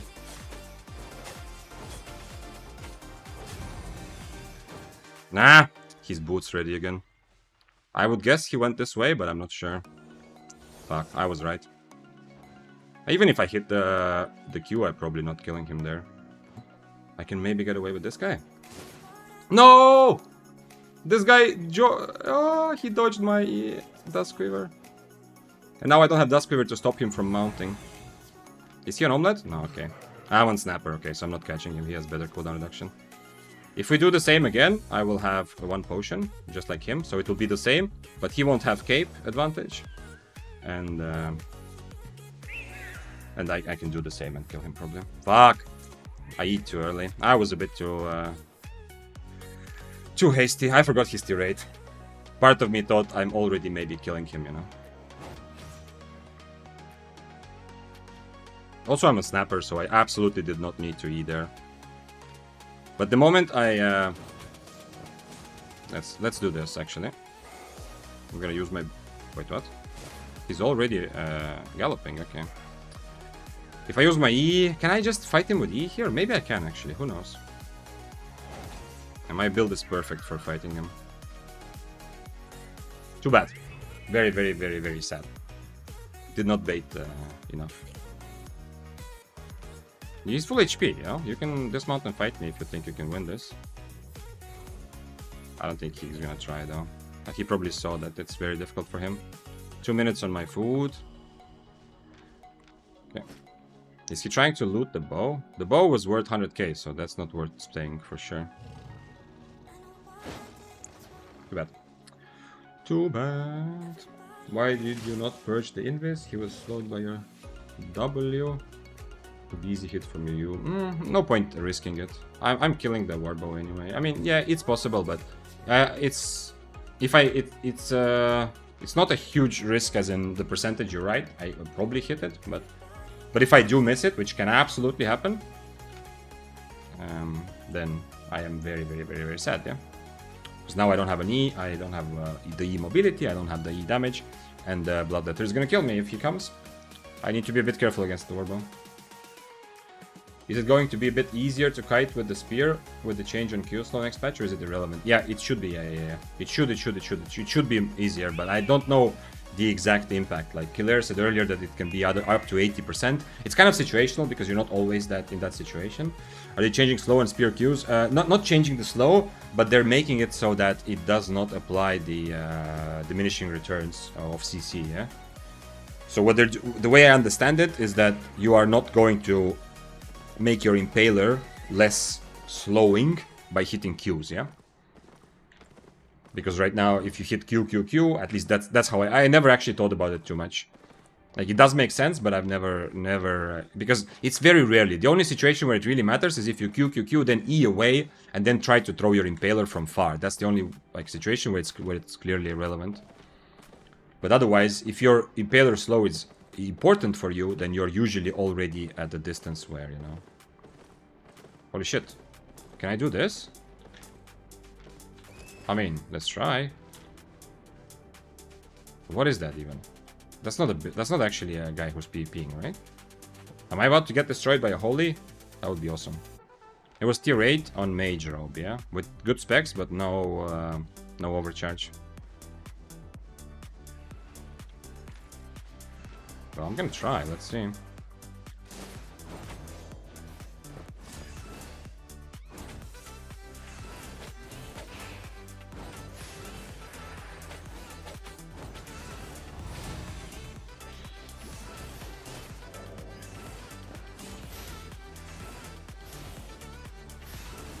Ah! I need to dodge. Yeah, because I used boots. It's a good fight. I'm winning. Fuck. I should win that fight. If I don't use boots to bait him into fighting, I was too sure. When he just went next to me, he didn't dismount. He just went into the camp. I was sure that he doesn't want to fight. That's why I used boots. But well, he can take advantage of that. The same fight with my boots, I do definitely more damage. He's not going to overheal it. I am definitely winning that fight. Even though he hit a lot of smites, yeah, but still, I'm definitely winning that fight, I think, if I have boots and if I just... if I take the white 1v1, like, properly from the start. But, whether it was on purpose or not, but the fact that he did not even offer the fight worked as a good bait, yeah? Because I assumed that, I guess he doesn't want to fight, so I have to bait him into it, essentially. I'm also infernoing a bit earlier, but the problem is I'm really careful about mage drop. I wanted to E first to get some damage in and then inferno, but he doesn't remove my inferno, as you saw, because I know he's gonna mage drop. That's easy. But okay, did I actually? I didn't bring out what I got earlier. Yeah, that's why I'm worth a bit more. I mean, not that it's much, but I guess this guy. Okay, I'm happy to see someone play holy and actually take a fight. Yeah, that's awesome. But it's a bit frustrating because I would love to take this fight properly. I was too assuming that this guy is not PvP, not interested in fighting. And taking this fight properly, it's kind of the same, but I use boots to either run around and dodge his Qs, or to space out after my E, to at least wait for my second healing potion, and then also to have my E again. I will overdamage him. I don't want to drag the fight out to be too long, but I will outdamage him. I think with the second E, I will kill him. Okay, let's eat food, and yes, spring stuff. Yes, double overcharge, always. This is... Okay, so I actually didn't bring out that previous set. This is gonna be 3.2 mil total. Because this is set number 7 or 8, I don't remember. I'm playing 9 sets of this. 9 lives, like a cat. Yesterday I played one-handed spear and also had 9 lives. Damn, that would have been juicy also, because this is pretty expensive for how weak he actually is. This is easily 2 mil, right? Okay, maybe not. Maybe I'm overestimating it. Let's say 1 mil. Yeah, okay, whatever. The rest of the items are actually cheap. It's just the holy that is expensive. Are you planning to do any content with viewers at any time in the future? Not only you, so might take a character just for that. Yes, but I don't have a specific plan. I've been it's been at the back of my mind. If one day I want to stream and I don't instantly know like what I want to do today, then it's like a fallback option. But it's not so much content with viewers as in go do some stuff as a group. It's more that at some point I want to do just fight everyone stream, yeah? Just take tier 7 and fight everyone. And everyone can either be people who are sitting outside of Brazilian portal saying, oh, 1v1 me, you know, sending random invites, or anyone who wants from stream, if you want to come 1v1 me. So for that, yes. If you want to make a character for that on EU, absolutely. As for the guild, like Springstaff also says, make a guild. I don't want to organize stuff in Albion.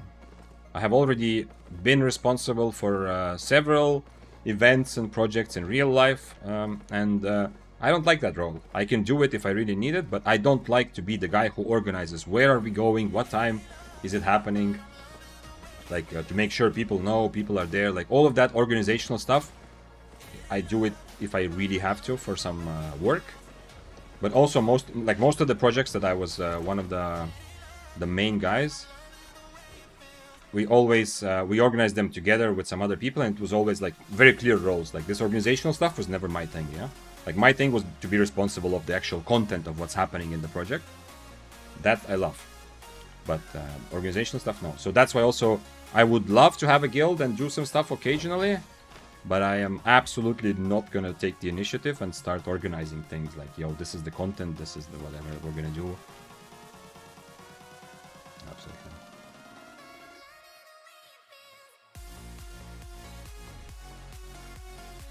I like that Pietron is having what is the conversation? Did you get the feed pics from Froggy? And you're saying your toes, I can't. Is that what's happening? Froggy is smuggling his new feed pics business secretly. Spring Stuff says same, did this during WoW raids and it's a lot of work. Yeah, it's absolutely. I mean, I have kind of I've not done it a lot online, yeah, but not at all pretty much. But in real life, like work projects, yeah, I've had that role, and I did do only the things that are absolutely necessary, but as much as possible, I don't take the responsibility of doing that. Please don't judge, I have to make a living somehow. I am very understanding of the difficulties and unpredictabilities of being a human. It is You know, we all take it differently, but I understand that your life has led you to this point. Every decision you ever made in your life has led you to this point. I hope Yet1 is at least paying for it, yeah? It's not like a free version, like free demo or something.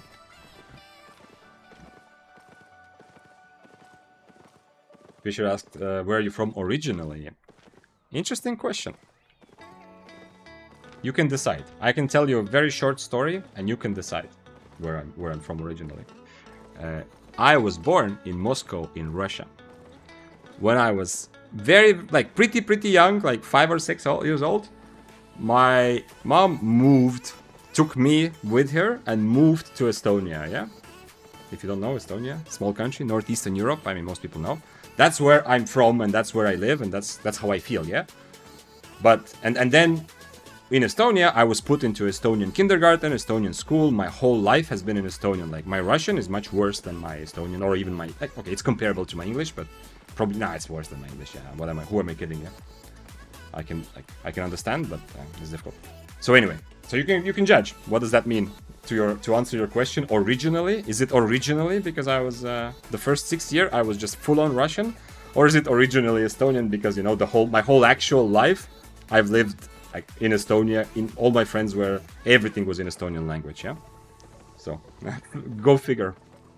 But yeah, in reality, the answer is, yeah, it's Estonia, but yeah, there's a bit of the extra nuance. That means I can never become the president of Estonia. Not that I would want to, but there's a clause in legislation in Estonia that the president can, like, if you want to apply, if you want to be a candidate to be a president, you need to be at least 40 years old, and you need to have Estonian citizenship from birth. I don't know why it's there, but it means that I am not able, like, I cannot, be a candidate to become president of Estonia. What a smart woman, my respect to her. I mean, I am incredibly thankful, obviously. Now, years later, I can say, thank God, yeah, but at the same time, it's very hypothetical. Like, you can never know who you would have been if life turned out differently. But although I am not like I'm not like a patriot, like, yeah, my country, like, you're very proud. It does still make me feel very good that I am from a country where it's like Estonia. Okay, let's go. Let's go fight. Fuck it. I'm tired of not fighting. Let's go. Fight me. Fight me, Frost. Now that you don't have the advantage of the bug, fight me, fight me, fight me. I will catch you and I will kill you. Or I will die trying. Come on! I was too brave, yeah? I made it too obvious that I want to fight. Come on! I'm just a scared little tier 6 Daybreaker. Fisher says, I used to play in comedy club with President Zelensky together, but now he's president and who I am. Who am I? Okay, yeah. That's a crazy story how he...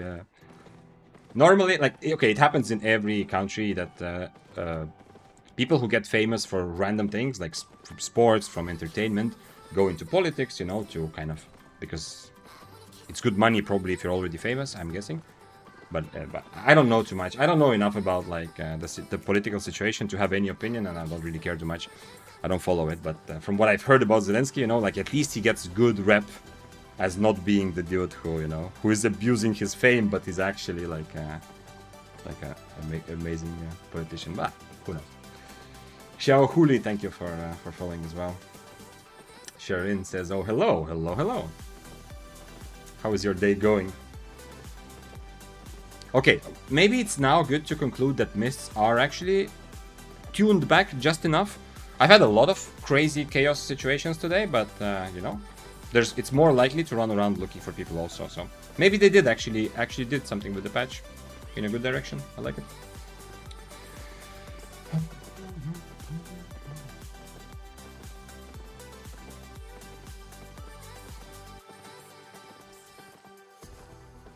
Froggy says, originally I was born in a hospital. Does that make me a nurse?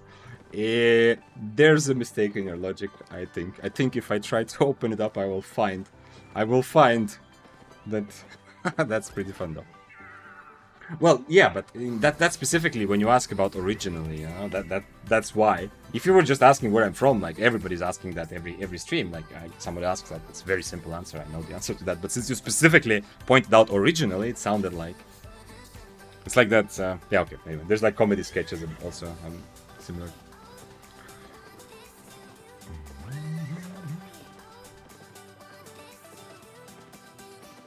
Albion frog costume? Do you actually have a frog costume, Foggy? I have never seen you. I've been in your streams enough to have come across one frog costume stream at least once if you had it. Why isn't it like some sort of sub goal or something, you know? That is weird. I've seen people who have, how to say, people do costume streams even when they have much less of, how to say, they don't have an obvious thing to cosplay at, yeah? Like you have, would make so much sense for you to be an actual frog for a day. I think we need to make that into a sub goal, no? That's what I'm gonna do. I have two. You have two. Okay, wait. What is your connection to frogs, Charlene? The one is an L, right? Is that the correct way for me to read and pronounce your name? Everyone on board. Absolutely, man. Like, frog costumes? Okay, it is an L. Okay, nice. Maybe that's what we should do. Maybe everyone else should use a frog costume. So we can be frogs together. Good idea. I don't have frog costume, but I'd look more like Toad because I'm ugly. But maybe during 24-hour stream? I don't know. First of all, when you stream, you know, you can show yourself. You can show your powerful shoulders and leave out the fat and ugly part. Ooh, I want to try. Oh, thank God I did not get dismounted when I'm on Harpoon. Let's see if he's interested. Or did he already leave? Secondly, that's the, like, yeah, with the costume, it's everything is more fun. No one's gonna look at your beer belly if you have a costume. Everyone is just gonna care about what the face of a frog looks like. It's only positives. Absolutely good idea.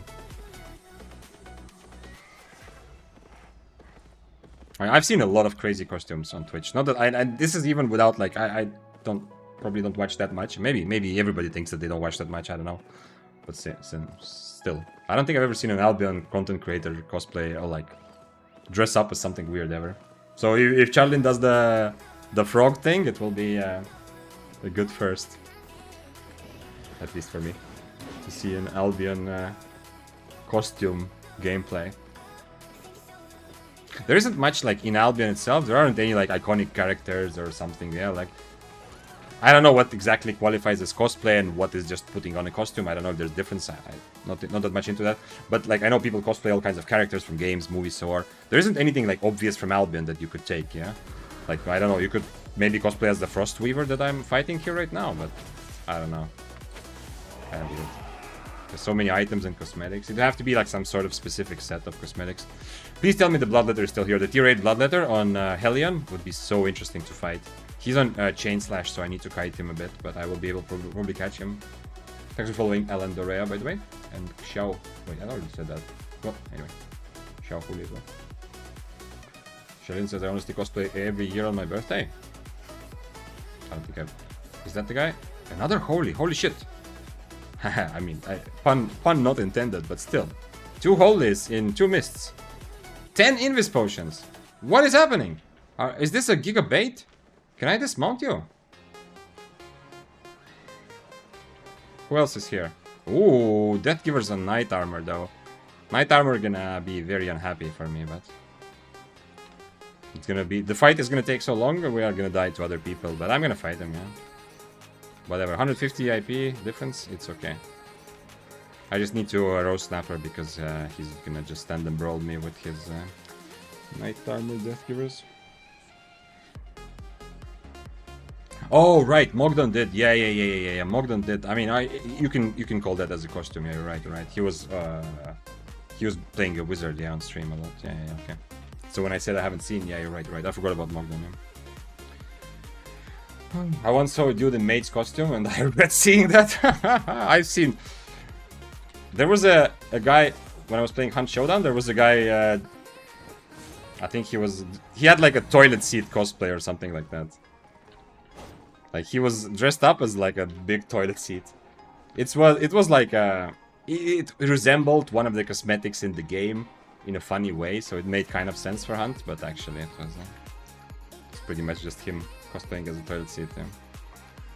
Hello, dual swords on Night Boots. Yeah. Bro, staying in mist for 5 hours with that many pots. I don't know. 10 invest pots is usually a swapper, yeah? I mean, obviously he's not going to swap from Holy, but like 8.3s who are using a swap set sometimes have a lot of invest pots.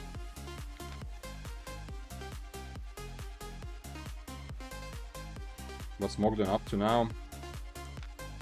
I don't know.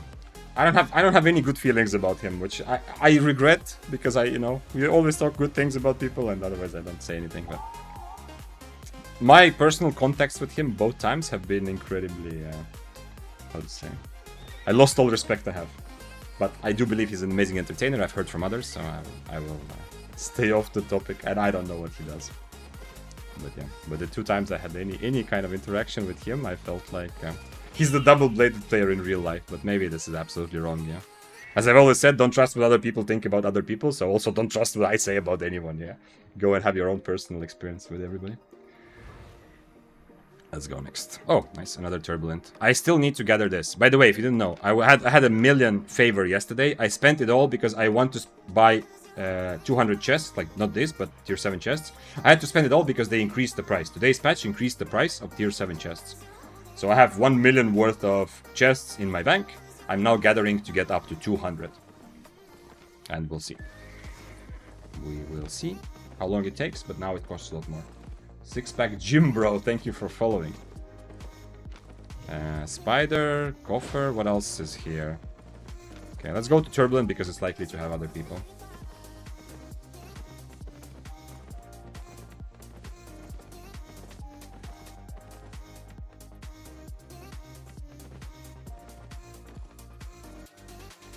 I think some IRL stuff is active. Yeah, I mean, for sure, like he stopped like streaming Albion or something to actually like to do some real life work. Yeah. It's, anyway, madam. Is this the same? It's not the same. Oh, okay. Wait, is he fighting back? Well, we have to try. Come on, Frost, dismount. We have to kill the bird. And the problem is, even all of us together, catching the bird is going to be very difficult. If this guy just fights me, I'm happy with that also. He's on Invis. Unfortunately, he's on the... what's it called? This thing. 2 poisons, gonna hurt. Why Froststar don't want to fight me? This guy has legit 200 IP difference. Yeah, okay, it's not just about average IP, but look, he's like... there's no reason for him not to just straight up fight me.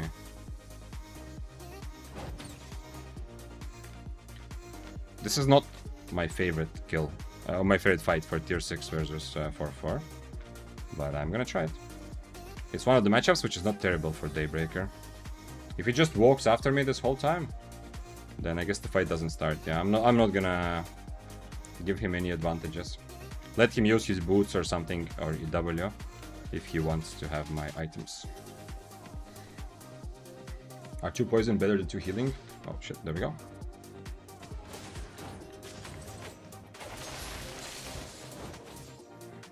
It's too bad that I Inferno'd a bit late. But we both have boots now.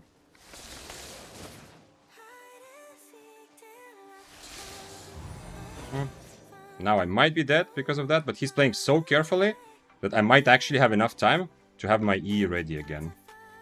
Just need not to walk into the... to not walk into the edge of the map. If the fight continues the same way, it's a good fight for me. If this is how he fights, I think it's a good fight for me. I just need to Inferno instantly. The moment he's on top of me, whether it's because of Harpoon or my helmet or anything, I need to instantly.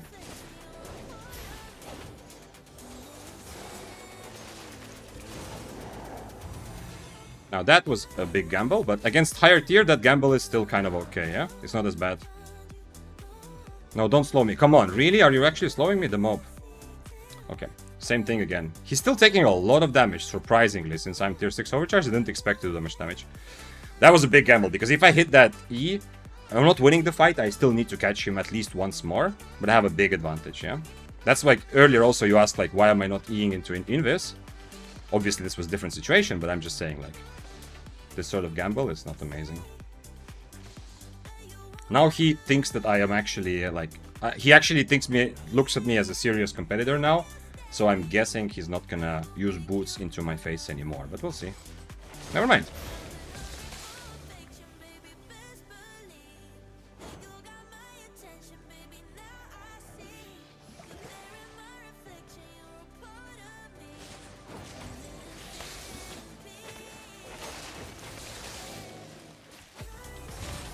Okay. Now it's GG. Unfortunately. He played with me long enough to get a good start. So now it's probably GG, but we'll see. I might still have some chance to reset. Unfortunately, I also used my cape, so that's gonna be unhappy for me, but... So next fight, if we fight again, he will have 1 poison. I will have one healing. If he wants to fight, he was probably gonna have to let me reset. We'll see.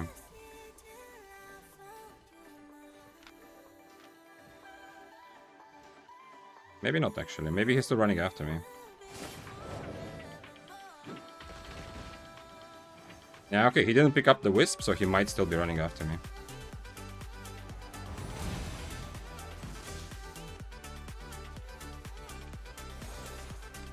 Okay.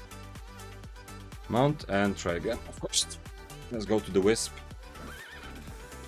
His cooldowns are much better, so if he throws a poison right... Like, this fight, 2 healings is much better.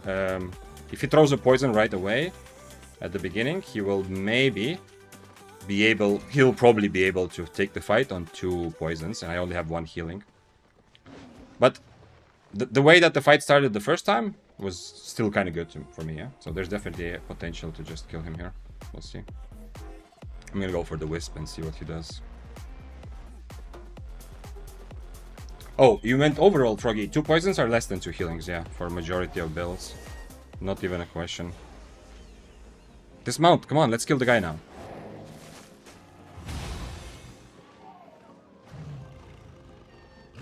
Come on, bro. Frost, buddy.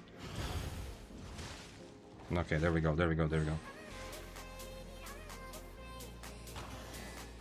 Wait, what? He's not actually... I don't know what he's doing. Fight the Frost.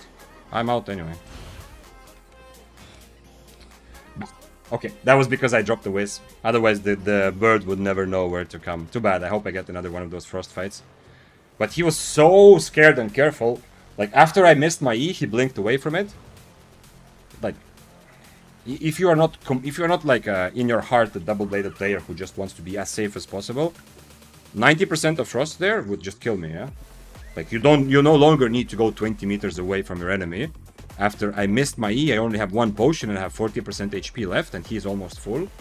I understand that he's still a bit worried to stay on top of me, but he doesn't have to be on top of me. He just needs to kite away while rooting me with his passive and stay like 10 meters away or so, yeah? So the fact that I got away from the Frost after completely failing that trade is a very big mistake by him. I wish that if I hit that Invis, when he was an Invis, if I hit that E, I think I am definitely starting to win that fight, but I think I can turn it into an actual kill.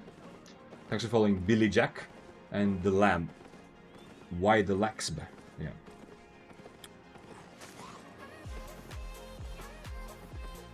Okay. But the thing with poisons, if you're still froggy about with your question, and everyone else as well, the thing with poisons is sometimes if you go very low IP, or if your build you're not done fighting on Snapper, you know, healing potions can also be less useful. Like, for example, in this case, this healing is, let's calculate, 18% of 0.18%. So I'm doing calculator. 0.18 times 2,900, yeah? So this potion is 522 HP, right? And his poison is a little bit less. I don't have... Have I fought someone who has had poisons? This is a better poison, so we can compare it with that also in a moment. Okay, regular poison, 475, yeah? So... What did I just say? 520, yeah?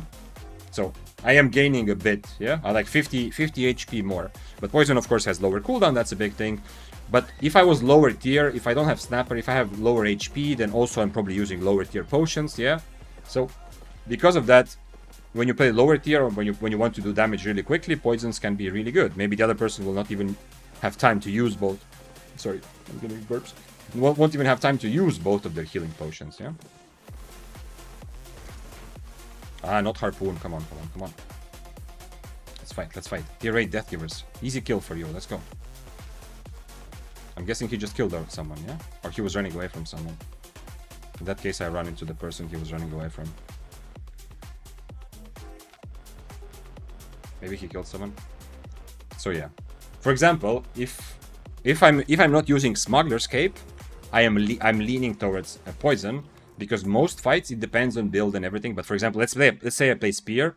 If I play Spear without Smuggler's Cape, I am almost always going to throw 2 poisons in 80% of the fights, because I throw 1 right away and the cooldown is pretty low and I have good cooldown reduction in my build. I have also tools. So if, let's say, I have only 5 seconds left until my poison, I can play accordingly, yeah, because I have spacing tools to kite on a Spear.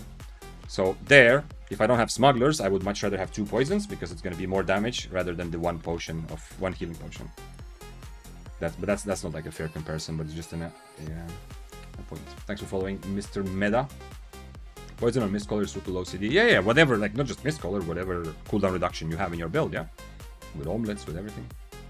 And then also Poison is better if you are playing from a distance, because, you know, you might lack the damage. Or that's like 1 extra damaging spell you can throw while you are kiting, while you are avoiding your enemy. Like on a hammer, for example. Yeah, on a Frost, you are constantly shooting Qs. But on a hammer, most fights, you want to spend a considerable amount of the fight away from your enemy and have them come to you at least at some point, depending on matchup, of course.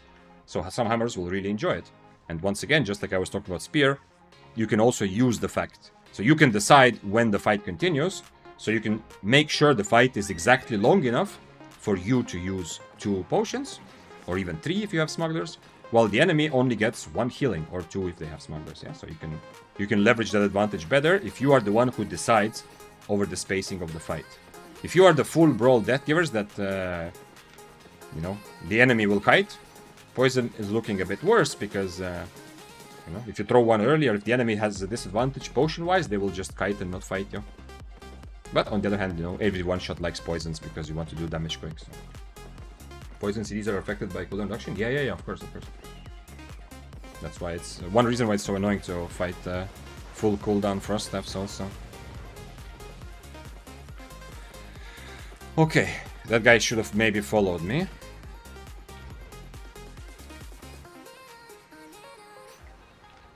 He's on Frost Shot. I'm already in combat. That was the whole point of me running into his E.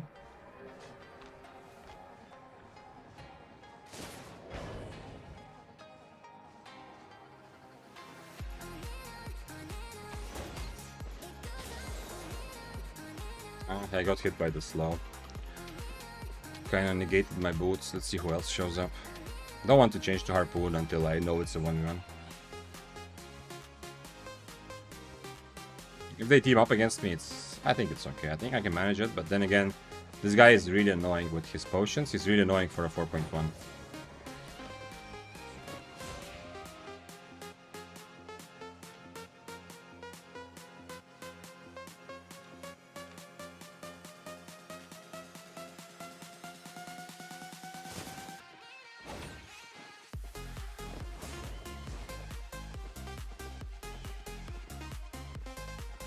If I dismount the Badon, no, he will get the debuff. Yeah? No way. That definitely hit on my screen. I'm surprised. Okay, mount up again. Another curse, okay. That's the Badon with the thing.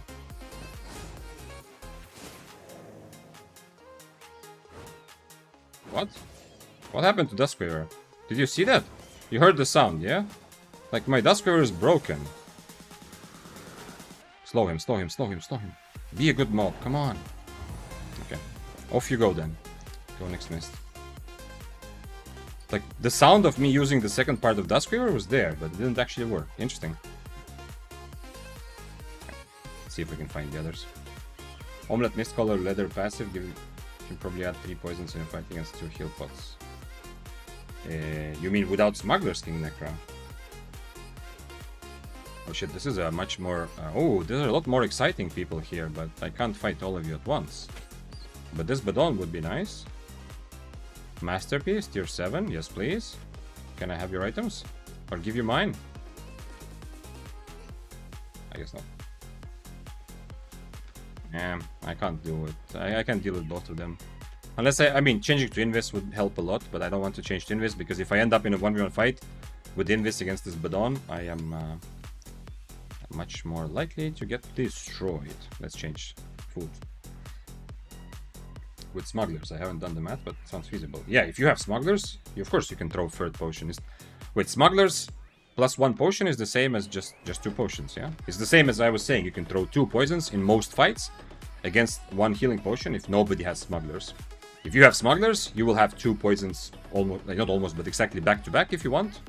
Obviously don't throw them back to back, but you understand what I mean, the moment the first one is over. And then if you do that at the beginning of the fight, you will have 1 more towards the end often. It's very, very likely, yeah. Well, the enemy will just have 2 healing potions from their cave, yeah. I have been subjected to 3 poison potions in one fight several times. I don't usually use smugglers with poison, so I myself don't use it as much. But today's mists are in a very good place. It's chaotic enough where there is a lot of people, but it is also I get decent fights here and there, and there's enough room for 1v1s. So maybe SBI is doing the smartest thing, you know? They're tinkering back and forth and they've finding the good balanced place. Maybe.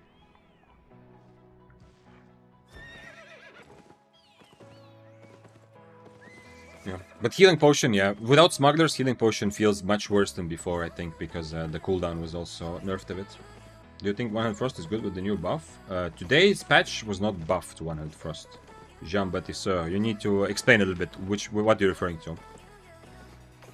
If you're wondering about the last patch, like the E change, yes, 100 Frost is very good for Mist right now. First of all, because the E is good, but secondly, because it's just... it's one of the best weapons to take advantage of the fact that Mists are so chaotic and full of people. If you go to my YouTube, it's linked under Twitch. My latest video, I mean, I'm not saying you to watch the whole video, yeah, it's like... It's over an hour-long discussion that we had together, like I had... Mostly me talking, not nobody else. But still, it's we talked about this on stream, of ranking weapons specifically for the new Mists. The way that Mists are right now, it's much more chaotic, full of people. And I think 100 Frost is one of the absolute best weapons. Today's patch fixed one of the bugs that made it absolutely broken, so at least now it's not bugged anymore, but it is still strong. And the next patch is probably going to buff Frost a little bit. Actually, all Frost, because the Q1 is getting buffed a little bit. Maybe this guy will fight me. Today's patch, new patch today? Yeah, but today's patch was just economic like changes, you know, like nerfing all kinds of loot. But also, they change, like, the exact wording of today's patch is, I'm reading, adjusted Mist's instance management to improve upon the changes previously made in patch 4. That's what the patch today one, like, it says. So it sounds like they scaled back the overpopulation and crazy crowdedness of Mists. Okay, I will let those guys fight. I would like to fight the Badon first, but he didn't even take a second look at me. Holy shit, this is a Gatherer. Man, Gatherer going for a Spider? Or what? It's really brave in this economy. Like, Mists are so full of people, man. It's the chances of you being able to take a Spider are 5%. Oh wait, it's not a spider. Who are you killing? He was killing a mob, okay. Badon Gatherer, no less. Man, this would be a very juicy guy to fight and kill. Let's see if I can find the hammer on those. Ah, he was just killing a mob, okay. Deepesh in YouTube chat said, I don't want to admit it in a moment, but yesterday I made more than 6 mil in 30 min just ratting. Yeah, I mean, okay, 30 mil is not, 30 minutes is not, doesn't show anything, yeah? I'm not discrediting this, and I understand the point of your message is that you're ratting, that you're ashamed that it was profitable. 2 answers. First of all, you know, you can make 80 mil also in 30 minutes. The point is, like, if you get 1 good kill, that's whatever, yeah? But if you're, like, stretch it over longer term, and what you're trying to say is that you are being very profitable while ratting, don't feel bad about it.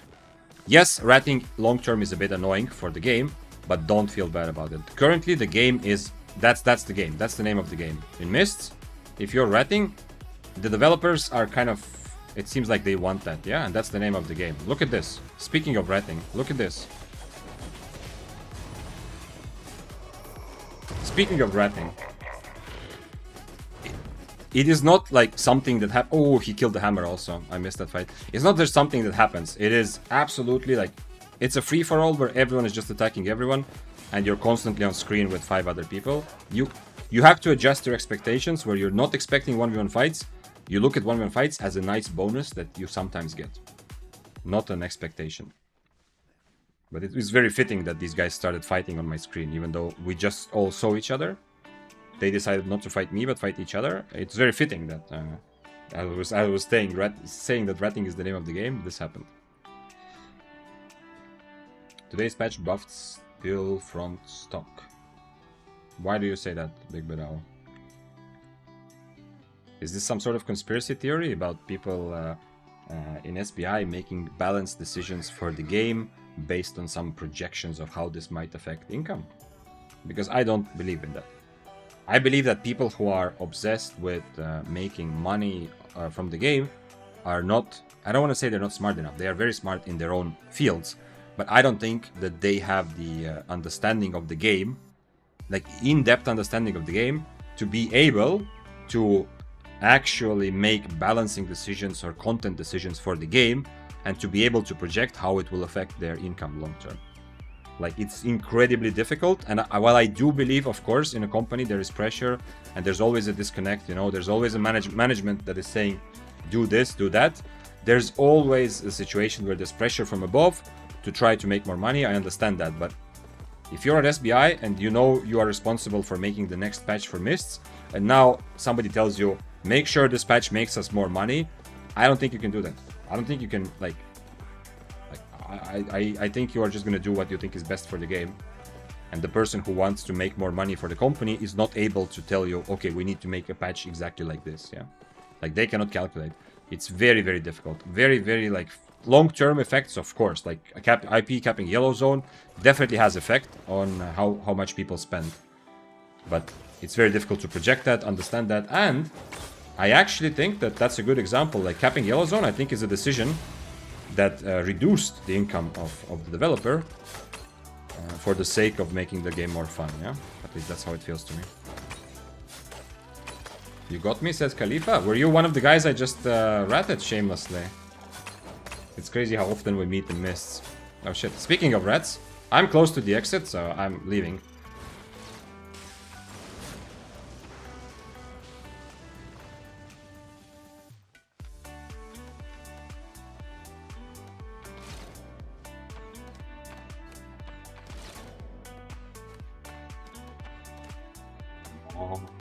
Tier 7 Badon. Man, I would have loved this fight. Too bad. I was looking at chat. If I saw him coming up dismounted, I would have been maybe more prepared than I could have, actually. He eat the spider also, which is funny. Anyway, I have 2 potions on Inferno. Capping yellow zone made rewards in yellow zone worse. It directly increases how much money, especially new players spend. I don't think so. I feel like capping yellow zone discourages spending, but I don't know. I think some of the spenders see feel like there is less reason to buy to spend a lot of money, like to put a lot of real life money to get that one big 8.4 or 8.3 set. Of course, they added depths in case, so the effect is not that crazy, but I feel like it's. Rodrigo says, yo Victor, what's up? Sorry to send this type of message here, but I'm an editor and edited for these guys. I just send the same message to Froggy and we're going to meet Friday. Do you have any interest in talk business about the position as editor on YouTube? And it's interesting that you're writing here and not directly from Discord. Again, sorry for the long ass message in the chat. Brazilian editors are cheap AF. Okay. That's an interesting way to market yourself, yeah. Not that I mean, okay, the first part of your message is like establishing that you have the experience, so to expect that you have you understand Albion, you're good at what you're doing. But the second part is that, by the way, cheap as fuck. Okay, thank you for being on my radar, but I feel like this discussion will be much better over Discord PMs, yeah, not in this chat here. To think about it.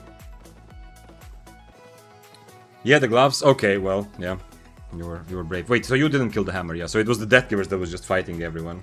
Can I send you a message in Discord? Yeah, of course you can.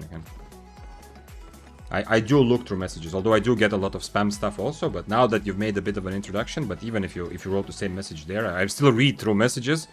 I just have to filter out a bunch of random. It's the amount of spam and scams that I am getting. Most of them over email, but some of them on Discord also. It's more than I expected. The W makes this fight a bit worse for me because he's on Ray of Light, but I think I'll be fine if I fight him. Man, so many Badons today. Badon is really popular. Are you the same guy? No, you're some fire.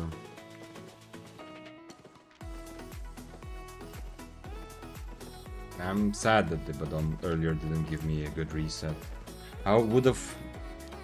That whole mist I was running around from one Badon to another hoping to get a fight. Well, then I ended up ratting the fight, so at least I got some money, but... I wish I got the fight against the tier 7. If I lost a little bit from the spider, that's whatever. Yeah, if I saw him at the good time there, running after me.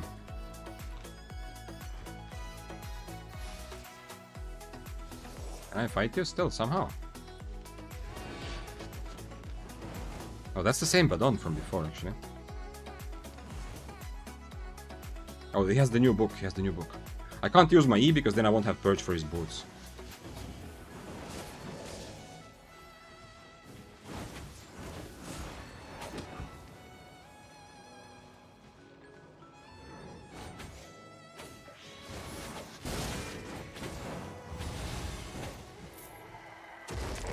Giga Rat number 2. What happened to... Oh, he killed the Badon, so I get everybody's money. 1 mil. Okay, it's something. The first guy I see in the book, exactly like I was expecting. Full Brawl, Q1 book, Cultist. How much does it cost? This is the first time I have the new offhand in my hand. Historic moment. Tier 8 Bear Pose, let's fight. If he wants to fight me for this loot, I will fight him. Nice. Nice. Never mind, not nice. I'll keep... Do I keep myself an invest? Nah, probably Inferno is just better for the 1v1 anyway. Because I can purge his E, I mean his Merc if I need to.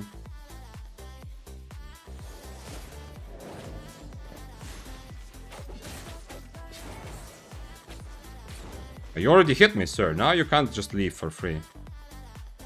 Unknown Death Cape? No, okay.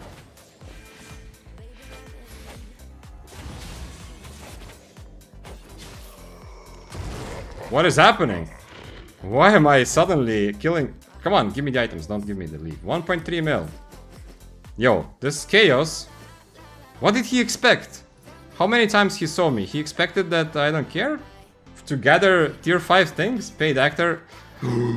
This was the juiciest guy. The guy that I did not kill. The guy that I wanted to fight but couldn't find. I am the best ultra mega winner of this mist. I don't care what people say. Ratting, whatever. Kill everyone. Lucky ending. Lucky ending. 5 mil. Easier. Can't let me out, Mist. Let me out. Paid actor. I'm finding it increasingly difficult to deny that a lot of what's been happening on stream really looks like it's people just coming up to me to give me money. Okay, to be fair, like the guys from before, obviously were fighting legit, and you know, I was lucky to rat. But this guy here, I don't know. It was a very good actor. Like he actually, like his acting skills were top notch. He was just weird and dumb enough to let me close and make sure he dies. It attacked me when he could have just run away. The exit was close. But at the same time, he didn't make it too obvious, yeah? Like, he was still mounting up the first time. He was like, oh, actually, you know what? I'm here to gather, you know? Like, I have a good excuse to do this, so... He made a lot of... like, he made it just not too suspicious, but still to make sure I get his items. That was a good mist. How much do I have on the overcharge? Let's keep going. 17 minutes. Okay, I have 12 and 0.7 today, and this is set number 7. So I've spent 4.2 and I have 12.7. Big quick calculations. What did I say? 12.2, yeah? No, 12.7 minus 4.2 is 8.5. Nice. Keeping my head sharp. So that's the actual profit today.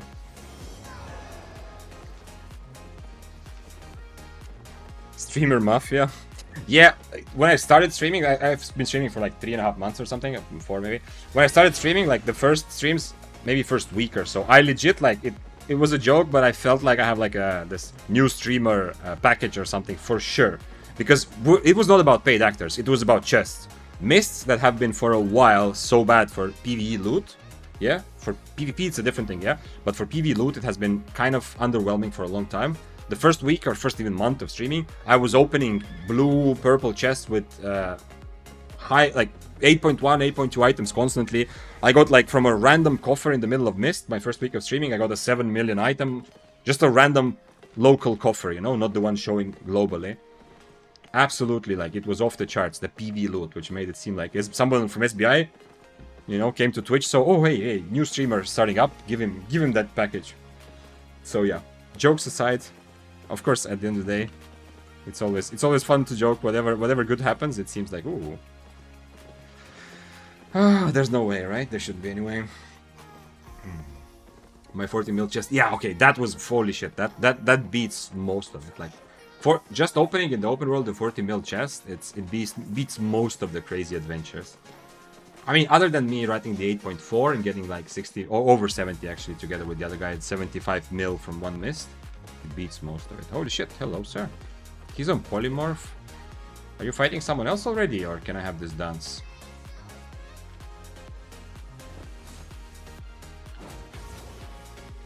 I'm just gonna E his polymorph, so that should be kind of okay.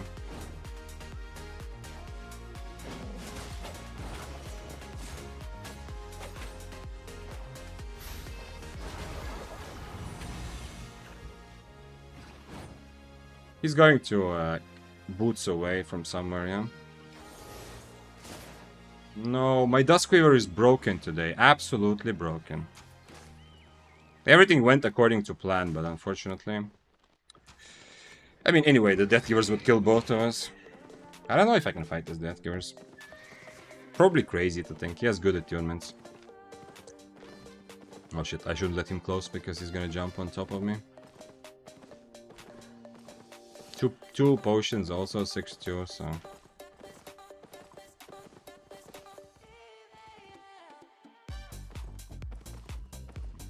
if I run next to a mob, he's gonna get dismounted next to me.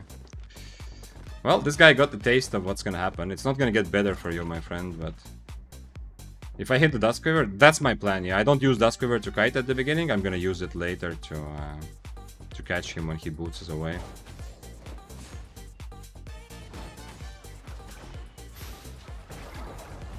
Oh.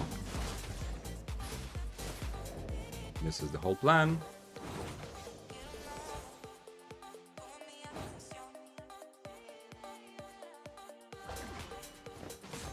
Nice.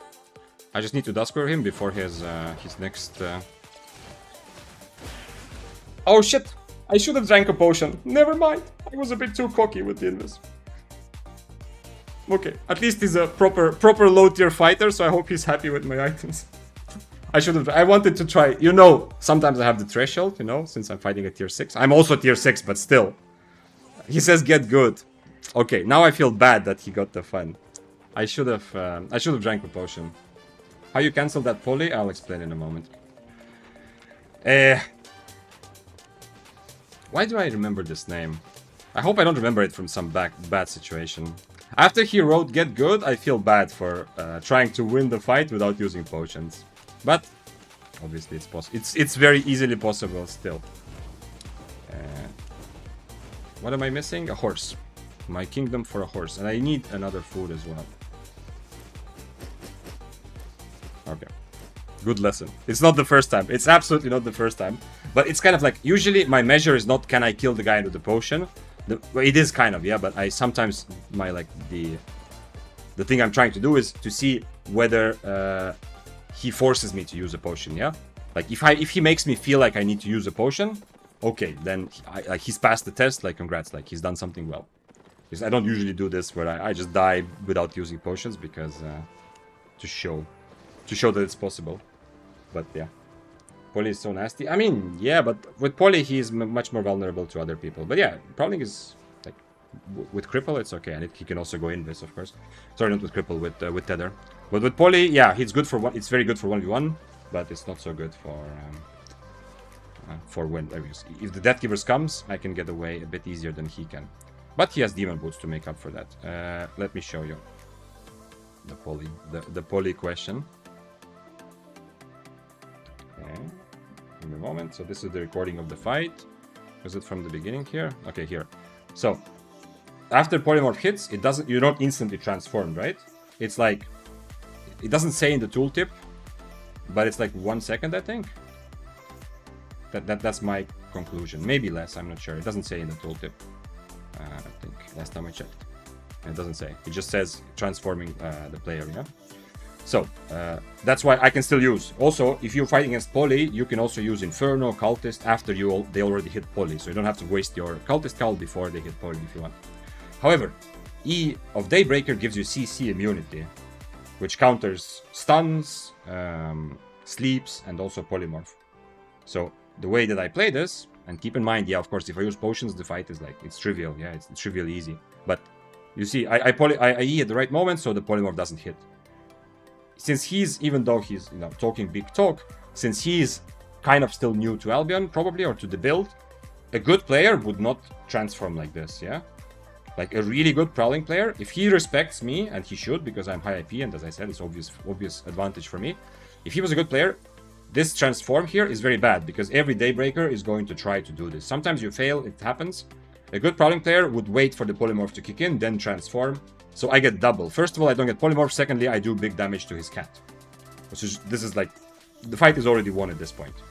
Okay, keep in mind, if I use potions, yeah? I have 2 potions, yeah? Even if I have 1 potion, yeah? If I drink a potion here, it's GG, yeah?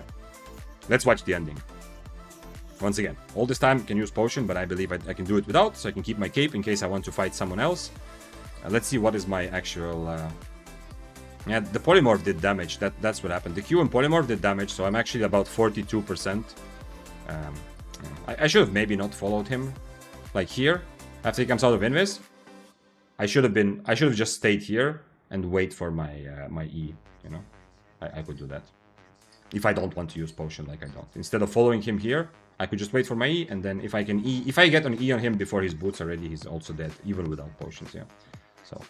It's kind of good. Like I added like an extra challenge for myself, essentially, that was not in the game. But even with this challenge, the fight was winnable. You know, like sometimes like I say, oh, okay, it was a very difficult fight because I fought like against, you know, 8-3 ST8 maybe. I die, but I say I feel like it's still winnable. Yeah, it was the same. Like I feel like this fight was actually still winnable without potions. But anyway, it's good to know. This also, like this E, CC immunity is one part of Daybreaker's very, very, very wide flexibility.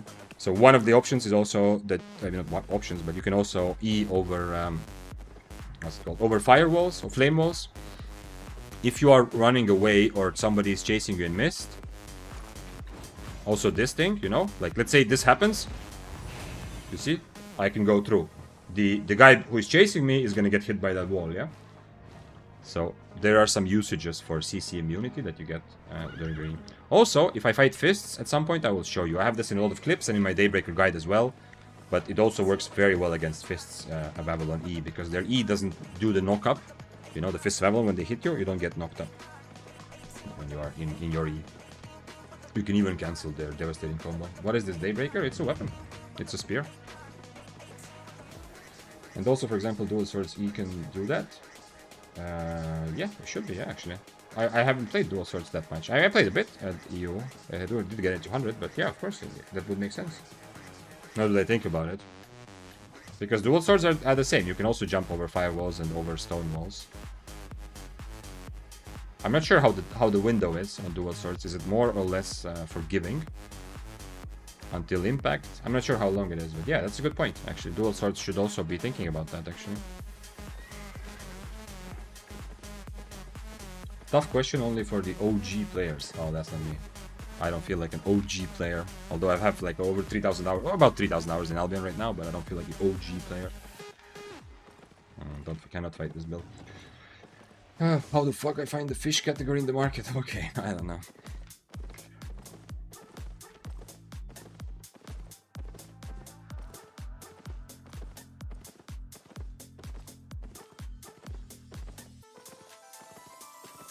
Lost Check, thanks for following.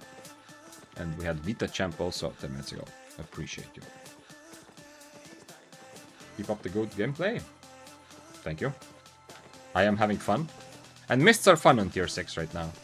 Although after today's patch, there's a little bit less chaos. There's still a lot of people, but there's a bit less chaos. So it's possible that higher tiers are better again. It depends a lot on teaming. Like there has been, last week, there has been so much teaming that I feel like maybe like even 6-3 is a bad deal, yeah? If you want to have fun, you're just gonna go give your items away to people who play unfairly, yeah? There's a lot of teams running around. But after this last update, maybe it's time to play 6-3 again or think about it more. Unless you're playing like hyper mobility. If you're playing hyper mobility, you can kind of play 6-3 and higher also right now. Coco said earlier in YouTube chat, just a suggestion, you should also put the amount spent for sets at the screen. Just to be clear, profit is not revenue, right? When it says 8.5 mil profit, that's revenue minus the amount I've spent on sets. Today, so far, and my plan for the whole stream was kind of to play this build. And I bought 9 of these because a cat has 9 lives. Not that I'm a cat, but I don't know. I somehow like that number. This is set number 8, I think. So I have 1 more to go. And I do calculate dying. My set costs about 600. If you calculate the fact that I... Oh, by the way, I forgot. I also always overcharge. So everything together is about 600. But yeah. If I was calculating revenue, it would be like 4.5 mil more. For tier 6, it's not that cheap. Not at all. Not that it's not that cheap. It's reasonably expensive for tier 6, yeah. But this is because I use... You can see the food I use, yeah. Some people in tier 6 don't even buy tier 6 potions. Daybreaker is a little bit more expensive, but I bought this for 90k in whatever city. So it's not that crazy, but still. Helmet is artifact. But the biggest things is I use 100k for overcharge, yeah. I count that in. Like when I say my cost is 600k, that's not the cost that other people see right now, you know. If they observe me, they see 430, yeah.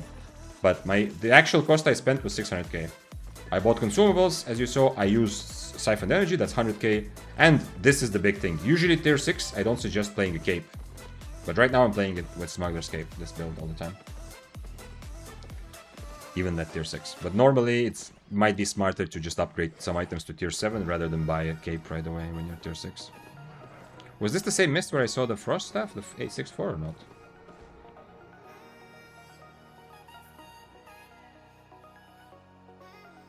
Crafting fish.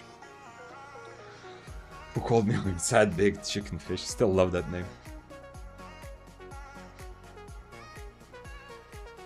Yeah, why wouldn't fish be under crafting? Where else could it be?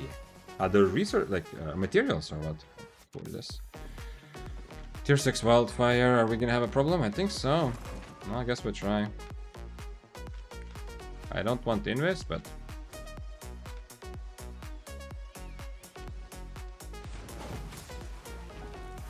Okay.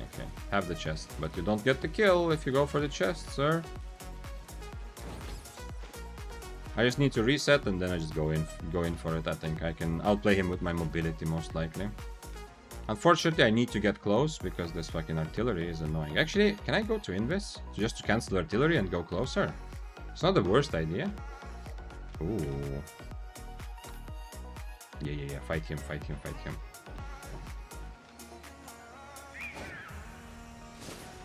No, Walpertinger.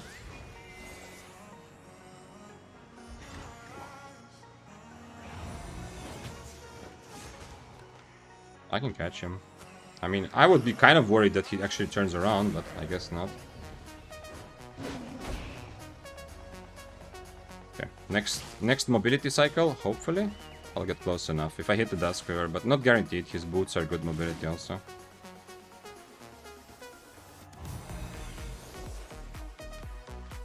The helmet is the problem there. Nice. Good job. Very good job dodging that. The wildfire is specifically playing on a mule so that he could easily rat. I kind of need to not waste my E. Ah, too bad. Good job with the bow.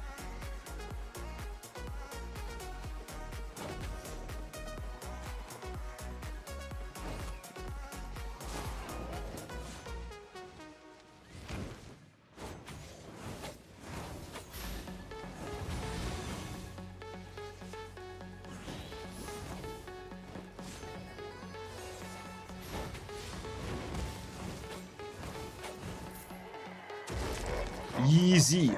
I mean, they're both worth pretty much the same.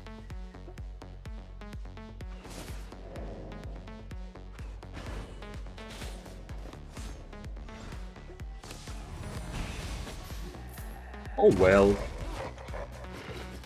See, like, it was closer than it seems. Even though I have another potion, it was closer than it seems, I think. He wrote earlier, what the fuck are you teaming? Yeah, so he thought we were together because it was so obvious, like, that he wanted to go for him. Although the wildfire is honestly, like, the value is the same, but it's just that the wildfire is so annoying and difficult to fight. The bow is just easy to catch and kill. But luckily I got everybody in the end. And this time I actually drank a potion as well. Yeah, I wouldn't feel bad about dying, you know, because it's cool challenge to play without, to try to kill without potion when it's an easy fight, sort of. But I feel very unhappy because the guy turned out to be a little bit toxic, yeah. Especially that's the most disgraceful thing you can do, yeah. I've said that before also. If you die to some, like, if some, okay, I don't condone it, I don't do it, but if someone dies to me and writes things like, I know, I hate your family or whatever, I understand, you know, like, to some extent I understand. Like, I don't think that's a good way to live, but, you know, I've had bad times. Not in Albion so much, but for example in Dota, yeah, I understand when you're really frustrated. You're having a bad day, whatever. Like, I have some sympathy for that, yeah. I'm not gonna discredit the person as being, like, a piece of shit or something. But if you write shit after winning, that is, like, full-on disgraceful for me. Because there you don't have this excuse that you are, like, in a difficult situation, like, you know, the adrenaline of competition or whatever. So that is them. That makes me unhappy that the guy that... Ooh, are you fighting? Man, there's a lot of people with without full specs. I don't know why I see so many people without full specs today. Am I running into a 2v1 here? Potentially. My Duskweavers are just full-on broken. I cannot do anything with my Duskweaver for some reason. Are they gonna 2v1 me? I can leave. The exit is here. I'm not gonna 2v1 you. I want 2v1. You set for 1v1.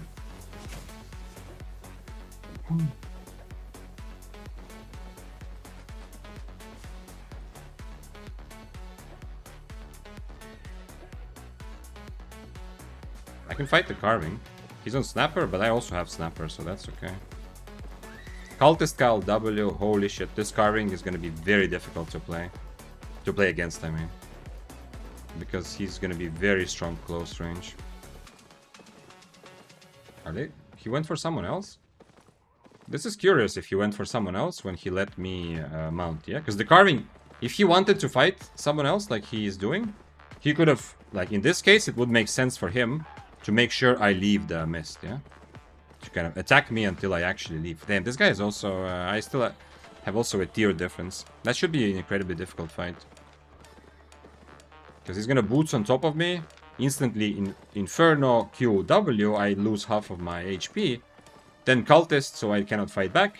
And the moment I E out of him, he E's after me, yeah? So he's gonna catch me. Okay.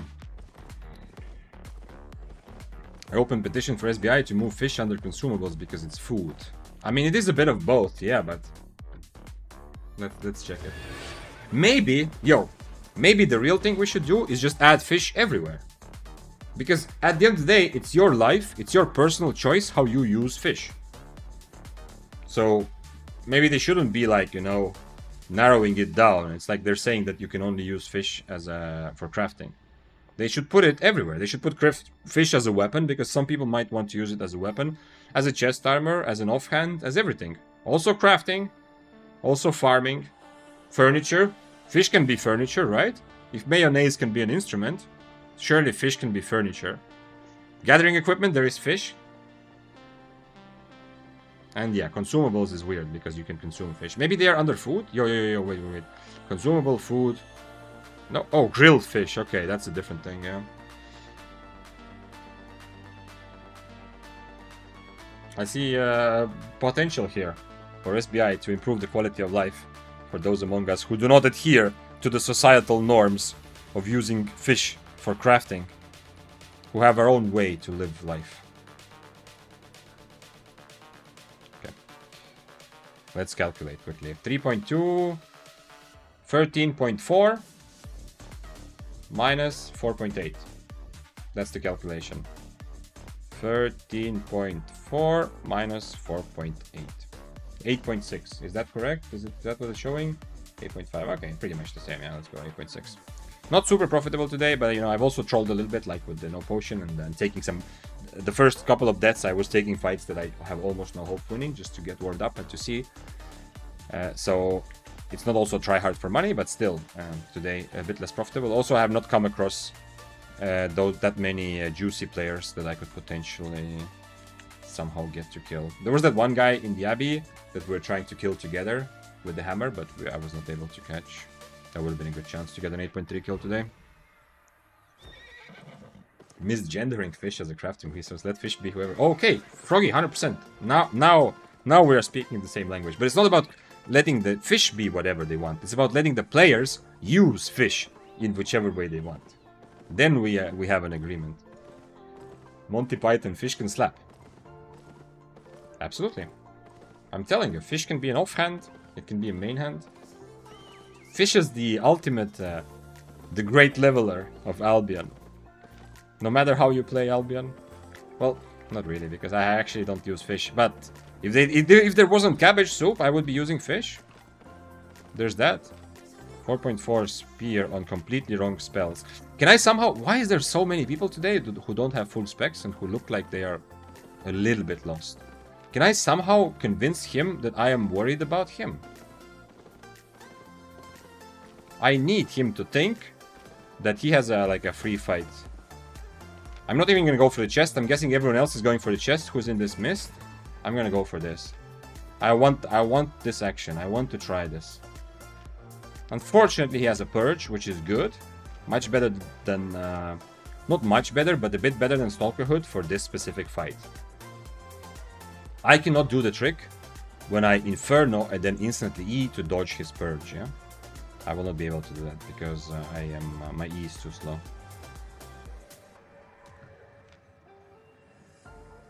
But he has very wrong W, that's why. Okay, he went to cripple now, okay. I mean, I'm still just brawling him with cripple, it's whatever. Can't really do anything else. Unfortunately, with cripple, he's not gonna die to me. Yeah? And that's very high IP, actually. Oh wait, he's not even 6'3", he's... Wait, he is 6'3", never mind, I'm messing.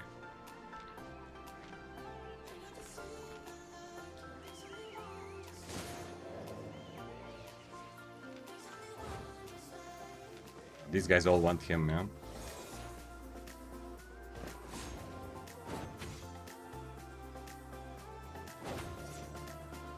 Interesting.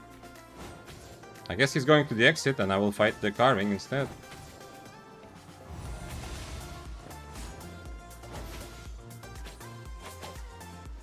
Oh, come on, buddy. I changed my food for you. Oh, well. Theoid carving on Wanderlust. Okay.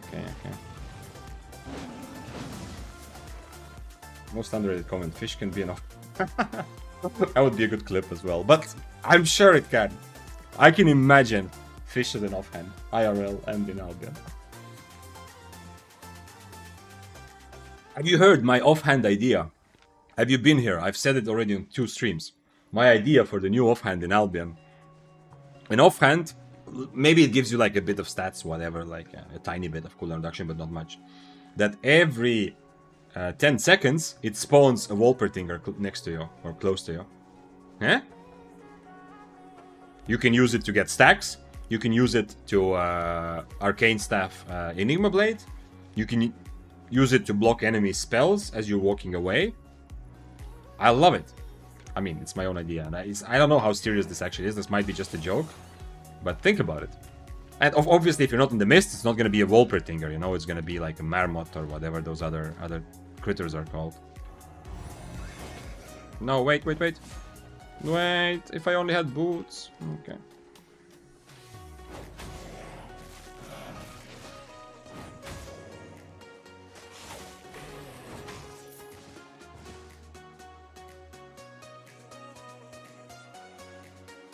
Is fish a torch? No, Ugbur. A torch is a torch, and a fish is a fish.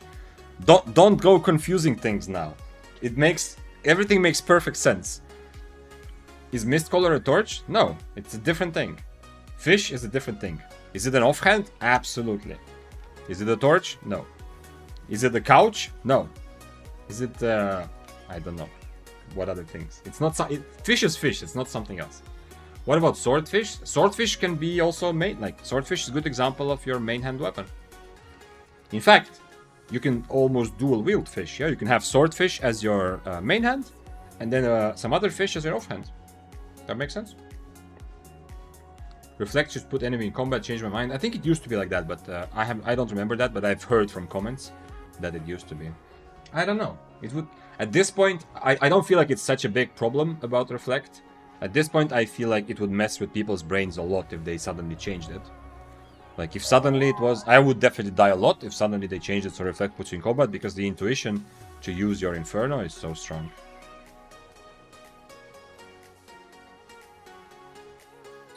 Steve asked earlier, is it worth to buy 4.4 Lightcaller with 23% more mock fame? I have no idea. If someone can answer, I hope they do, but I have zero idea. I think anything would be better than the Crystal Shield of Torch. Wolpertinger is definitely better. Man, the Wolpertinger is... Okay. Those SPI things, you're saying they're not good because they seem kind of weak, yeah? But the Wolpertinger approach is legit. Like, it would actually be pretty useful, yeah? It's not just joking. It would actually be useful. He can remove my, my Inferno. Okay.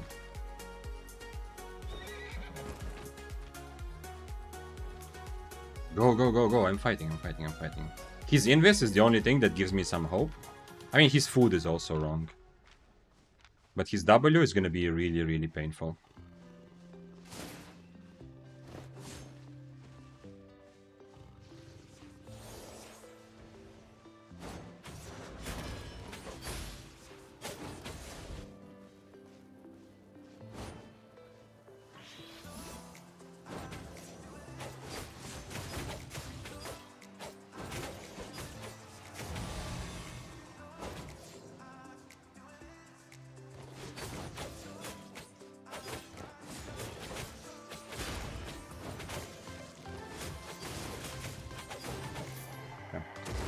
GG, actually drank the potions. The early potion was very good. That was definitely my adaptation to this.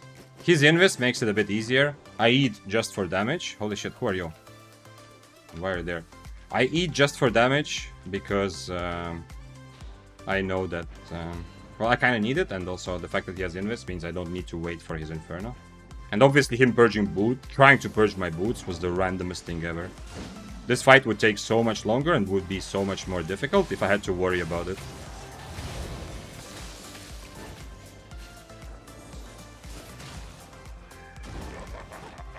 He's in combat with me at least, okay. Oh, he's gonna get away. He blinked after boots. Is he mounting? Yeah, he's mounting, okay. Cool build, one-hand frost, not surprised.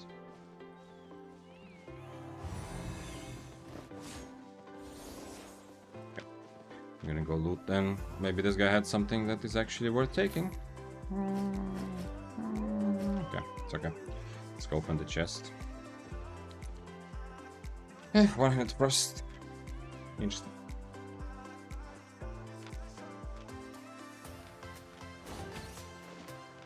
Let's do like this. In case he runs into me, I can fight back without worrying that I'm gonna get kited for 5 years.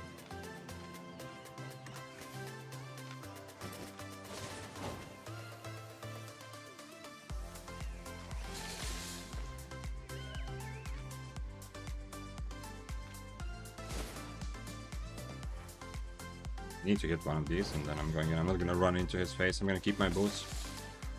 Hitting helmet would be nicer, but I'm not gonna keep my harpoon just for his robe anyway, so.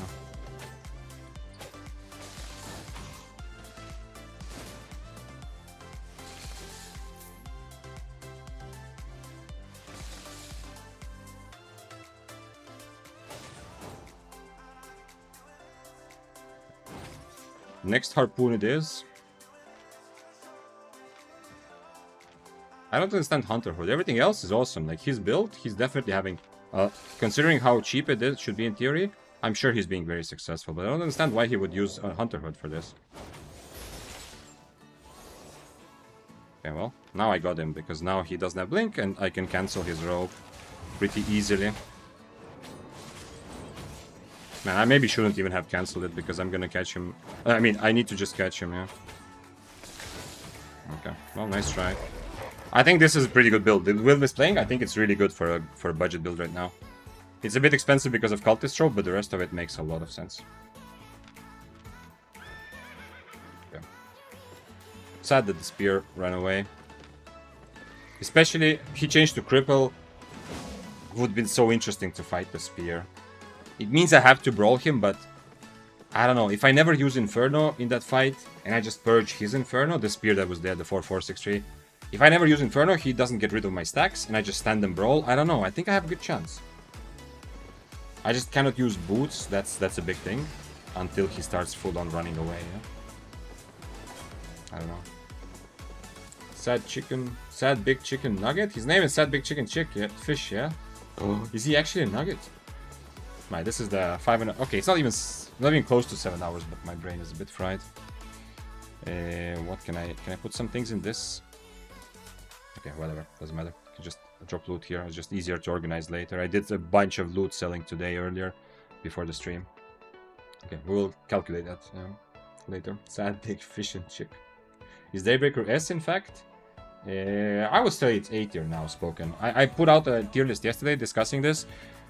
If you have a content which is focused around 1v1 fights, like Mists are when there's a lot of people, Daybreaker is S tier. In terms of how well it manages 1v1 fights, how many people you can fight, how well you can kill higher AP people if you're good, you can catch lower AP people or people who are running away, everything together, yes, it's S tier.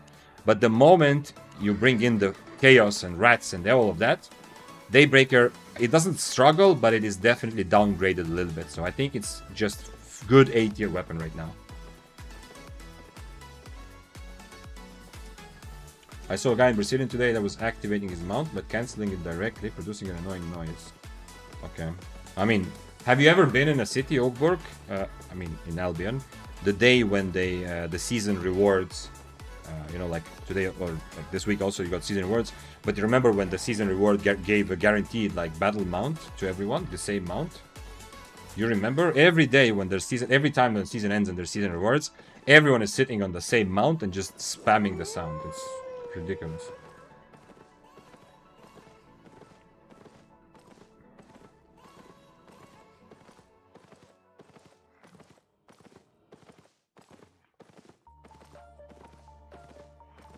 Light-headed. Playing Minecraft. Is there PvP in Minecraft? I've played very little Minecraft. I did like parts of the story, but I played Minecraft in high school with friends who already knew everything about Minecraft.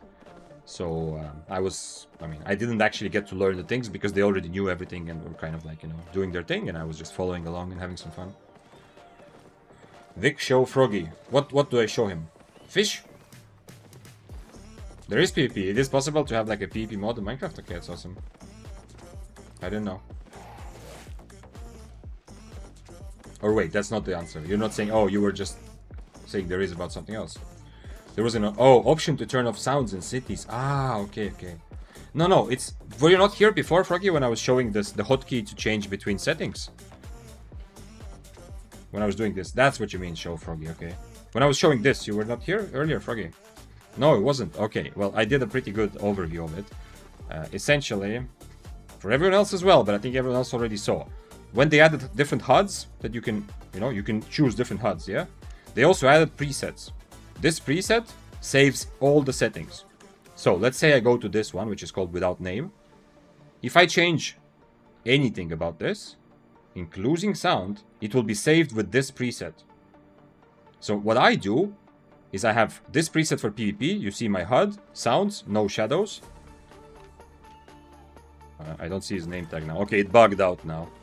I can't even... Oh, wait, I can inspect them. Wait, give me a moment. Sorry, sir, but I need a moment. So, I have hotkey. You can find it here. Sorry, here. Alt 9, Alt 8 for me. You can do whatever, yeah? I switch between two HUDs. If I go into the city, I click this.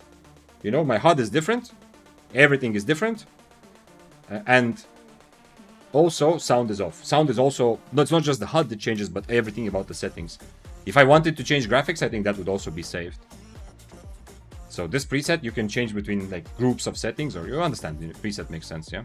The last one, without name, you know, removes all the name tags. This is when I want to make a picture of my character or something for thumbnail, for example, yeah. And somehow you just saw the spear. It somehow bugged out because I was changed to without name, and then I changed back. I still couldn't see his name tag there. Why no shadows? Because I don't know if they fix it, but for a while shadows were broken with this thing, yeah. When you remove the UI, the hide UI mode, it's called now. Shadows were like turning on and off randomly, and it was very annoying in my opinion, especially for stream. So I just full on turned off shadows for the PvP preset because otherwise they would randomly turn on and off. That's like, this was just one patch. Right now, I don't know. I don't turn it back, so I don't know. I like it. I don't mind it, but yeah, anyway. It's now it's more of a habit. That was a couple patches ago. This deserves YouTube video, by the way. Make a short like this. Maybe I will clip something because I explained it in more detail and better earlier when you weren't here. They fixed shadows. Maybe I can turn them back. But I mean, do I need shadows? Are they actually? Is this helping me at all? Like, this is what it looks like with shadows. Is it better, or is it you just think it's nicer to look at? Yeah.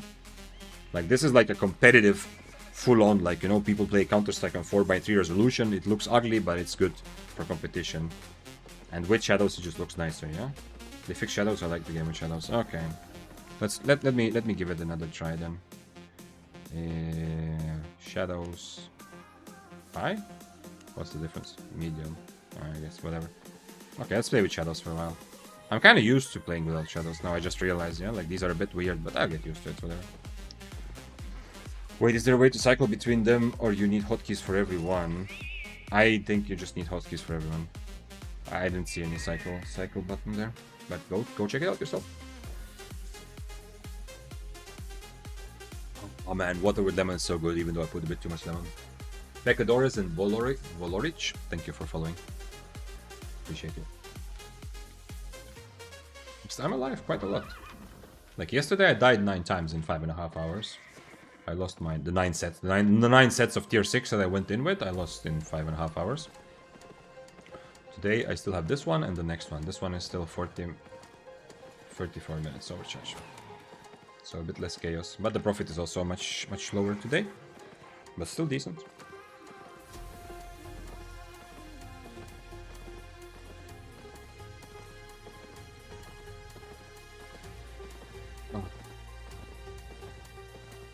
The preset thing works like a dream. Yeah, absolutely. I'm surprised. It was one of the first things, because I was already like, that was on my mind for so long. Sorry, specifically to turn off sound in cities, it was on my mind for so long, and this was way before I was streaming. Yeah, this was when the HUD patch came up, like the custom HUD. So it was. I was often just going manually turning it down. So the moment I smelled the possibility of using this, it was one of the first things I did, yeah.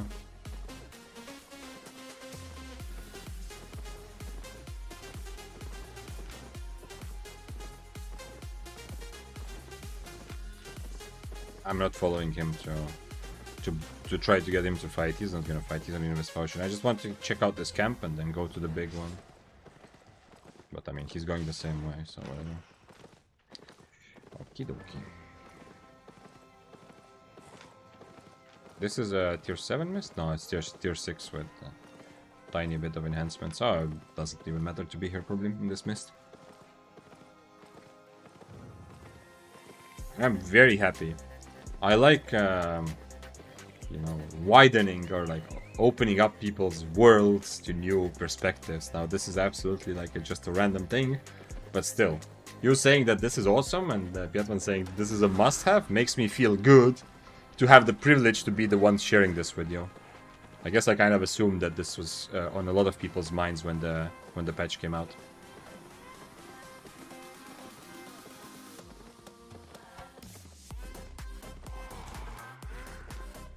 Okay.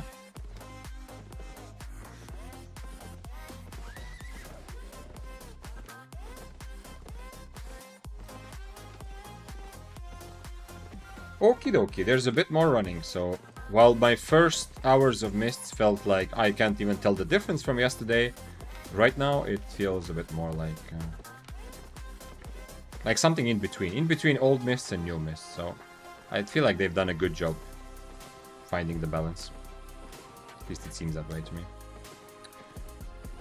Kilokio says, Yo Vic, I've been playing tier 6 100 spear.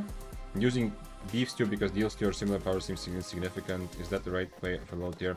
It's not bad, no. It's absolutely not bad. I don't know if it's the right play. When I was making spear guides, I had a person who contacted me and showed some calculations. I was saying that he thinks that beef stew might be better at lower tier and just generally. And I never actually followed up on it properly. I wanted to do my own research and I don't know. It seemed like it took too much time to set up, and especially to do it with a friend, to duel and everything, so that I actually never did it. But trusting his calculations, at least the difference seemed so insignificant that it's not a bad idea. You're doing this because of cost, yeah? Just make sure you compare the same cost beef stew, not the same tier beef stew, yeah? Because beef stew is in general much cheaper. Generally feel like hybrid food is insignificant at lower tier of food. That's interesting. I've never thought of it like that, like hybrid and pure. It's definitely okay to run it. The only question is, if I'm right now, I have eel stew and snapper, depending on situation. I'm not sure if beef stew replaces both of them or just replaces snapper, for example. I don't know. It's interesting though. And in terms of like how significant the cooldown reduction is, yeah, it also depends how much you have, yeah. Like I don't know how low tier this is for you. Like this count as lower tier, you know. You said you're playing tier 6. Right now, this would give me 6.4%, and overall, I don't have that much. You know, this is pretty much would give me like right now I don't have it yet, but if I ate it right now, I'm on snapper. Like it would give me a decent amount of cooldown reduction, so it's not bad. It also depends on the situations. Like having even omelette would help me in the situations where the person doesn't want to fight, when I just want to run somebody down or catch someone. And cooldown reduction is more valuable than it was 2 weeks ago because it helps you survive or catch people when there's more people, you know, around. So I still give it a lot of value as a stat. But if you start calculating how much exactly the benefit is you get per silver spent, then beef stew becomes very attractive for sure. Can I actually... Stop following me. I need to dismount without 15 seconds. Nice. Who is this? Regular bow. Okay. Sorry, not regular bow. War bow, yeah?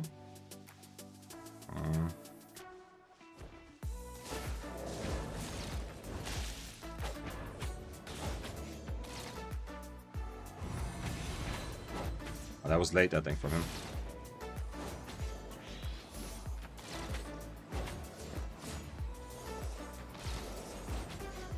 He still has Invis probably, or it's about to be ready.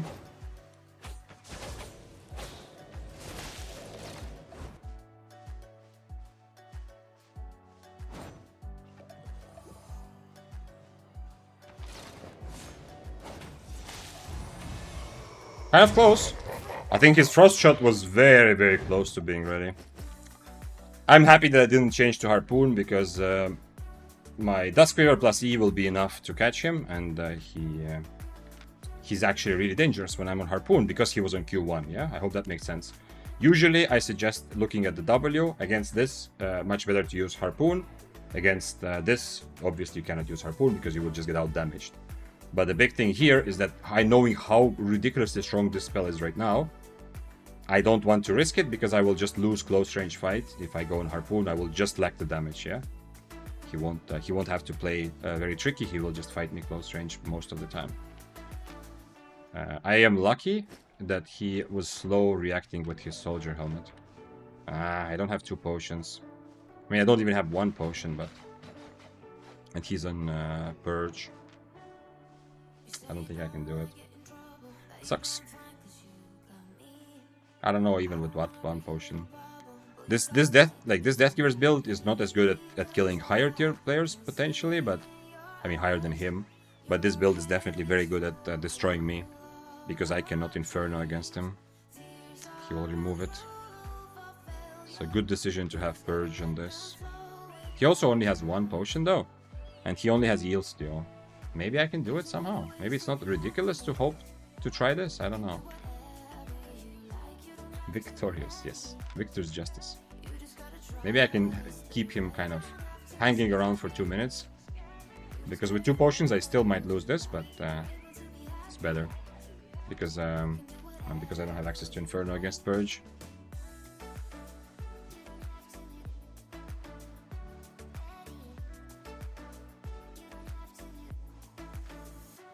You're wondering about the bow, then yeah, Froggy's answer is correct, yeah. Q is just going to do lower damage, and E is going to... E does the same damage when the enemy is far, so this is for next patch. If you're not here at the start, I'm going to put it on YouTube probably. Like we talked quickly about the next patch, which is announced today, which is planned to be released in the next whatever update whenever it will be. But right now, it's still subject to being changed. The regular bow, which is really one of the strongest 1v1 weapons right now, very obviously seen in Corrupteds, but also in Open World of Mist, can, like, if you're not worried about too many people, it's legit one of the strongest. Just fighting 1v1 close, relatively close range.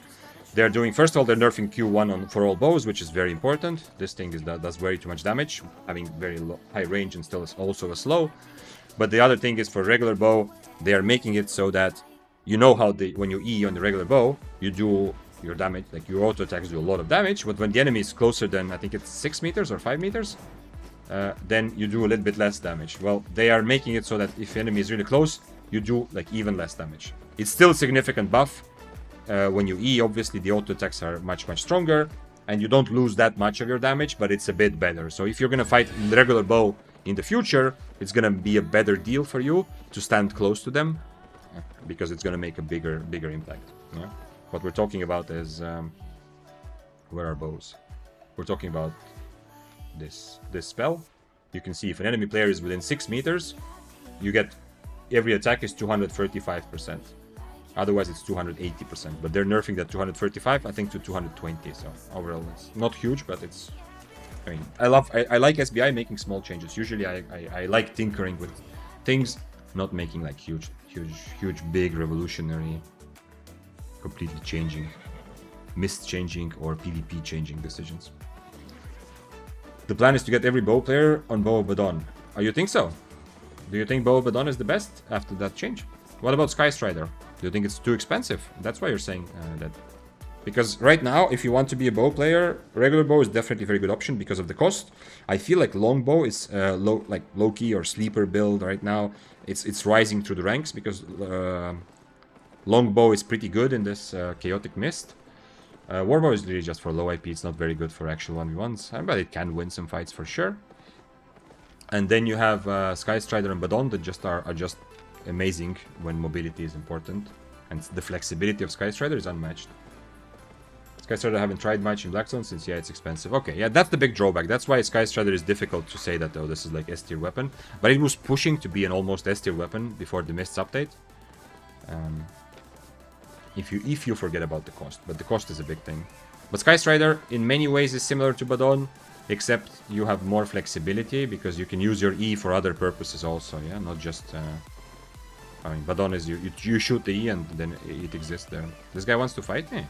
Are you sure? On Wanderlust? And Deadly Chop? I mean, okay, sure, let's do it then. I don't think you want this fight.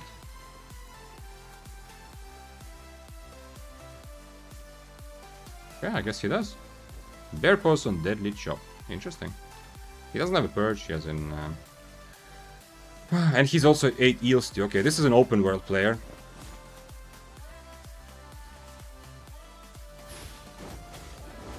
Oh shit.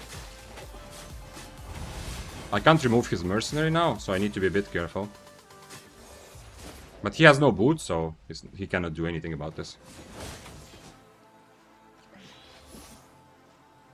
He's just dead. Doesn't matter what you do, I will catch him before his next boots, yeah. He will E into me probably, but it doesn't matter, I think. We'll see though, it's a lot of damage, but I don't think I'm actually worried. Okay. It worked! Yo! Did you see that? That is a new thing for me. I did not instantly dismount. I didn't instantly dismount to be like, okay, bring it on, let's fight, yeah? I let him chase me, so he thought, ha, this guy's afraid of me, I'm gonna kill him. But actually, of course, in my head, I don't see how he wins this fight. Even if he hits everything, I mean, okay. Like, he has to reflect my Impaler, He has to hit 2 E's at least in the fight, get mercenary value. It's so unlikely that all of this will happen. And the moment something goes wrong, I have easy outplay. Like, he used boots at the beginning. Sure, okay, now I can just purge his boots and it's a free fight. Because I have almost a minute of time to do whatever I want with him, yeah? He missed his E, big loss on his damage output. Yeah, also that. But if he hits his E, I can play accordingly, right? Tier 7 Death Gears.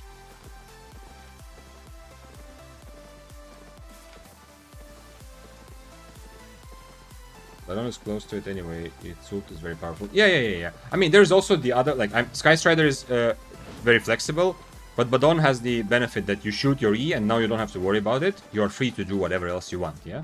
You hit your E, you can even do it from far. You're not stuck in one place. You can use other spells, continue spacing, doing whatever you wanted to do. You will not be able to parry my E. I can guarantee it.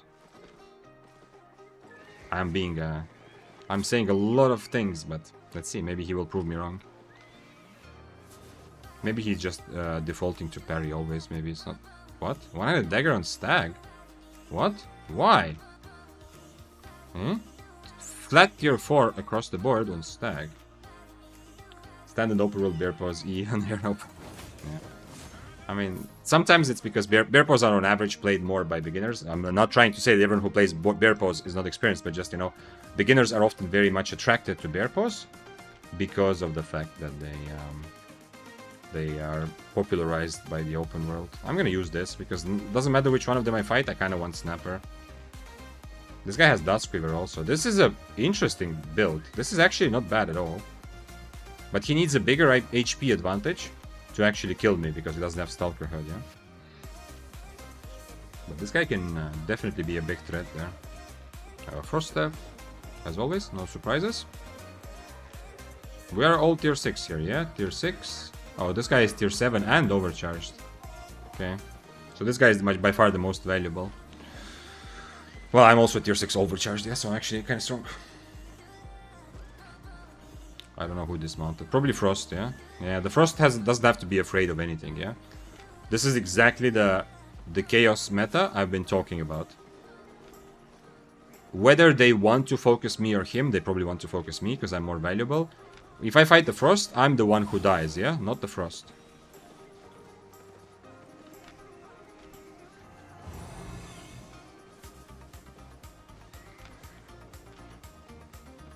I might need to drop this Wisp here. Like, if I do anything to the Frost, my chances of dying are 99.4%.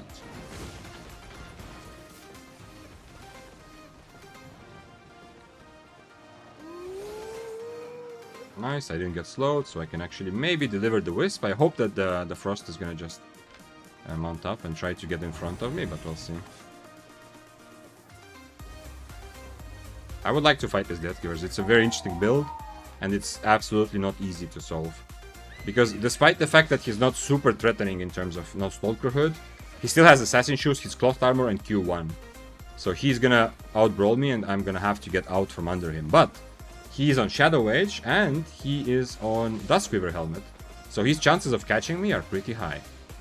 But yeah, the reason the Frost can do this, first of all, he's very cheap, so people won't focus him. But secondly, he knows that he is very safe here. Compared to everyone else, Frost is kind of safe here. I would really like to fight the Death Givers, but I need to be careful. Against that Death Givers build, even if I'm full HP, it's very difficult. I would like to use this mess. Well, I would like for this guy to dismount, to use this mess, and fight him, of course. He's the only one who's really valuable. But I need to be very careful. If I lose HP from others, the Death Givers are gonna... They're gonna... Like, anyway, they can kill me very easily, yeah? Thanks for following, Polyphonic. Are you still fighting someone? Oh, it's still the carving. Yeah, I would love to take Death Givers and go have a separate fight, but I don't know. Oh, there he is, there he is. Okay, he mounted back up. This guy dismounted with 15 seconds. And he's not worried about it. Oh no, it's the Death Givers that dismounted.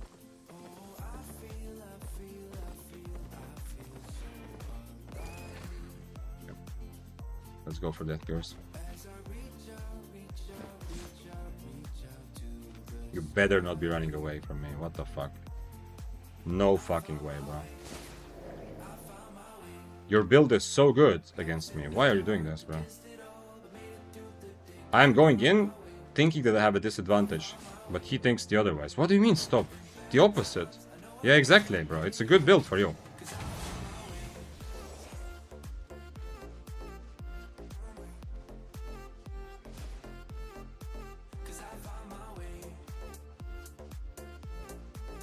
He's gonna use boots on a mob and then probably try to mount. I still have 2 potions. I'm not using them yet because I want to see what happens.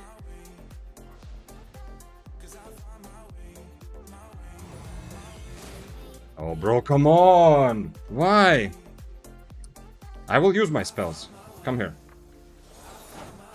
I will probably die because of this, but we'll see.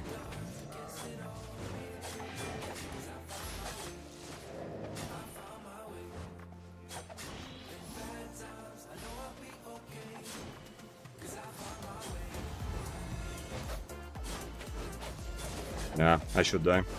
I have another potion though. Fuck, man. Why I can't take a normal fight? Stop, you will die. Yeah, but if he took fight normally, if I didn't have to use everything to dismount him, I wouldn't die. It would be interesting fight for both of us. Okay. Anyway, I did just donate his items, yeah? So from his perspective, I was the paid actor right now, yeah? I just ran after him. Please take my items. It's common thing, you know, in Mist that you have to kind of force people to get into fights with you. Using E to dismount him was a bit too much. Using Impalers is fine, but I gave him all the advantages. I don't think even I don't think he understood that at the beginning. Like it's still a 50-50 fight, yeah? It's not like I have a big advantage from the start when he started running away. Like I'm still going after him, worried because I cannot stay on top of him, as you see, because of his because of Q1. I need Snapper. I think I had some Snapper here. Okay, at least we get to the last set like this. Boring fight? I think the opposite. I think it's a really interesting fight, actually. If it was like proper fight, yeah, if he wasn't just running away. Why we're not queuing him on cooldown there? Trying to run. Because Mage Robe. Because he had Mage Robe Morax. No, I used Inferno, and the moment I turn around, I mean, I can try to hope that he doesn't activate it, but normally his would instantly Mage Robe when he sees my Inferno, or at the very least, Mage Robe the moment I turn around, yeah? And he's on... Okay, yeah, that sucks. Whatever, okay. It's good, there is some redeeming factor, you know, I'm giving him some boost. Unfortunately, I'm also encouraging him to continue playing like this, which sucks, but at least I'm giving him some boost to continue playing PvP, so in the future, no, he can play properly also. I could have also been patient, but the mount up was... I was very much, as you saw, I used my E just to catch him, to prevent him from mounting up. That's fine.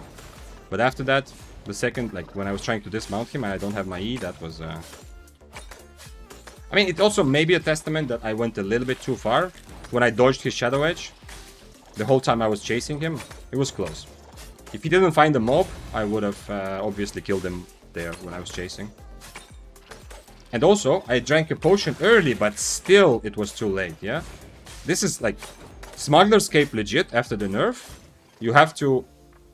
Can I fight this? After the nerf, you have to legit use your potion very, very early. Let's do double overcharge like always. I was tanking the whole spider, thinking about other things. Bear Pose is still an S tier ganking weapon? I guess so. I mean, you don't have a lot of options if you're solo ganking. With a group, I'm not sure if it's... I mean, it's nice to have a Bear Pose in your group, but I don't know. You can double overcharge? Yeah, Morax, have you not seen it before? I do it always. Double overcharge is just double the duration. Earlier I was joking when someone asked. Double overcharge is just 1 hour, yeah? It's not 2 tiers higher, it's the same. 1 tier higher is just 1 hour instead of 30 minutes. It doesn't require more siphoned energy, but the trade-off is that the probability of my items trashing is double also. So instead of 15% of my item trashing, I'm gonna have 30% chance that my item will trash for every item. And if they don't trash, the durability loss that I get from overcharge is also double. Of course, I'm talking about group camping. Well, you say of course, but people who play open world solo, some of them, like Bear Pose, are also played by solo roamers, yeah? And if you get into a 1v1 fight on Bear Post, you might be in trouble after solo ganking someone. But who knows? Such a caring death givers. Yeah. Like, he said, stop, you will die, and he was absolutely dying there if I did not run away too far, or if he didn't mount up, if we continue the fight. Like, he doesn't need to be full HP. Like, he's gonna do so much damage, it's not even funny, yeah? And in the end, also, I needed my E a bit earlier. That was the big thing. Do you think 6.1 healing potions are worth it? Yeah, absolutely, but it depends on what tier you're playing. Like, I'm playing tier 6 overcharged, and I'm playing regular potions. I think it's reasonable to consider most tiers that if your items, the actual items you're wearing, cost 1 million, I would say spend about 200,000 on consumables at least, yeah? You can spend a little bit more, but at least spend. So don't go with cheap consumables. If your set is 1 million, spend about 200,000 at least on your consumables. Maybe more. You know, up to like... Well, it depends on how many swaps you want for food and stuff. So if you're playing... Oh, what? I thought I went into Gabby. I didn't see it timed out. If you're playing tier 7, you can go 6 flat potion or 6.1. If you're playing tier 8, definitely go at least 6.1. And for higher, go 6.2. Do you think the prices of potions are high nowadays? I have nothing to compare to that, Mohammed. I have not been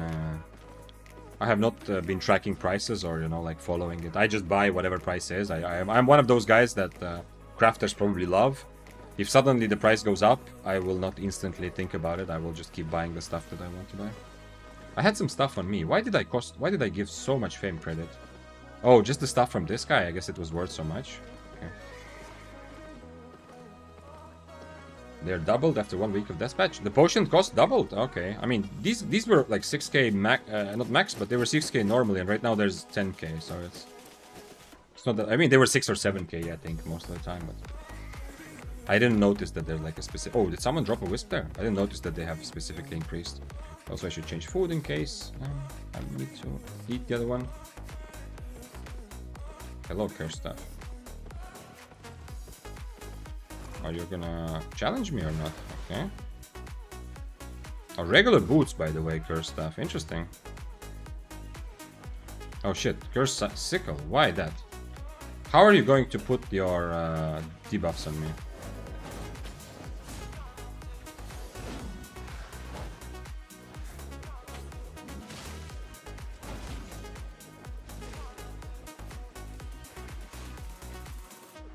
Next Duskweaver, I think I can just get on top of him, but we'll see.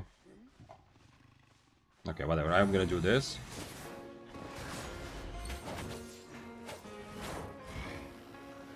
I guess I'll take it with 2 stacks.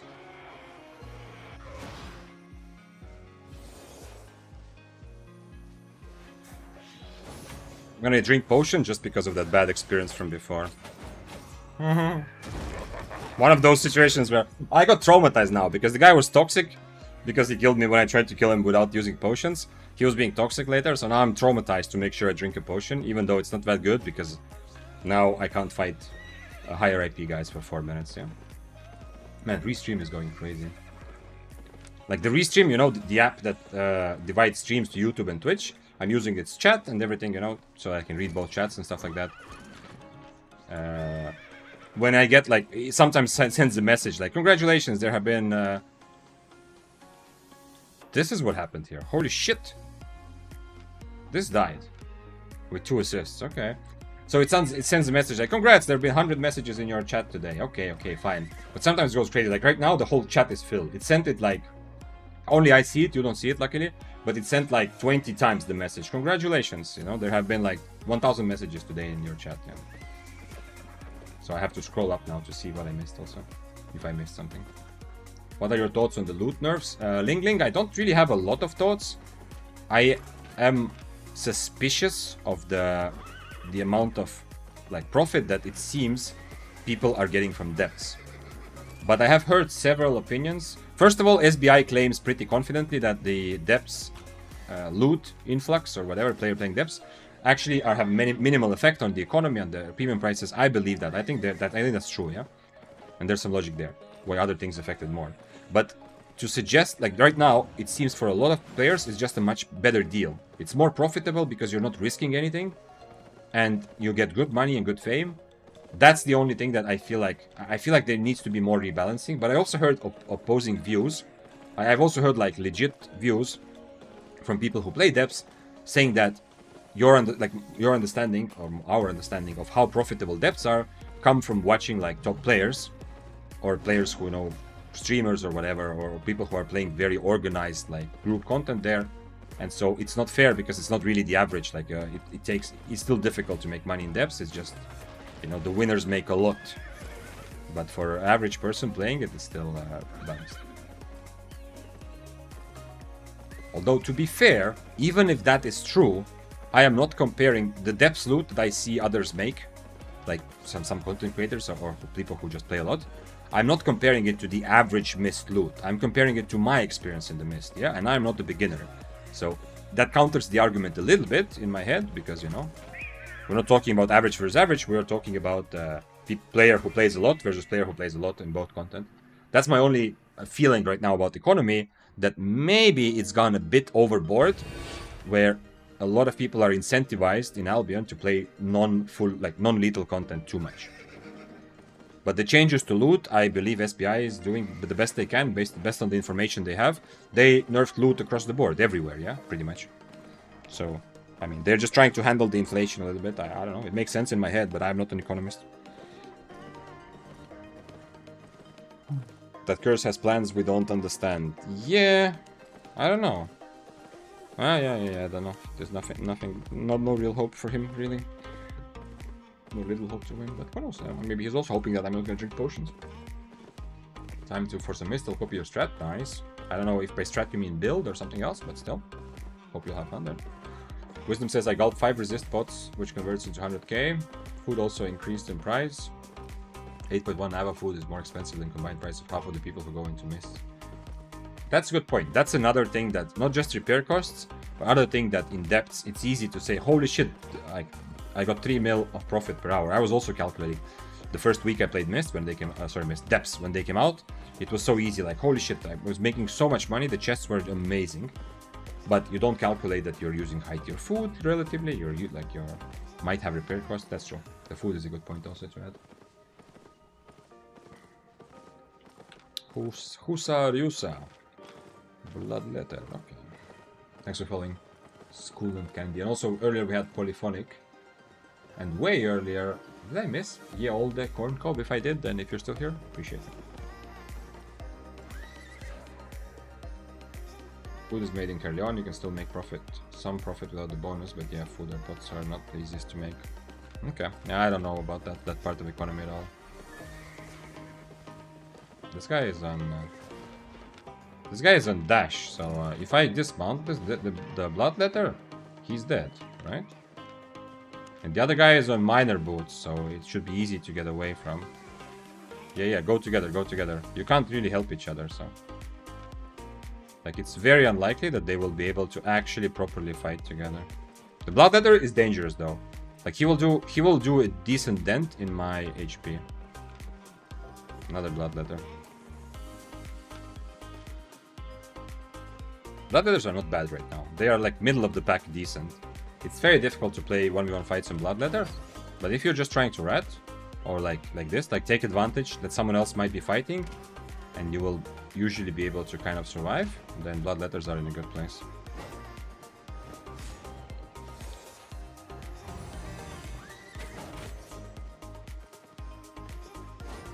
No!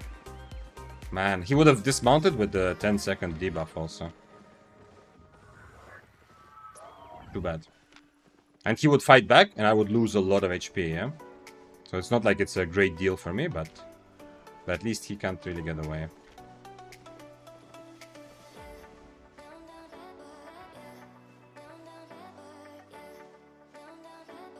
Somebody definitely dismounted there. And maybe remounted. We have a curse staff. Yeah, these guys all together. Obviously, I don't have the tools to fight against all of them, or even properly kite them. On a spear would be a bit easier to just dismount, like participate in some action, and then start walking away, sort of.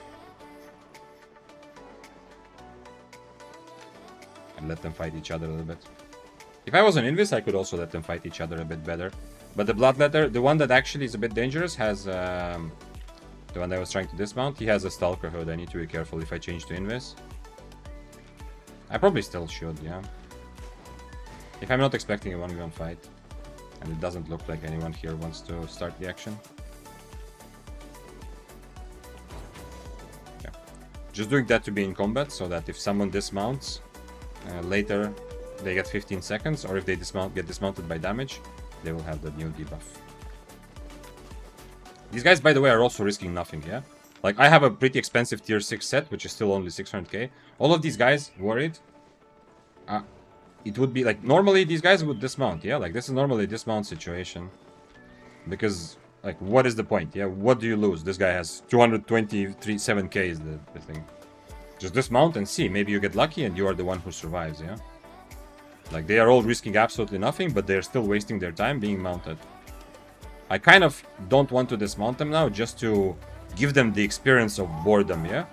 So they don't get the fun of combat if they don't even want to dismount. But the other part of me, of course, wants to just have any sort of action.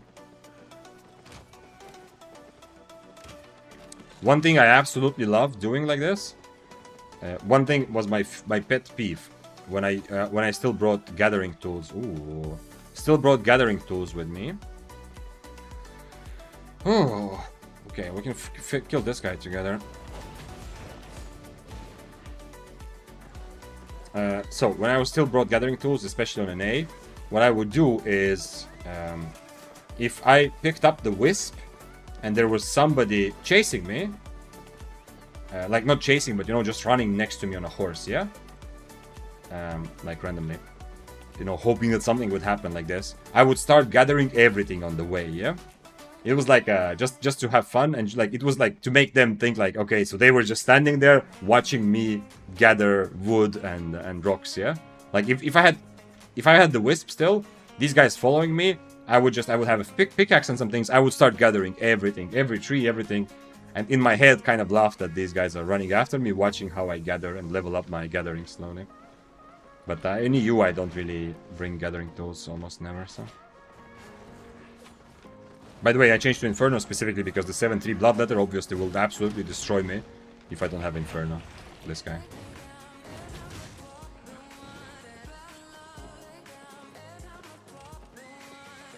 Which one is he? He was still on screen.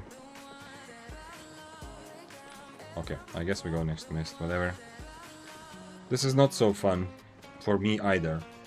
It's a bit more fun for me because I am at least dismounted and ready for some action, but let them fight each other. Okay, we found one brave soldier.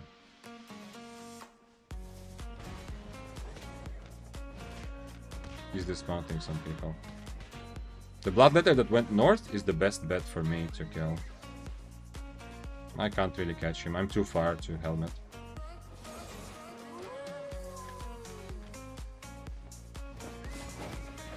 What? What? Huh? I queued right through him. I didn't get the slow. If I get the slow, I hit him with the E. Okay. On my screen, he was in a different place. Damn, that was the guy that I want to kill because he cannot run away and he's... Okay, he's not valuable, but it's at least 200k for free, yeah. I don't understand, though. He's saying bot? True. Let me go to next mist. Let's go to the bot mist. I don't understand. So he ran through me with Gallop on because my Q didn't register a hit. Did not expect it.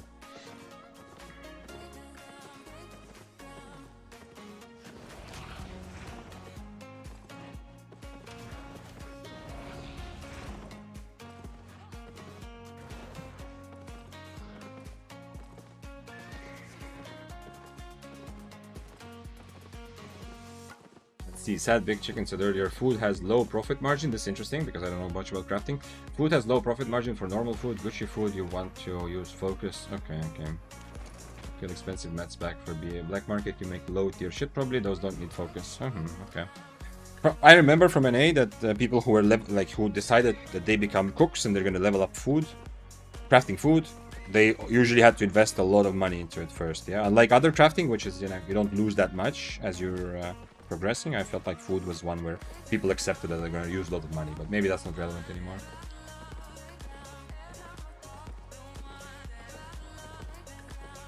I found once a raid post about killing frogs for item profit. Yeah, I mean, you play in the open world where there are frogs, right? So, I mean, do you have like a principle not to kill other frogs? Is there some role playing going on at least? Or is it completely different, like a frog and the toad are completely different things? Because those look like big toads, yeah. Okay, let's see how many people will follow me here. Maybe I should start bringing gathering tools specifically for that reason. Save the Marmot. Yeah, yeah, I love the name. You know, there's a player. He's probably not active right now, but a very experienced Frost player. I don't think he's active right now. Maybe if I go all time, he will be somewhere. See, this guy, Wolpertinger hero.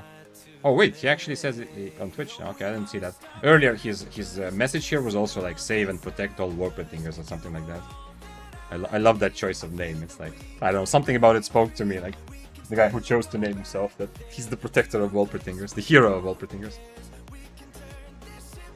You killed a few, but it was a sacrifice for greater good? Really? That's how you sleep at night, yeah? Killing other frogs and not even... that would be such a good RP moment.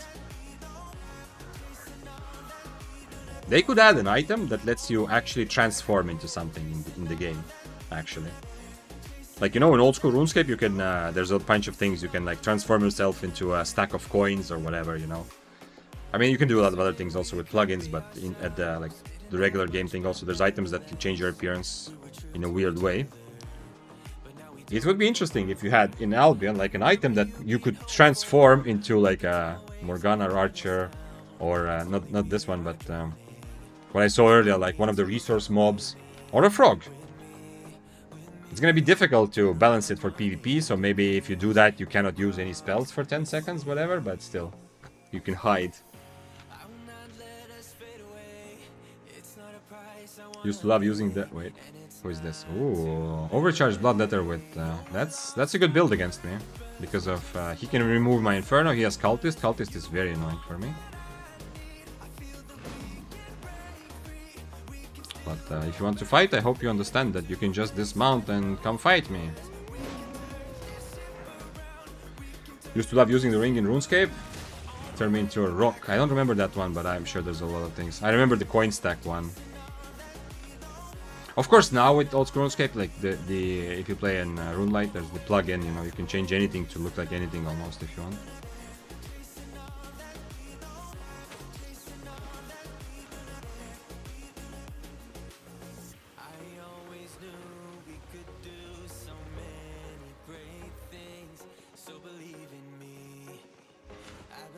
I'm not here for the bow, I'm here for the Bloodletter.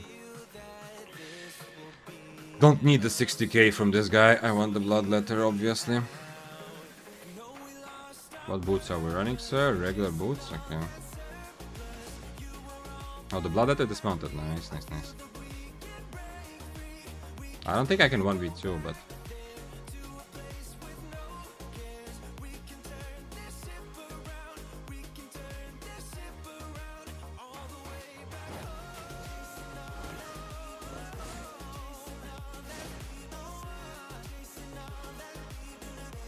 Tier 6 potions. He wasted his E, so he's not gonna fight now. I would like to 1v1. It should be close because his build is good against me. I don't know why he took him so long to dismount.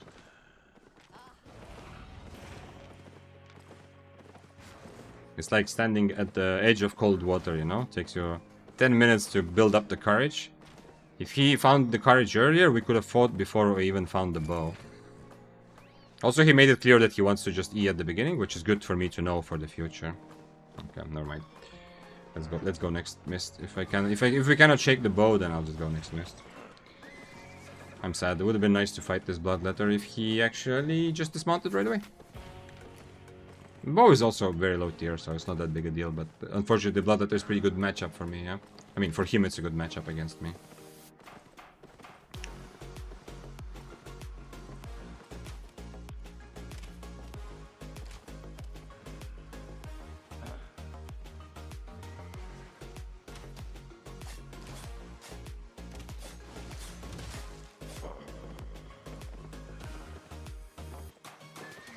I let him give him a piece of my mind.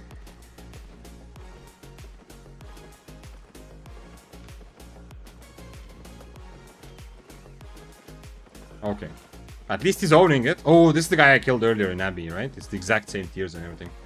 At least he's owning it. If you are gonna avoid 1v1 fights, that's the way to do it, you know? Own up to it and said he's not interested, actually.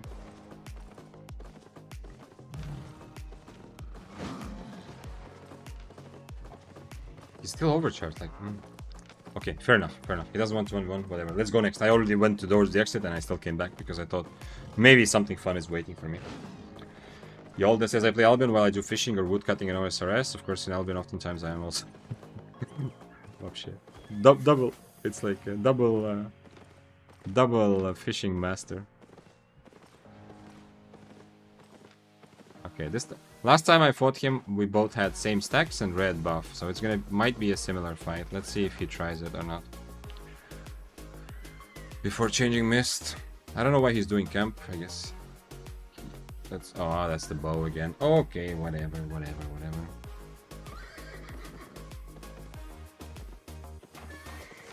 I have definitely never tried to play Albion and Old School RuneScape at the same time. But yeah, Old School RuneScape is a game that you can obviously play on your second monitor. I leveled up most of my combat stats while not even doing anything, just, you know, looking at my... I don't know if they changed that or not, but it used to be that you need to be active once every 20 minutes to click something so that you don't get logged out, yeah. So I was able to... I was just living my life doing other things and, like, in my phone, there was the RuneScape going on. But of course, a lot of Old School RuneScape is actually not just the grind, but a lot of fun PvE stuff as well. In Nightmare Zone, yeah, absolutely.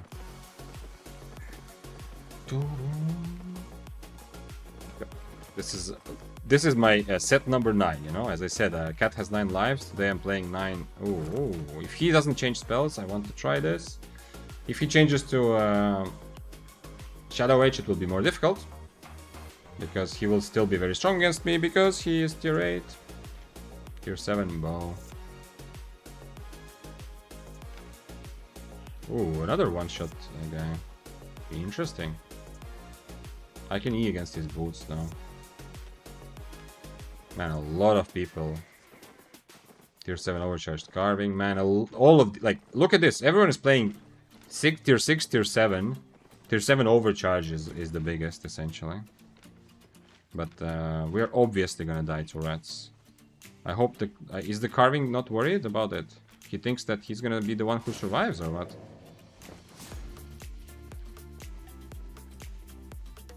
This is not a good, like... Ah. Okay, well, he used Cultist and a lot of other things. I used my Inferno, which is a big deal. Inferno is probably bigger deal than his Cultist, but I'm not sure. It's kind of close. I used Inferno because I am 90% sure he wants to E there, but he changed his mind. Why is he not worried that everyone will kill us? Or he just maybe tired of not having action, so he just wants to fight, essentially.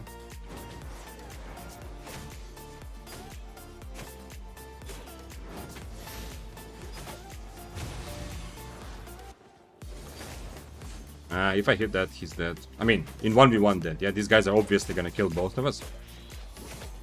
But I don't understand, why is he not worried? It's obvious that these guys are gonna kill us, no? And now what? At least he's a bit more valuable and more dangerous, it seems like.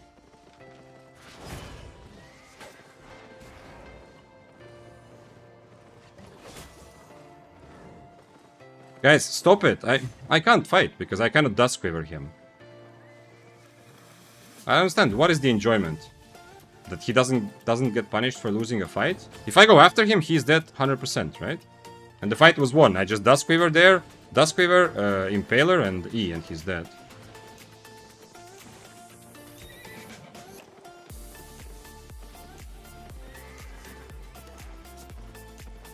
They're gonna chase us. There's no way the rats are not coming after us. They saw which way we went, so... And the spider, although the spider didn't have specs. Lucky for him, because his build is actually really good against me. Because he has the Cultist Skull and he's using W1 now. Now it's even stronger. So it's kind of lucky for him. Like he was dead there 100%, yeah? After he used 1E just to get away. The whole shebang. I can also try this. This might be a bad idea because I need to kite, but you know what? Let's try. Let's go out with a hurrah.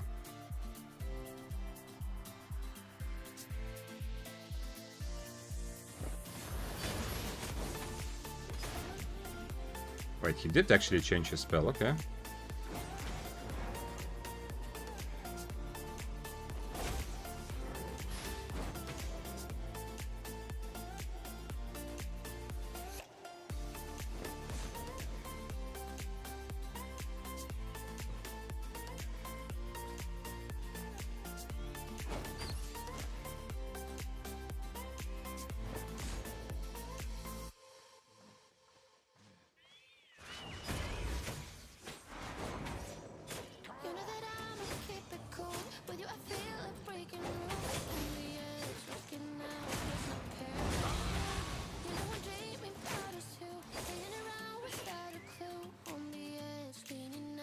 Not such a good trade with this helmet after all. I was expecting better results, honestly. I'm gonna have to turn into him and just hope that I hit my E. If I hit all of my spells, I think I'm winning this, but we'll see. Now I'm winning this if I hit all my spells, I think.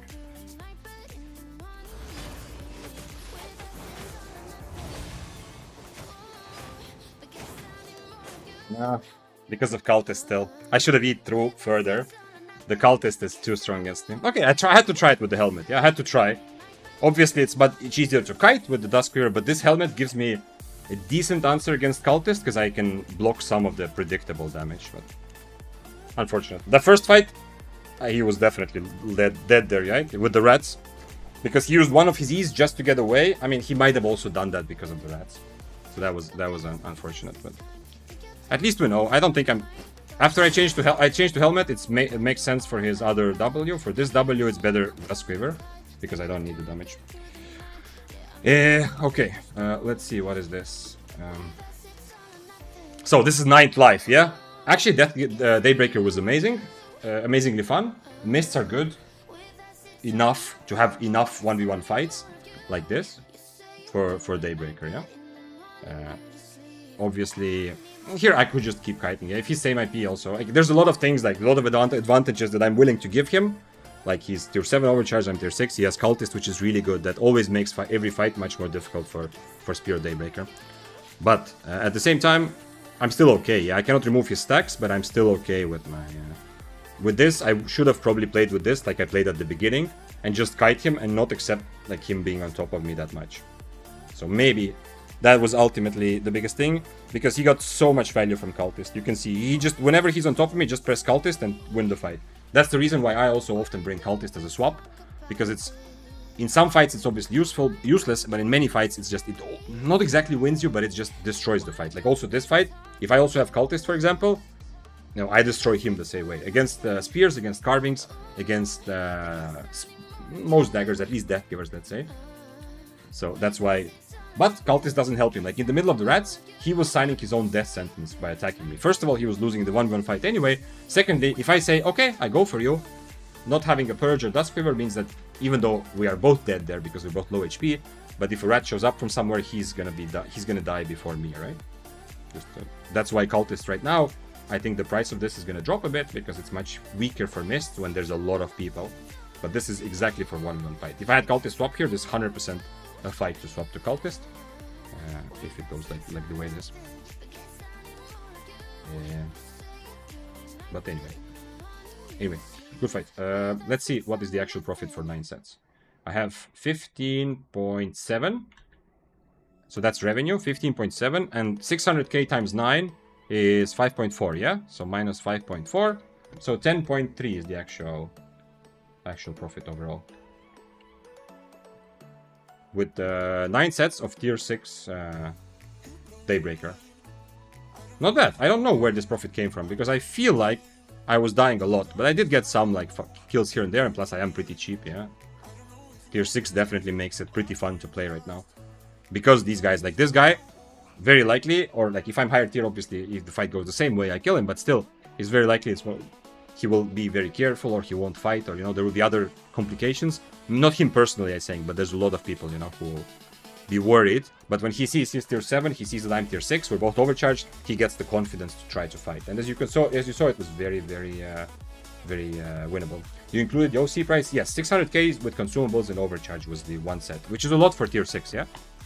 Usually, tier 6 should be cheaper. And if you play tier 6, like, usually I suggest if you want to make money, usually better not to use cape. Instead of overcharging and you buying a cape, like I was, instead of overcharging and buying a cape, better just upgrade some of your items to tier 7 usually, and run around in constant tier 7. Lendo says, sometimes you can never tell why people do stuff. Yesterday I was fighting a battle axe, tier 7 OC, and we got an 8.3 bracer and just kept spinning to the battle axe to stop the fight, when instead he dismounted the 8.3 bracer and we both died. No. Well, I understand, like, if you are in the middle of a bunch of 6-3s, if I am the tier 7 player, I am gonna be the chaos, yeah? I'm gonna just run around and start shit. Just try to dismount people, do whatever I can to mess with them, essentially. Or if I have a really safe build. If I'm playing Frost, it would be the same. So sometimes it really makes sense to have that approach. But I understand sometimes, you know, sometimes you as you said, you just can't, you don't know exactly what the other person is thinking. It might be a beginner who doesn't understand what's happening on the screen, or they might have a very specific plan. This has also happened to me. Obviously, in my head, there's an obvious plan, but the other person on the screen, something that I'm doing, they interpret it differently, and they think I'm an absolute moron, and there's no, like, I am one of those guys who doesn't understand what I'm trying to do, yeah? So it can always happen, yeah? Doesn't cats have 7 lives? I've always heard that cats have 9 lives. The thing is, now I lost my 9th life. That means I'm fully dead, yeah? Like, yesterday I survived with my 9th, I think, set. Did I? Maybe not, I'm not sure. It will make more sense if you die 8 times, so the 9th life is the one you actually, you know, fully live. Okay. I still have some stuff here. Let's move it to... this is for future, and this potions go here. Do we want to do something with the Frost? I kind of feel like it's maybe time. What time is it? It's kind of probably time to go to sleep soon, but I'm also not feeling like the dose of Albion is fully, you know, satisfied. Or is it time to take out the actual Daybreaker for a spin? Let's do this, actually. I've played Daybreaker the whole day, so at least I'm kind of ready. This is probably a very bad idea. And I am very much expecting to be close to losing it pretty quickly, but we'll see. Okay, I need an Undead Cape. Do I have one here? This is an Undead Cape swap logic, and I have another potion. Omelette for when I'm bullying, and Snapper for everything else. Shakal, thank you for following. Let's see. I don't think it's a good idea to play 6-3 right now, but this Daybreaker has brought me over like 140 million profit already, so, you know, dying with it will be just a good send-off, because this Daybreaker survived 2 incredibly profitable streams, and it's also a pretty awesome Daybreaker. Capes and bags. Let's take this one. This is because of all the rats and multi-way. I don't think 6-3 is reasonable, but I kind of want to try, yeah. Maybe get an assassin jacket, to be honest. Interesting idea. Not a bad idea, but I don't want to run around on Invis as much on 6-3. Still, it is overall a good idea, yeah. The problem with assassin jacket is I will have to probably buy it 7-3, or I will be significantly weaker, yeah. I think the better strategy is just run around and try to find actual 1v1 fights. I know I've said several times you cannot expect 1v1 fights right now in Mist, but still run around, because one of the places where I can get 1v1 fights is Abbeys. So if I just run around looking for Abbeys, and then, you know, if I stumble across a fight or somebody who might be wanting to fight me, I'll fight them, of course. I didn't bring overcharge, that's a mistake, but I'll get that in a moment. 5 minutes cannot re-enter. Holy shit. Valuable gatherer here. What are you doing?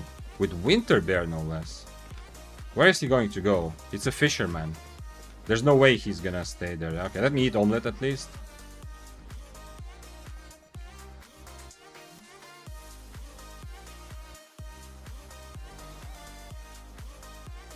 There's no way. Usually fishermen, once they're spotted, they completely change the location.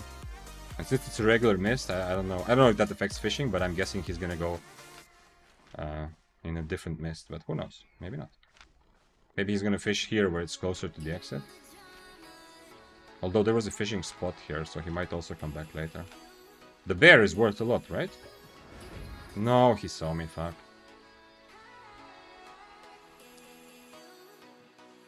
Okay, he saw me. Okay, well, 80-second cooldown. Okay. He didn't go that far. This guy is very... 400 cash? Okay, so it's not crazy. Definitely killed gatherers with much more expensive mounts. Okay. Prime focus today is to find an abbey. By the way, I don't know if they changed the abbey entrance management, because last week there were a couple of days where abbeys were completely empty, even though mists were completely full. So it seemed like maybe either people are not going in, or there's just way too many entrances, and way too many abbeys for how many mists are. I don't know. Anyway, today, the couple abbeys I saw, there were people, and also I've seen very few abbey entrances overall today. It seems like it's more difficult to find an abbey. I don't even think you're gonna dismount him. I'm not gonna just try to dismount him, yeah. The thing is, my build with Cripple and Duskweaver, I can kill a Gatherer. I can catch him in many ways. It's gonna be close, but I can. If I get on top of him. I have boots, I have E to purge if I need to, or to get closer. Duskweaver, Cripple, remove his boots. Speaking of abbeys, here we go. So yeah, I can kill a Gatherer, which many builds really cannot do. Even if he's on the Miner boots, assassin jacket, whatever, gathering tools, yeah. But I am not gonna dismount, yeah. That was not my plan. When I invest spotted, my plan, if I have to dismount him, even if he's on stag, if I have already used my spells to dismount, it means I don't have a W anymore. And without W, I'm not catching him, I think. Like, I have to use my E and W to dismount. Almost always. And then I cannot... Even Duskweaver is not enough to catch Miner boots. Maximum attunement, okay. Okay, I need to readjust a bit my brain, that my life is valuable. And there's, I need to be a bit more careful. Almost killed 4.3 Flamewalker on 4.2 OC Daybreaker, obviously third game. Third game came, oh, third party, yeah, and fuck. You have to accept that for the moment. Right now, mists are still, they are full of chaos. Some people like it, some people don't. Doesn't matter what your opinion is on it. You need to just tell yourself that this is the reality and accept it, you know? Sometimes in life, it doesn't matter what you think. You just need to accept life as it comes. And right now, that is one of those facts of life, yeah? The fact of life that mists are so full of people and chaos that you are going to get ratted. And as I said, you cannot really expect 1v1 fights. Which doesn't mean that you shouldn't play 1v1 fights. Like, I'm still going to take a fight. But I'm going to be less disappointed than I would be 2 weeks ago if I get ratted. Definitely, if I take a good fight right now and I cannot end it, I understand your emotion. Yeah, I will have the same emotion, absolutely.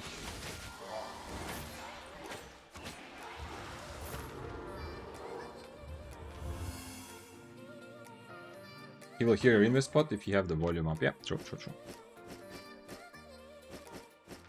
That's also possible, yeah.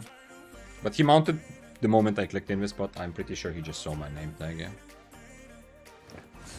But you're right, sound is important in this game. Sound travels further than name tags. I have often... I mean, that's how people die in camps also, yeah. I used to also die in camps sometimes and sometimes kill in camps. If you approach a camp, you hear someone fighting. If you are strong enough, you think you can take anyone, then you go and... You can drink your invest without even seeing the person. Also, you can tell what weapon is like coming for you, yeah? I mean, not everything can be clearly told. Like, sometimes some spells are almost the same sound, or maybe even the same sound as some mobs. So sometimes I mistake spells that I think is a weapon of the player, but actually it's the mob. And of course, you know, you can hear a dagger W, you don't know which dagger it is, but some spells you can also tell.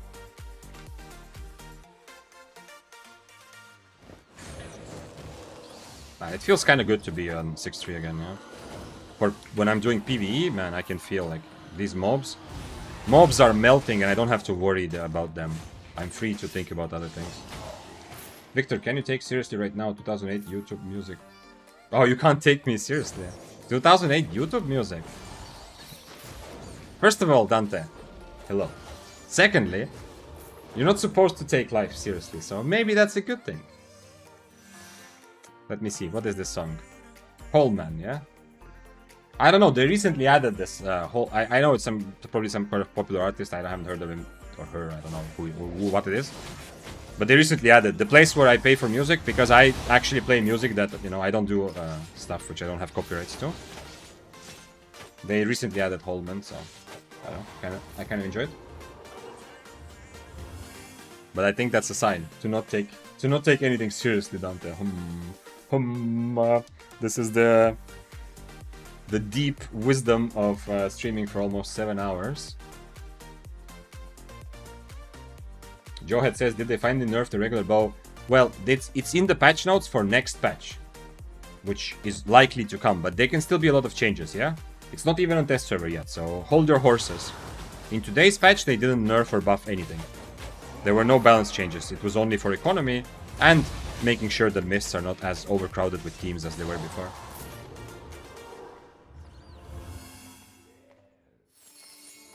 Dragon says, I think the Frost Staff is the GOAT. I think Frost Staff right now is still very, very strong, but at least they fixed the annoying bug where the Frost Staff is too strong because the spell doesn't work the way it should be. But I still think Frost Staff right now is going to be one of the most popular weapons, because you don't have to worry about dying as much as other weapons if you take fights in the middle of a lot of people. Diego says, played them a few minutes yesterday and got demolished by 6-3 Carving Sword. Okay. Oh, it happens. I mean, carving is better than it was 2 weeks ago, because carving, we're definitely seeing more carvings already, and we will see even more, because carving is the only sword that is okay playing in the middle of 5 people. Like this guy that attacked me, he probably had a death wish, yeah, because obviously we both die. If I finish the fight, the first time we fought, if I finish the fight and kill him, we both die, obviously. But still, like, he was a bit more brave, because on carving he feels safer than on any other sword. Because with a lot of rats, carving can still kind of manage it. Somehow gold prices are sinking. I can tell you how gold prices are sinking. Whether or not the SBI's changes that they applied today to kind of try to shrink the silver inflation, the economy, whether they actually works or not, we don't know. But the fact that they did it and people expect it to work, it's like a bank run. You know what a bank run is, yeah? Like, if the word gets out, like if I publish in a newspaper that the local bank, imagine the bank you're holding money in, I write an article that that bank is going bankrupt. Even if there's no actual proof, that bank might go bankrupt. Yeah, because everyone is going to go and instantly withdraw money from there, even though there's no reason, just because they are afraid that maybe I was right in my article, and they're afraid they're going to be left with nothing if they don't withdraw money right away. The same thing right now is happening with gold price, like with gold. People who gathered a bunch of gold as the price was going up, especially these last weeks or months, now, even if the actual SBI measures don't work against silver inflation, the fact that people are open to the possibility and believe that they might means that right now there's a lot of people trying to get rid of the gold to not end, to end up on a high, you know, to maximize their gold profits essentially. So I think that's the most obvious reason why it instantly you can see the effect on prices. Good thing I remembered to swap food. Where can I find future patch notes? Albion forums. There are 3 different types of patch notes, though. There are actual patch notes for like live server. Yeah, that's not future. That's not what you're asking, but just so everybody knows. Then there are test server patch notes. Currently, there's nothing interesting there, but they put them there a week before it goes live. And then there is such thing as NDA patch notes. Yeah, NDA is a bit misleading because it's not NDA. Obviously, it's being published like publicly on the forum. But that's the ones. That's the future patch notes that we read earlier today. The NDA patch notes.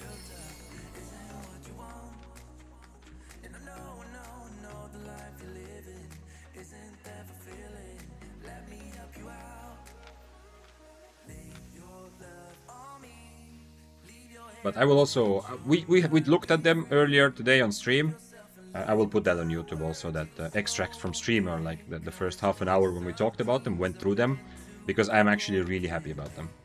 Like, I felt good reading them.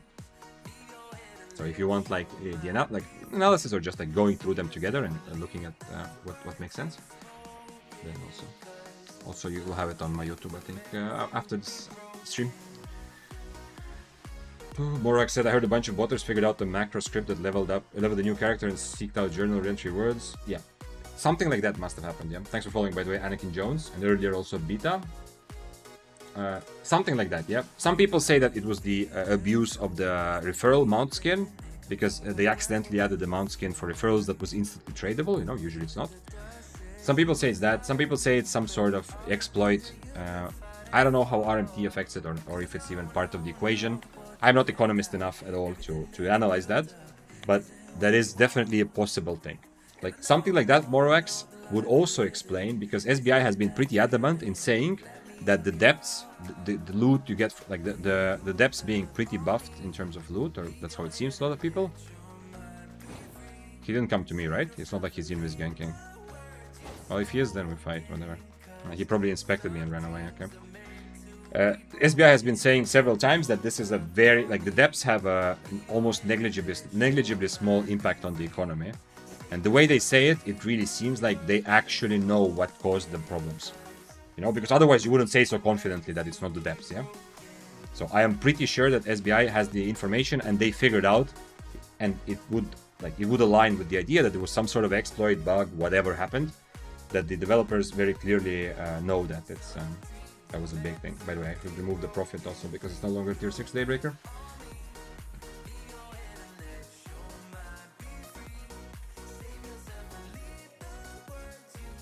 Hey Vic, what is the ideal IP base for mists? Decide based on your economy first, yeah? Before thinking in terms of ideals or whatever, just decide based on your economy. So don't risk more than you are comfortable losing without worrying, so it doesn't affect your fight. You can have a lot of fun and good fights in mists with 900 IP, yeah?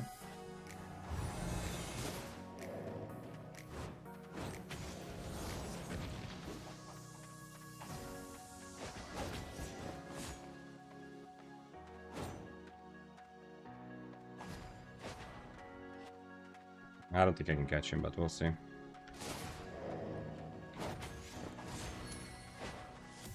I should have Dusk Quivered on him.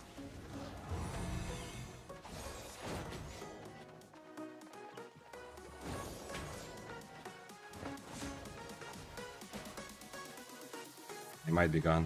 I have cooldown reduction still. I'm on Omelette, yeah? So he might also...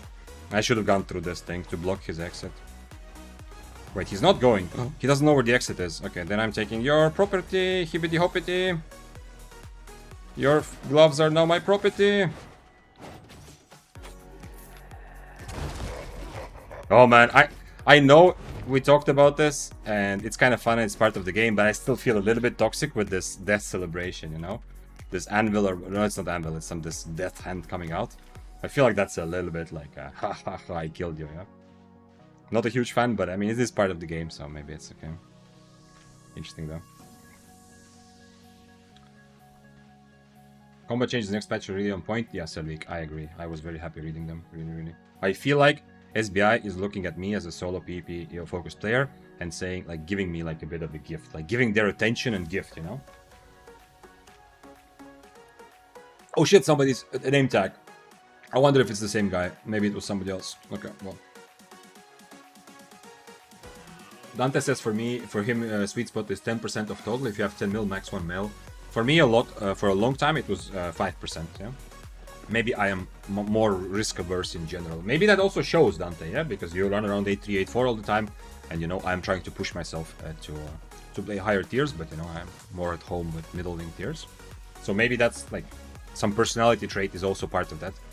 But I was always, for a long time when I was kind of newish, I was trying to never spend more than 5%, so 1/20th, and usually also not less, but it depends. Obviously right now, if I was spending 5%, it would be...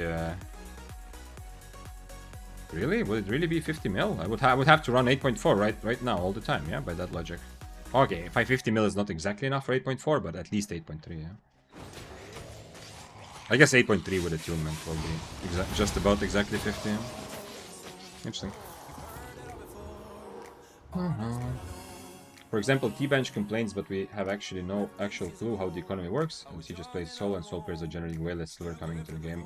Yeah. I am in general in life. I usually trust people and everything until there's a good reason, and I also trust SBI when they say that they have the data. Yeah.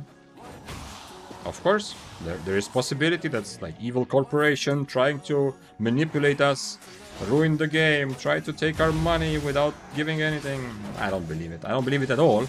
But at least I keep at least a little bit of an open mind, yeah? Yeah, 6483. Yeah, of course, with a toolment, Dante. I didn't think about that. Yeah, 6483 will be just about 50 mil, yeah, if I tune it properly. I think 83 set itself is probably like 30, right, maximum. Like if I play this in 83, okay, this set is a bit more expensive, but still, I think it will be like 30 maximum, right? But the attunement will pop it up a lot. But let's see what mists are like. I am, as you know, before they changed mists into an absolute free-for-all chaos, as I was saying, I was forcing myself and making sure I go more out of my comfort zone to work up and play more 8.3s as well. So we'll see, we'll get them probably. By the way, we haven't had a gym talk for a while. I just got back 30 minutes ago. How's your progress going? So, last week's I've gone 3 times over 2 weeks, I think. So, I don't know. I mean, it's still... Keeping the habit is important, but it doesn't feel like actual proper gym, you know. I realized I cannot do legs, by the way. My injury got, like, I got injured from basketball, so my knee hurts, but I thought it's okay, it's whatever. And it is actually okay, it doesn't make living problem, but I cannot do squats. I'm probably gonna have to see a doctor at some point. Like, when I squat down, it just hurts like hell. A little bit more than others. But everything else is fine, yeah, I do, obviously, chest and pull. Hope you're keeping it up. Yeah, thank you. It's very good. If I could have someone ask this question every single day, it would be very helpful because it would give me the feeling in the morning that no, I have to go. So I'm happy for that. But last 2 weeks, I think if you take 14 days, I think I've gone only 3 times. I have it somewhere written, but well, better than nothing. But yeah. Just got back 13, and I bet you had that 3-hour session again, yeah? He's still fighting. You're not worried that I'm gonna just kill you? 4.1 player, or 4-0 player. Come on, buddy. What are you? Come on, you had so much time to leave. Surely he doesn't have anything. He has a horse, okay. If there's an enemy player next to you, it's 6-3. Just run away. At least I got the stack, so it wasn't a waste of time. 3 hours normal day for me. Yeah. So you don't even have to specify that, yeah, because that's the basis. That's the Dante basic workout. Without anything special. Thank you for asking about gym though. Actually, it's not just that I haven't had this conversation with you for a while, but nobody else also has been. No one else has asked either for a while. Maybe channel point redemption for a gym day or gym motivation. I don't think that will work. Flaming. I think just simply asking me about gym, like, yo, did you go today? Like, are you gonna go tomorrow? Or whatever, this week, at which day? That simply that really works, yeah? Because I'm not that good at lying, and it's definitely like a social pressure, yeah? Like, it makes me want to go out just because I want to be the guy who, you know, who sticks to my word, yeah? Like, I think everyone has that instinct. I think the channel point redemption is like not necessary. I mean, I will go when I want to anyway, but it's more so that, for example, I think tomorrow I will take a day off from streaming. By the way, starting next week, every Monday and Saturday will be off. The other days I'm planning to stream. Occasionally another day off in the week, we'll see. But tomorrow I think I will take the day off from streaming, so it will be a good day. So, for example, tomorrow is Friday. Wait, no, tomorrow is Thursday. Yeah. On Friday, if you come here and you ask me, yo, did you go to the gym? Do that, yeah? Then I will be very ashamed to tell you no, because right now I can tell you that I will go, yeah?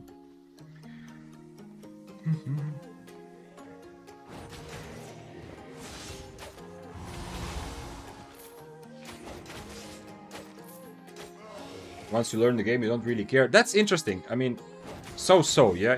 That was your comment, sad big chicken fish. Sad big chicken fish. Yeah, that was your comment about the how much you're risking, right? When we had that discussion earlier.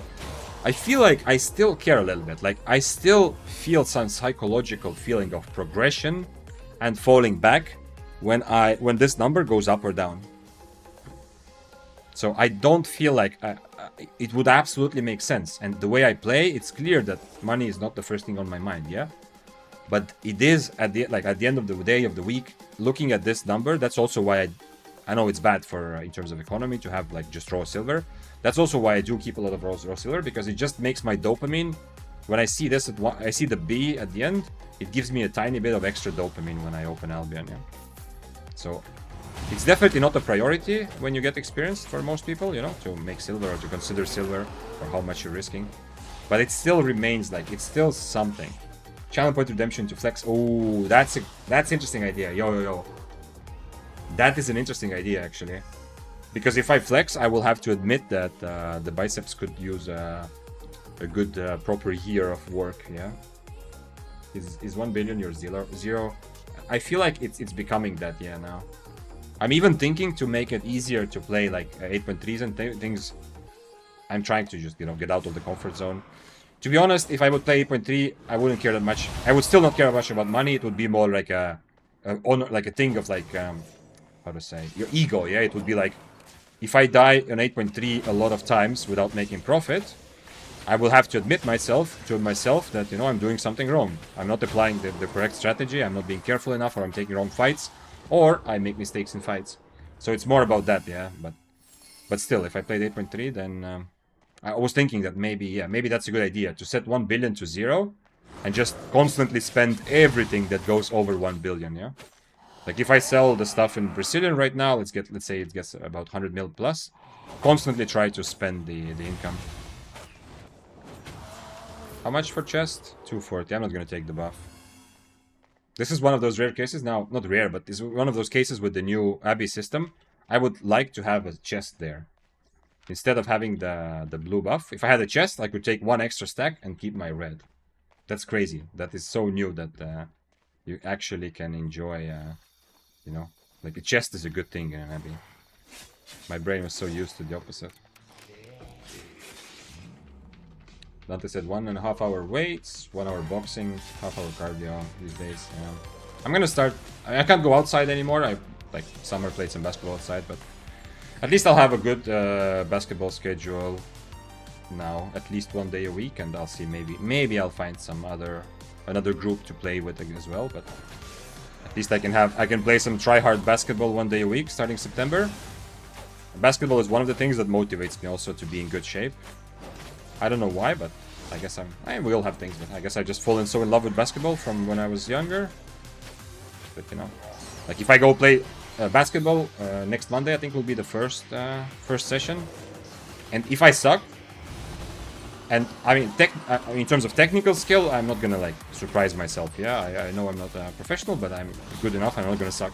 But in terms of like, if I suck, if I don't have the, you know, physically, you know, I'm not strong enough to push other guys around, or I don't have enough cardio fitness, you know, to keep running, that will be also a big motivation to work out. I don't know if this is probably a common experience for a lot of people, not specifically basketball, but whatever is your sport that you love.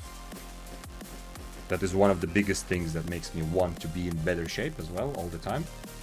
Obviously, it's nice to look better and to just live and feel better, but also like basketball. When I feel at basketball, that I feel how easily I could like win this game if I just had a little bit more cardio, you know, to keep running.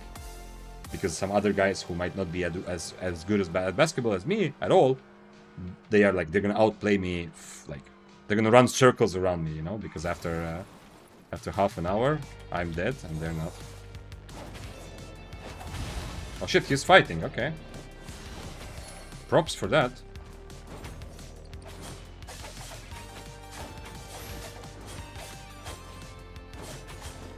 I eat because I was hoping to get in front of him, yeah? Okay, nice. Profit for nothing. I eat because I hoped to get in front of him so that he would jump on top of me by accident. That gives him a free mercenary jacket, but keep in mind, now I'm no longer tier 6, yeah? That's why this is happening, what you just saw, yeah? There is obviously no way he's gonna just stand and brawl me, no matter how good he is.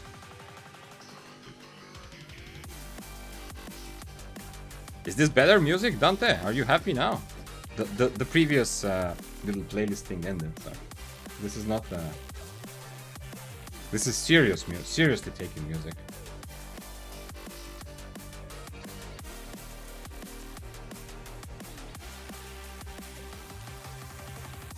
Doesn't feel like 2008 YouTube anymore. Okay, what happened on 2008 in YouTube? Is it like is it a specific thing that I missed? This is my jam. Okay, nice, Pietron. We can even add a tiny bit of. I mean, it's a bit louder for you anyway than for me, but I can add a tiny bit of volume.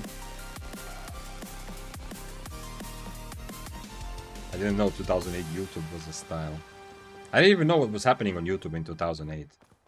Like, somehow YouTube existed without so many people realizing it's like it was for a long time, you know. It was there, but it wasn't like right now. YouTube is maybe not for all of us, but it is a very big part of life. Yeah, I'm not saying this because I make YouTube videos. Like, if I forget making videos completely, YouTube is a big part of my life. Yeah, it's my #1 go-to when I think of I want to see what's new, what's happening, you know, like entertain myself.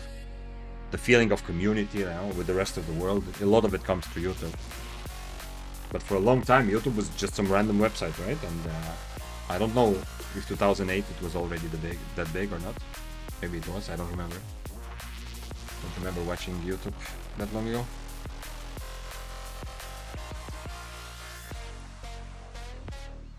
Yes, now we are jamming. I can feel it. Where is the chat? I want to see those cats. Nice. I wanted to see the Pietron cats. I know what the cat looks like, but remember, since I'm looking at chat which combines... Who is that? Is there somebody here that is worth more than me? Probably not. He's gonna go north, right? What is my Duskweaver doing? I got stuck again. Oh, no. If the hammer turns on me, I'm killing the hammer.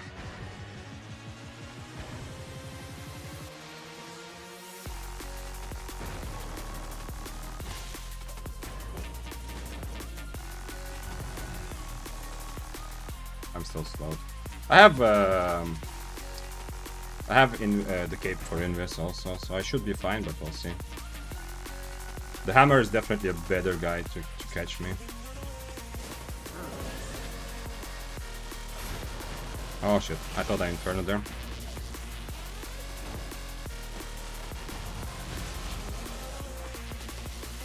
And this is why 6-3 is not so good, but luckily I'm still on undead, so... Unless one of them mounts and goes in front of me, I don't think any one of them can kill me through undead alone. But if they go together, of course they can.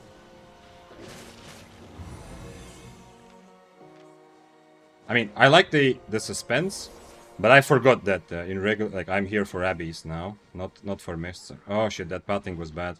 Also because I don't have a mob here now to Duskweaver. Okay, this should be good enough.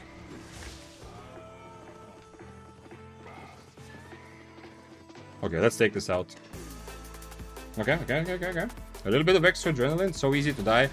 The Frost I guessed, but my Duskweavers are completely broken. So many, like not so many, but several times it did not connect where it was on my screen obvious. One time it connected and then I clicked the second part and nothing happened except the sound effect. This time I got stuck in a tree. Okay, I kind of understand, but I did not expect to get stuck in a tree. I felt like I had an angle. Like I have had much more generous... let's take another loot tab because this no longer goes into the tier 6 count.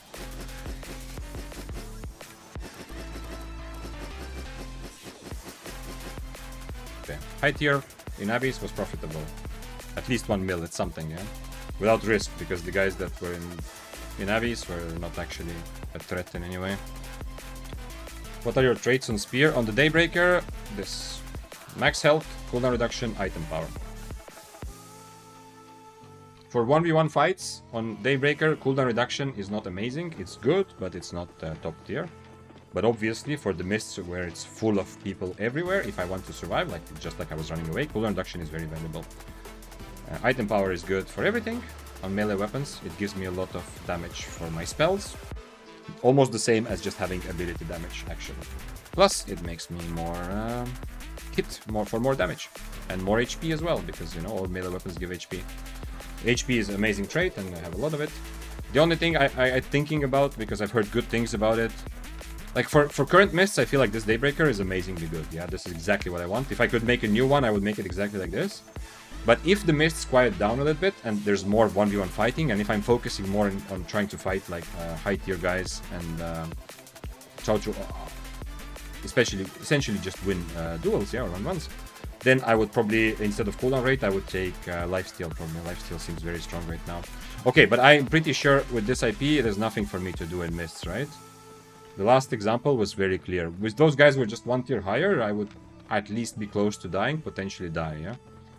If I get stunned at the wrong moment when my undead cape procs. What about one-handed spear? One-handed spear benefits a lot more from cooldown reduction. So it's definitely a better idea to have cooldown reduction on one-handed spear. Is he trying to fight me? With 7.2 Gigbot? Are you sure?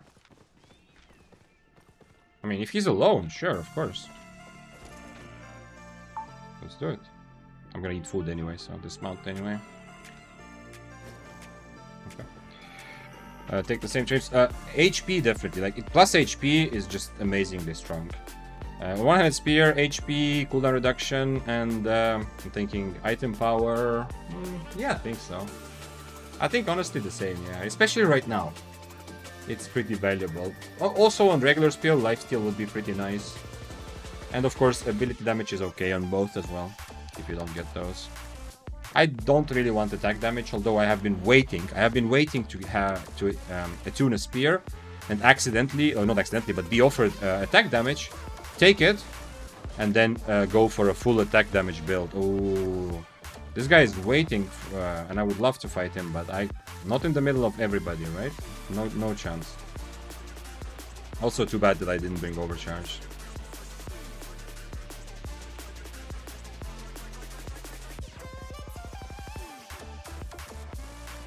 Okay, I need an Abbey. I don't like this. On 6-3, right now, you can play 6-3, Bloodletter, and one-handed spear even, definitely better. But a weapon like Daybreaker, which does not... It's okay multi-way, but it doesn't shine. It's so much easier for me to die comparing to, for example, one-handed spear. I saw this on tier 6 so clearly. Like on one-handed spear on tier 6, I was dancing between fights. Here, I am much more immobile. So, essentially... 6-3 doesn't really make sense on a lot of builds that before were good, like Daybreaker. Not that it doesn't make sense altogether, but you just have to play more carefully, and I don't know, it's not that fun. But if I found an Abbey, that would be awesome. Maybe get this Bloodletter in the Abbey and see how it goes. He can kill me. He's gonna fight me. He can definitely kill me on his 5-4. And obviously I can kill him also. It might be worth making a compilation of all the times Duskweaver Helm fails and send it to the support team. I'm not sure if it's at that point yet. Yeah, it's gonna be annoying to browse through it for sure. Like, it's, well, it sounds weird, but I kind of want to say it's your job. Like, not this fail, I was just rammed into a tree. I was just very, it was unexpected because I think I had an angle there. And I have definitely gotten around some corners a little bit with Duskweaver before. But the moment from before, when I heard the sound of the Duskweaver, I clicked it, the sound was there, and just nothing happened. That's a moment to remember, yeah. I could have also remembered it, but when I say it's kind of your job, what I mean is that clip it, you know? When it's obvious that it's a bug and it's not my failure, then clip it, of course. Or like, maybe it's not an in-game bug, maybe it was like a sound bug, you know? Maybe the game lagged for a moment and decided that my Duskweaver time was already over, but for some reason it still allowed me to click the button and, you know, stuff like that. You know, we will investigate it together. But if something interesting, if weird happens in any way, then it's a good moment to clip, yeah?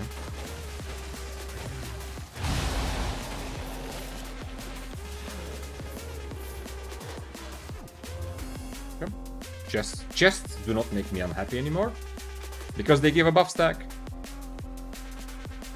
Which is awesome.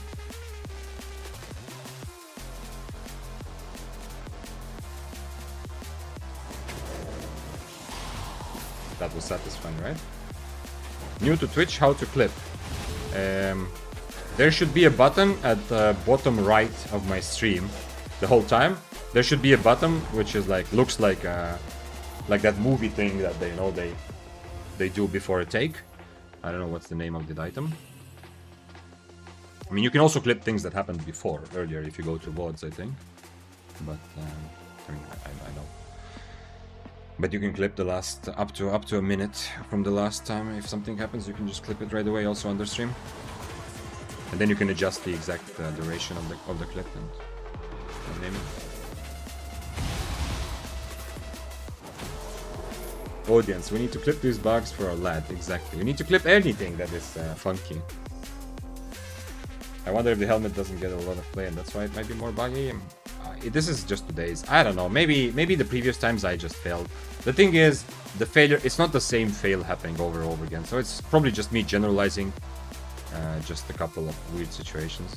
Like a couple times today, I didn't connect my Duskriver. Yeah, when it seemed on my screen that I hit him spot on. I don't think that's a bug. I think that's probably just some sort of like visual, you know, like he wasn't like, you know, with higher ping it happens. Like people aren't actually where they are, they're like a step ahead. Or you aren't actually where you are also, yeah? I think that's just netcode questions. So I was kind of jokingly saying that today Duskriver helmet is betraying me because too many times I've tried to use it and either I didn't hit it even though I thought I did, or I just full on missed it. That can also happen, it happened already.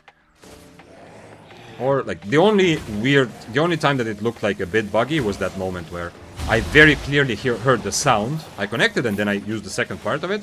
It was so obvious that the sound played, but nothing happened on my screen. That's the only buggy situation. It appears when you hover over full screen corner. Okay. Yeah, it should be pretty intuitive somewhere there, yeah. I mean, you found it now, so. Yes. If I get amazing kills, you also clip. Or if I say something weird. I mean, we have Voodoo.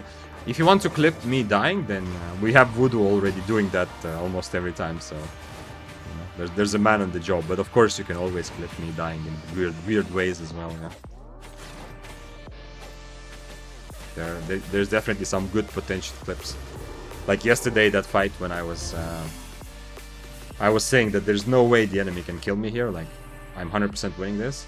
And then my mind went a bit blank during the fight, and essentially I just stood on top of him, and he killed me.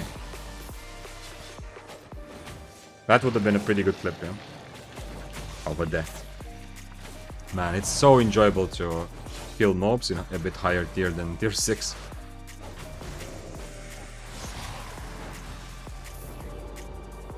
Lavit, or Lavit, thank you for following. Appreciate that. Today was pretty much day 6, tier 6 Daybreaker, but I wanted to do 9 runs. I did 9 runs, did a bit of profit, nothing crazy. Had good fights, good 1v1 fights as well, and now I went back to the 6-3 set to play a little bit of this to see how mists feel. But I think on 6-3 it's much smarter for me to just run from Abbey to Abbey pretty much. In terms of being action-packed, it's not the best. But it's... Even if we completely disregard the potential of people specifically like teaming with friends, because maybe they did, maybe SPI was able to reduce it considerably so it's not a problem like it was last week or like before today's patch. Maybe it's not a problem, but even if you don't consider that, mists are still so full that playing 6-3, unless you're playing Bloodletter or maybe Spear and definitely Frost, those are the ones that can handle it much better to survive. Like on a Daybreaker, I'm gonna get, very likely I'm gonna get fucked if I take a proper fight. A fight against someone that I actually want to fight, yeah? Not like a tier 7 or tier 6 Warbow, but like an actual at least 6-3 player. Then I might get very easily fucked if there's suddenly other people on my screen.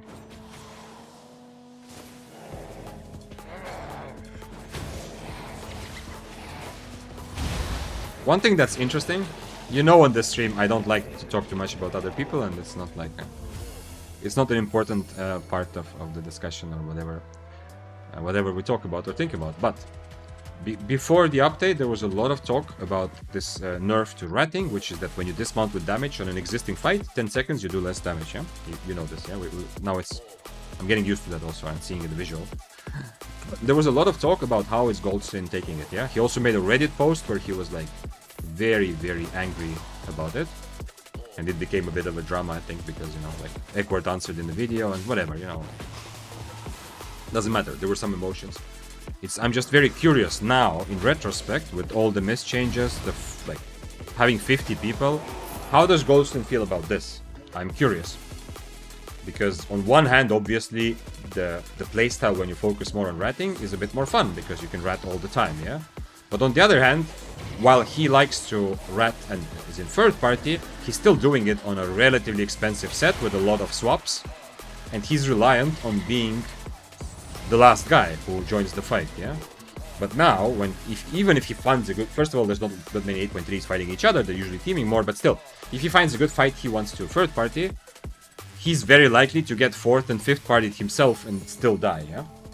I'm sure he has, like, enough skill to get out of a lot of those situations, but still, I'm very curious to know what his emotions are now that he's seen the new mists and he's played, and whether it's he feels like it's a buff or not. As one of the... I'm pretty clearly the most famous Albion player who like enjoys third partying, yeah? We are all rats, yeah? No moral high ground. Everybody is opportunist, almost everybody. But just as one who represents that playstyle, it's interesting what his opinion is. Haven't heard from him after the... Also, I don't browse Reddit that often, but still, I wonder. And of course, other curse stuffs as well. Okay, I have 15 stacks now. Wait, is someone? Was someone? Yeah, there's a bow. I heard the bow Q1 in this room south of me. I think it's in this room. Can't be sure, but I'm gonna be careful to not scare him away. I definitely heard bow Q1 somewhere. Was it really not here? Oh, he's here. Yo, am I a professional sound recognizer or not? Oh shit, 6-3.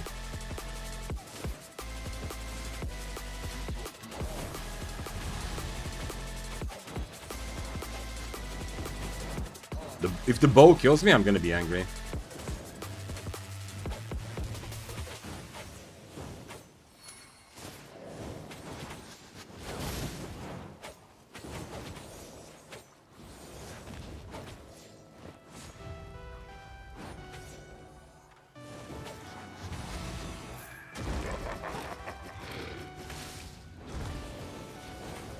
Are you sure? Holy shit! What? Did you see that? What? Was that a bug? Oh shit, okay, that was something else. It showed me 1.2 mil, never mind. It was some items together. Okay, it was not... because this was... On my screen it looked like it gave me 1 million kill fame for him. By the way, 6-3 feeding already. I mean, not that I'm feeding, but you know, I'm being fed. It's giving me money to eat. From this. The 6-3. That was the 6-3, but oh, okay, it just arrived way late, yeah? Okay. I didn't see that. He was not ready for this. This fight, anyway, I take it exactly, like almost exactly the way I took it. The big thing is that he probably doesn't have a purge. It seems like, because he never purged my Inferno. If he purges my Inferno, I start... Wait, somebody's still here? I heard the fire staff, but I guess they're running away. If he purges my Inferno, I start kiting and being careful.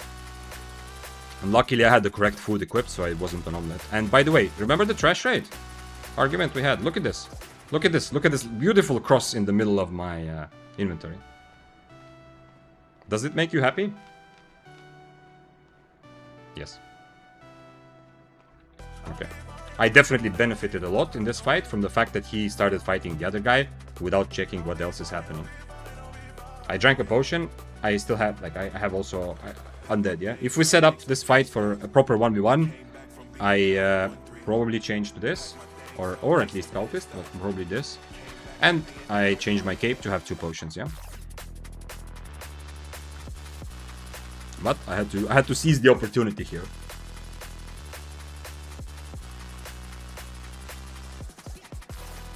Okay. For a moment I thought like this tier 4 bow had like some crazy item that he looted or something, because in my... I understand now, yeah, it makes sense. Mary? M5 Rick? Anyway. I think you're right. It arrived... Ooh, it arrived pretty late, the announcement of the kill fame.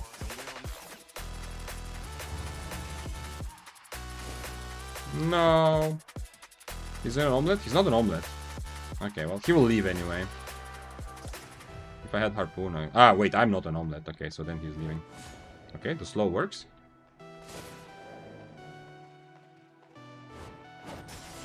Oh, you're in combat now, just so you know. I mean, not long enough to fully kill you, but... No! If I stay on top of him, he cannot blink.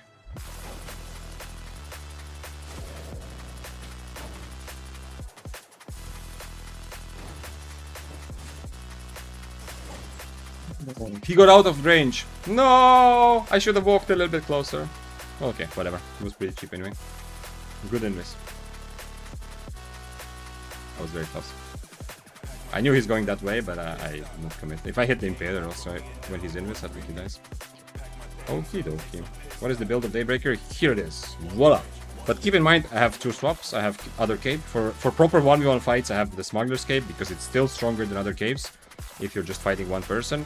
And I have Cultist Skull because some of the matchups I want to be able to play more brawl heavy, and a lot of the like other spears, dual swords, death givers will suffer a lot from Cultist Skull, or if it's just a matchup where I really don't need Dusk Quiver, yeah.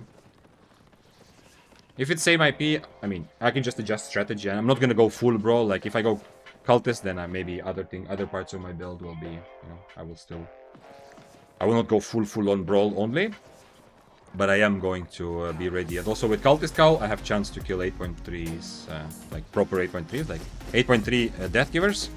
It's going to be much easier to fight, for example, on Cultist Skull. What is this? Is this the kill? I mean, there's an assist, and there's nothing special here, so I think we will just drop this. This I can equip. I have Invis, I have Soup, and this, let's take. So I actually have I have some earlier that I looted. Okay. Like this. 10 Siphon Energy. Okay, good ending actually with 6.3. But I am pretty sure it's time for me to say goodbye and go to sleep. Tomorrow I'm gonna take a day off. I'm gonna work on videos also as much as I have fun time. And do some other serious stuff.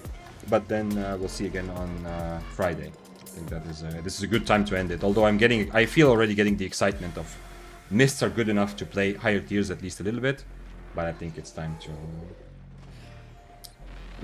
call it a day. Last thing before we actually do it, I already confirmed earlier that it works. Let's do another one here. Let's give me a moment. This is gonna be interesting. You're gonna be interested in this. Let me. Okay, here we go. This is just for. You can only do this in Twitch, yeah? Sure. If you're watching... how can I... Reset entries. How can I stop the... Can I start a new giveaway? We're gonna do a giveaway. Okay, keyword. Nice. Okay. Here we go. So, what was the final profit with Daybreaker? With the tier 6 Daybreaker, that's what I counted. The final profit was this. Yes. 10.3 mil. Well, over 9 sets of Daybreaker, yeah? I played a lot more carelessly than I played yesterday with Spear, for example, so could have maybe like dragged those sets out, but whatever. But that's not counting the last couple of kills. 10 plus is still good. Yeah, of course, I was always a very good day, yeah. Daybreaker is still a very good weapon for mists and to manage the whole situation with a lot of people. Okay, everyone can enter, everyone has equal chances. Instead of this Spear, because this also brings out the command in chat, let's do exclamation mark.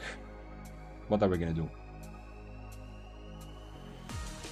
Profit. Nah, that sounds like, you know, okay, wait.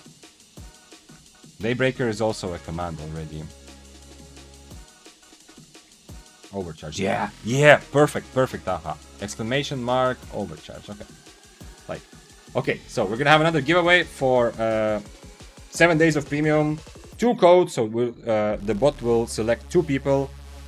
Write exclamation mark overcharge in chat over the next couple of minutes to join. As I said earlier, like if you already have premium, you are already experienced, don't feel like, oh, okay, I should not enter the giveaway. Whatever you are, feel free, you know. There's don't have this feeling like leave it to new beginners or something. No, everybody deserves premium, and it's going to extend the premium that you pay for with silver, which is already pretty expensive, or with real money, by 7 days if you already have it. So don't worry about it. Exclamation mark overcharge. You open to everyone. Everyone gets the same chance of winning. Doesn't matter if you subscribe, if you followed 5 days ago, 5 months ago, or 5 minutes ago, whatever. Thanks for following, by the way. Asgar. Did I miss some questions earlier? Jose said, I will play this build. You recommend tier 6? Yeah, to start with, if you're starting with a build right now, tier 6 for Mist is very good because there's so much chaos. You need to accept that you're going to die a lot. So I suggest playing lower tiers than you would normally play. And anyway, if it's a build you have not played that much, then play tier 6 first. I'm gonna put it on screen as well instead of profit counter actually. Where is the profit counter? Okay.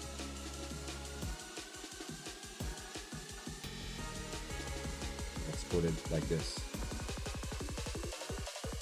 Overcharge. You can also drop some emotes. But I need to be, those will only be for Twitch chat though. If you sub, you can also get this overcharge emotes. There we go. Let's wait for more people to join. You should see your name here, right? If you see your name here, then that's it. Then you are participating. Let's see what else I missed. You recommend playing Daybreaker tier 6 or tier 8? First of all, definitely tier 6. Right now, playing tier 8 is pushing it because you're gonna die a lot. You have to accept you're going to die a lot. Keep that in mind. That's the way of the myths. Right now, myths are so chaotic and full of people, you're gonna die a lot. Even if you try to be careful, unless you're playing a very mobile build, Frost, Bloodletter, One-Handed Spear. If you play Daybreaker, it is decently mobile, but you're still gonna die a lot, yeah? If you take actual fights. So you have to accept that, so don't invest too much, don't die. You're gonna die anyway 10 times, better die on tier 6. Of course, there will be fights that you will not be able to take, but start with that and build your way up over them. And later, of course, tier 7, and you know. In general, in the future, and especially as the mist situation calms down a little bit, yeah, tier 8 is very good. And 6-3 is very good. Daybreaker thrives in a tier where you can fight anyone because there's so many ways you can take fights. You can be the underdog defending yourself against 8.3 Death Givers and have a chance to win, or especially mobility builds. Like tier 8 Daybreaker is a very real opponent to 8.3 or even 8.4 potentially double-bladeds and bloodletters. Yeah, if they play full mobility. So tier 8 gives you access to those fights, and also Daybreaker is very good to be an aggressor. Funny how giveaway brings in so many first chatters. Yeah. Aha, do you also see that as a viewer? Does it show to you first time chat? I thought that's only for me. Yeah, you're just saying this because the names are not familiar to you. Yeah, that's what you mean. Yeah, because I actually see like people ping like this is a first time chatter.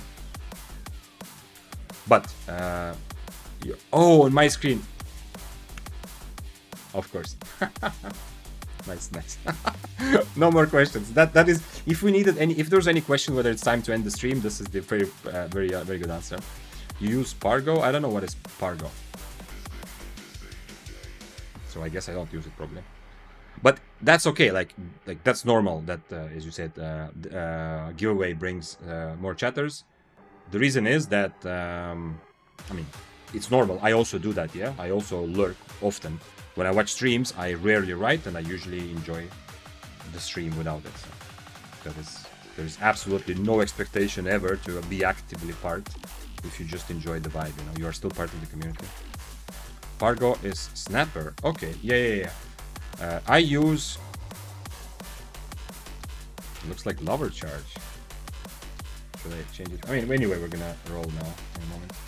But yes, okay. I mean, it works with smaller big letter. I use, usually on Daybreaker, I use cooldown reduction food as I'm running around. Whether I'm trying to get away from people ganking me that I don't want to fight or want to reset, or I'm trying to catch people that I do want to force into a fight, I run around on Eel Stew if I'm lower tier and Omelette if I'm higher tier. And I always keep Snapper equipped, so if it's a reasonable, like actual proper fight, like you saw this 8-3, the guy that we just, sorry, 8-3, the 6-3 we just fought, He was already started fighting the bow. I went in to attack him, the flame walker. I ran in. I was running around on omelet. If I need to run away or I need to catch him, I'm on omelet. But then when the fight starts with him, I quickly eat snappers because for that fight, I'm not gonna take it on omelet. Yeah, I'm gonna lose it on omelet. Same with Eelstor, yeah. For that fight, I kind of want snapper. For like proper 1v1 fights, I want snapper. Okay, last call, last boarding call for participating in giveaway. As I said, everyone has equal opportunity. This is, you see, you are part of everyone. And then we have Killakiz and Dakan, who are proud subscribers of the spear. So. Okay, if you're here, Tier, you cannot do this on YouTube. Tier. Quickly. Open the stream on Twitch if you want to join. I'll give you 20 seconds before we start throwing. This only works with Twitch chat. I'm sorry. If you're on YouTube, this is not a function. This is just directly connected to Twitch chat. That's why participants you see are taken from there. Thanks for following also. Siberia Wink. It's true, we have a lot of first-time chatters. I mean, that's nice. I don't... Oh, it says entries. 30 entries. Okay. It's still going. It's like popcorn, you know? A good giveaway, I feel like, is like popcorn. When... Of course, you can put it in a microwave for like 5 minutes or 3 minutes or whatever. But usually there's like a guide on the package. Once, you know, the kernels stop popping, like if there's like 4-second difference between a kernel's popcorn, you know, popping, it's time to take it out, yeah? It's the same with overcharge, yeah? Like if there's 30 seconds, nobody writes overcharge, I know it's time to, no new entries. But if another popcorn kernel procs, I know we need to keep it in the microwave for a little bit longer. Kekkeistenseg. Holy shit, your name is difficult to read. Kekkeistenseg says hello, and I hey, by the way. I say hey to you as well. It's been a longer stream than I expected. I'm happy with it. Okay, let's go. That's it. The kernel has popped, the last one. I hope everybody got in. We're gonna choose a winner. We're gonna choose 2 winners, and you're gonna get the 7 days of premium code. To get the code, if you win, well, we'll get to that when people win. But essentially, you have to DM me. Actually, I can just DM you on Twitch. Yeah, that's the easiest. Yeah, because then you don't have to DM me. I will just, because then I know it's the exact same person. I will just DM you on Twitch, just the code. Yeah. Confirmed earlier today that it is actually, it does work. Yeah. Panda Bomber, thanks for following. Okay, here we go. We have Red Z. Confirm that you're here, although, I mean, we just started the giveaway, so I'm hoping you are here. And wait, if I re-roll, it's gonna replace. Yeah, I don't want to do that. So we have Red Z. Okay, nice. You're here. I'm gonna give you the code in a moment, so I don't share it with everyone. And I hope I can choose another one, right? Yeah, okay, Red Z is out, so I can choose another one. And the second person is actually, hey. Okay, I have to pronounce it again now. Kekkeistenseg. Please tell me that's at least somewhat close to what your name is. Okay, we have 2 winners. We're going to continue. I have a lot more codes for the future, of course, because SBI gives it every month. Thank you for being here. So, 2 things now. First of all, I'm going to close this so I can actually give you the codes. Thank you for participating in the stream and in the giveaway. Let's choose who to rate, and then I will DM both of you. I see you in chat, so I will DM both of you, and you will get your code, yeah? So hang in there for a moment. But we need to choose together who are we going to rate. And of course, congrats if you won. Dante just started. We also have Sagox. I want to one day also raid Beburi. If you want to learn Corrupted, from my experience of what I've seen from Beburi, it's an amazing guy to look because he has complete in-depth knowledge of everything in the crafts. What is the price? The price is 7 days of premium. Yeah, I could have said that earlier. I'm going to give you a code that you can put on albion.com so that you get 7 days of premium. If you already have premium, it's just going to extend it, yeah?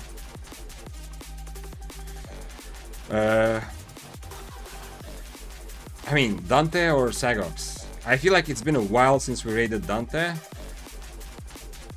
I don't know, but it's also been a while with Sagox, actually. Sagox is going to talk about Frost. Let's go to Sagox today, and you're going to message... Yeah, I'm just going to start this raid, and then I'm going to message you. Yeah. Let's go to Sagox, and we are going to try to convince him that Frost is too strong and something like that, yeah? Figure out some arguments, I don't know.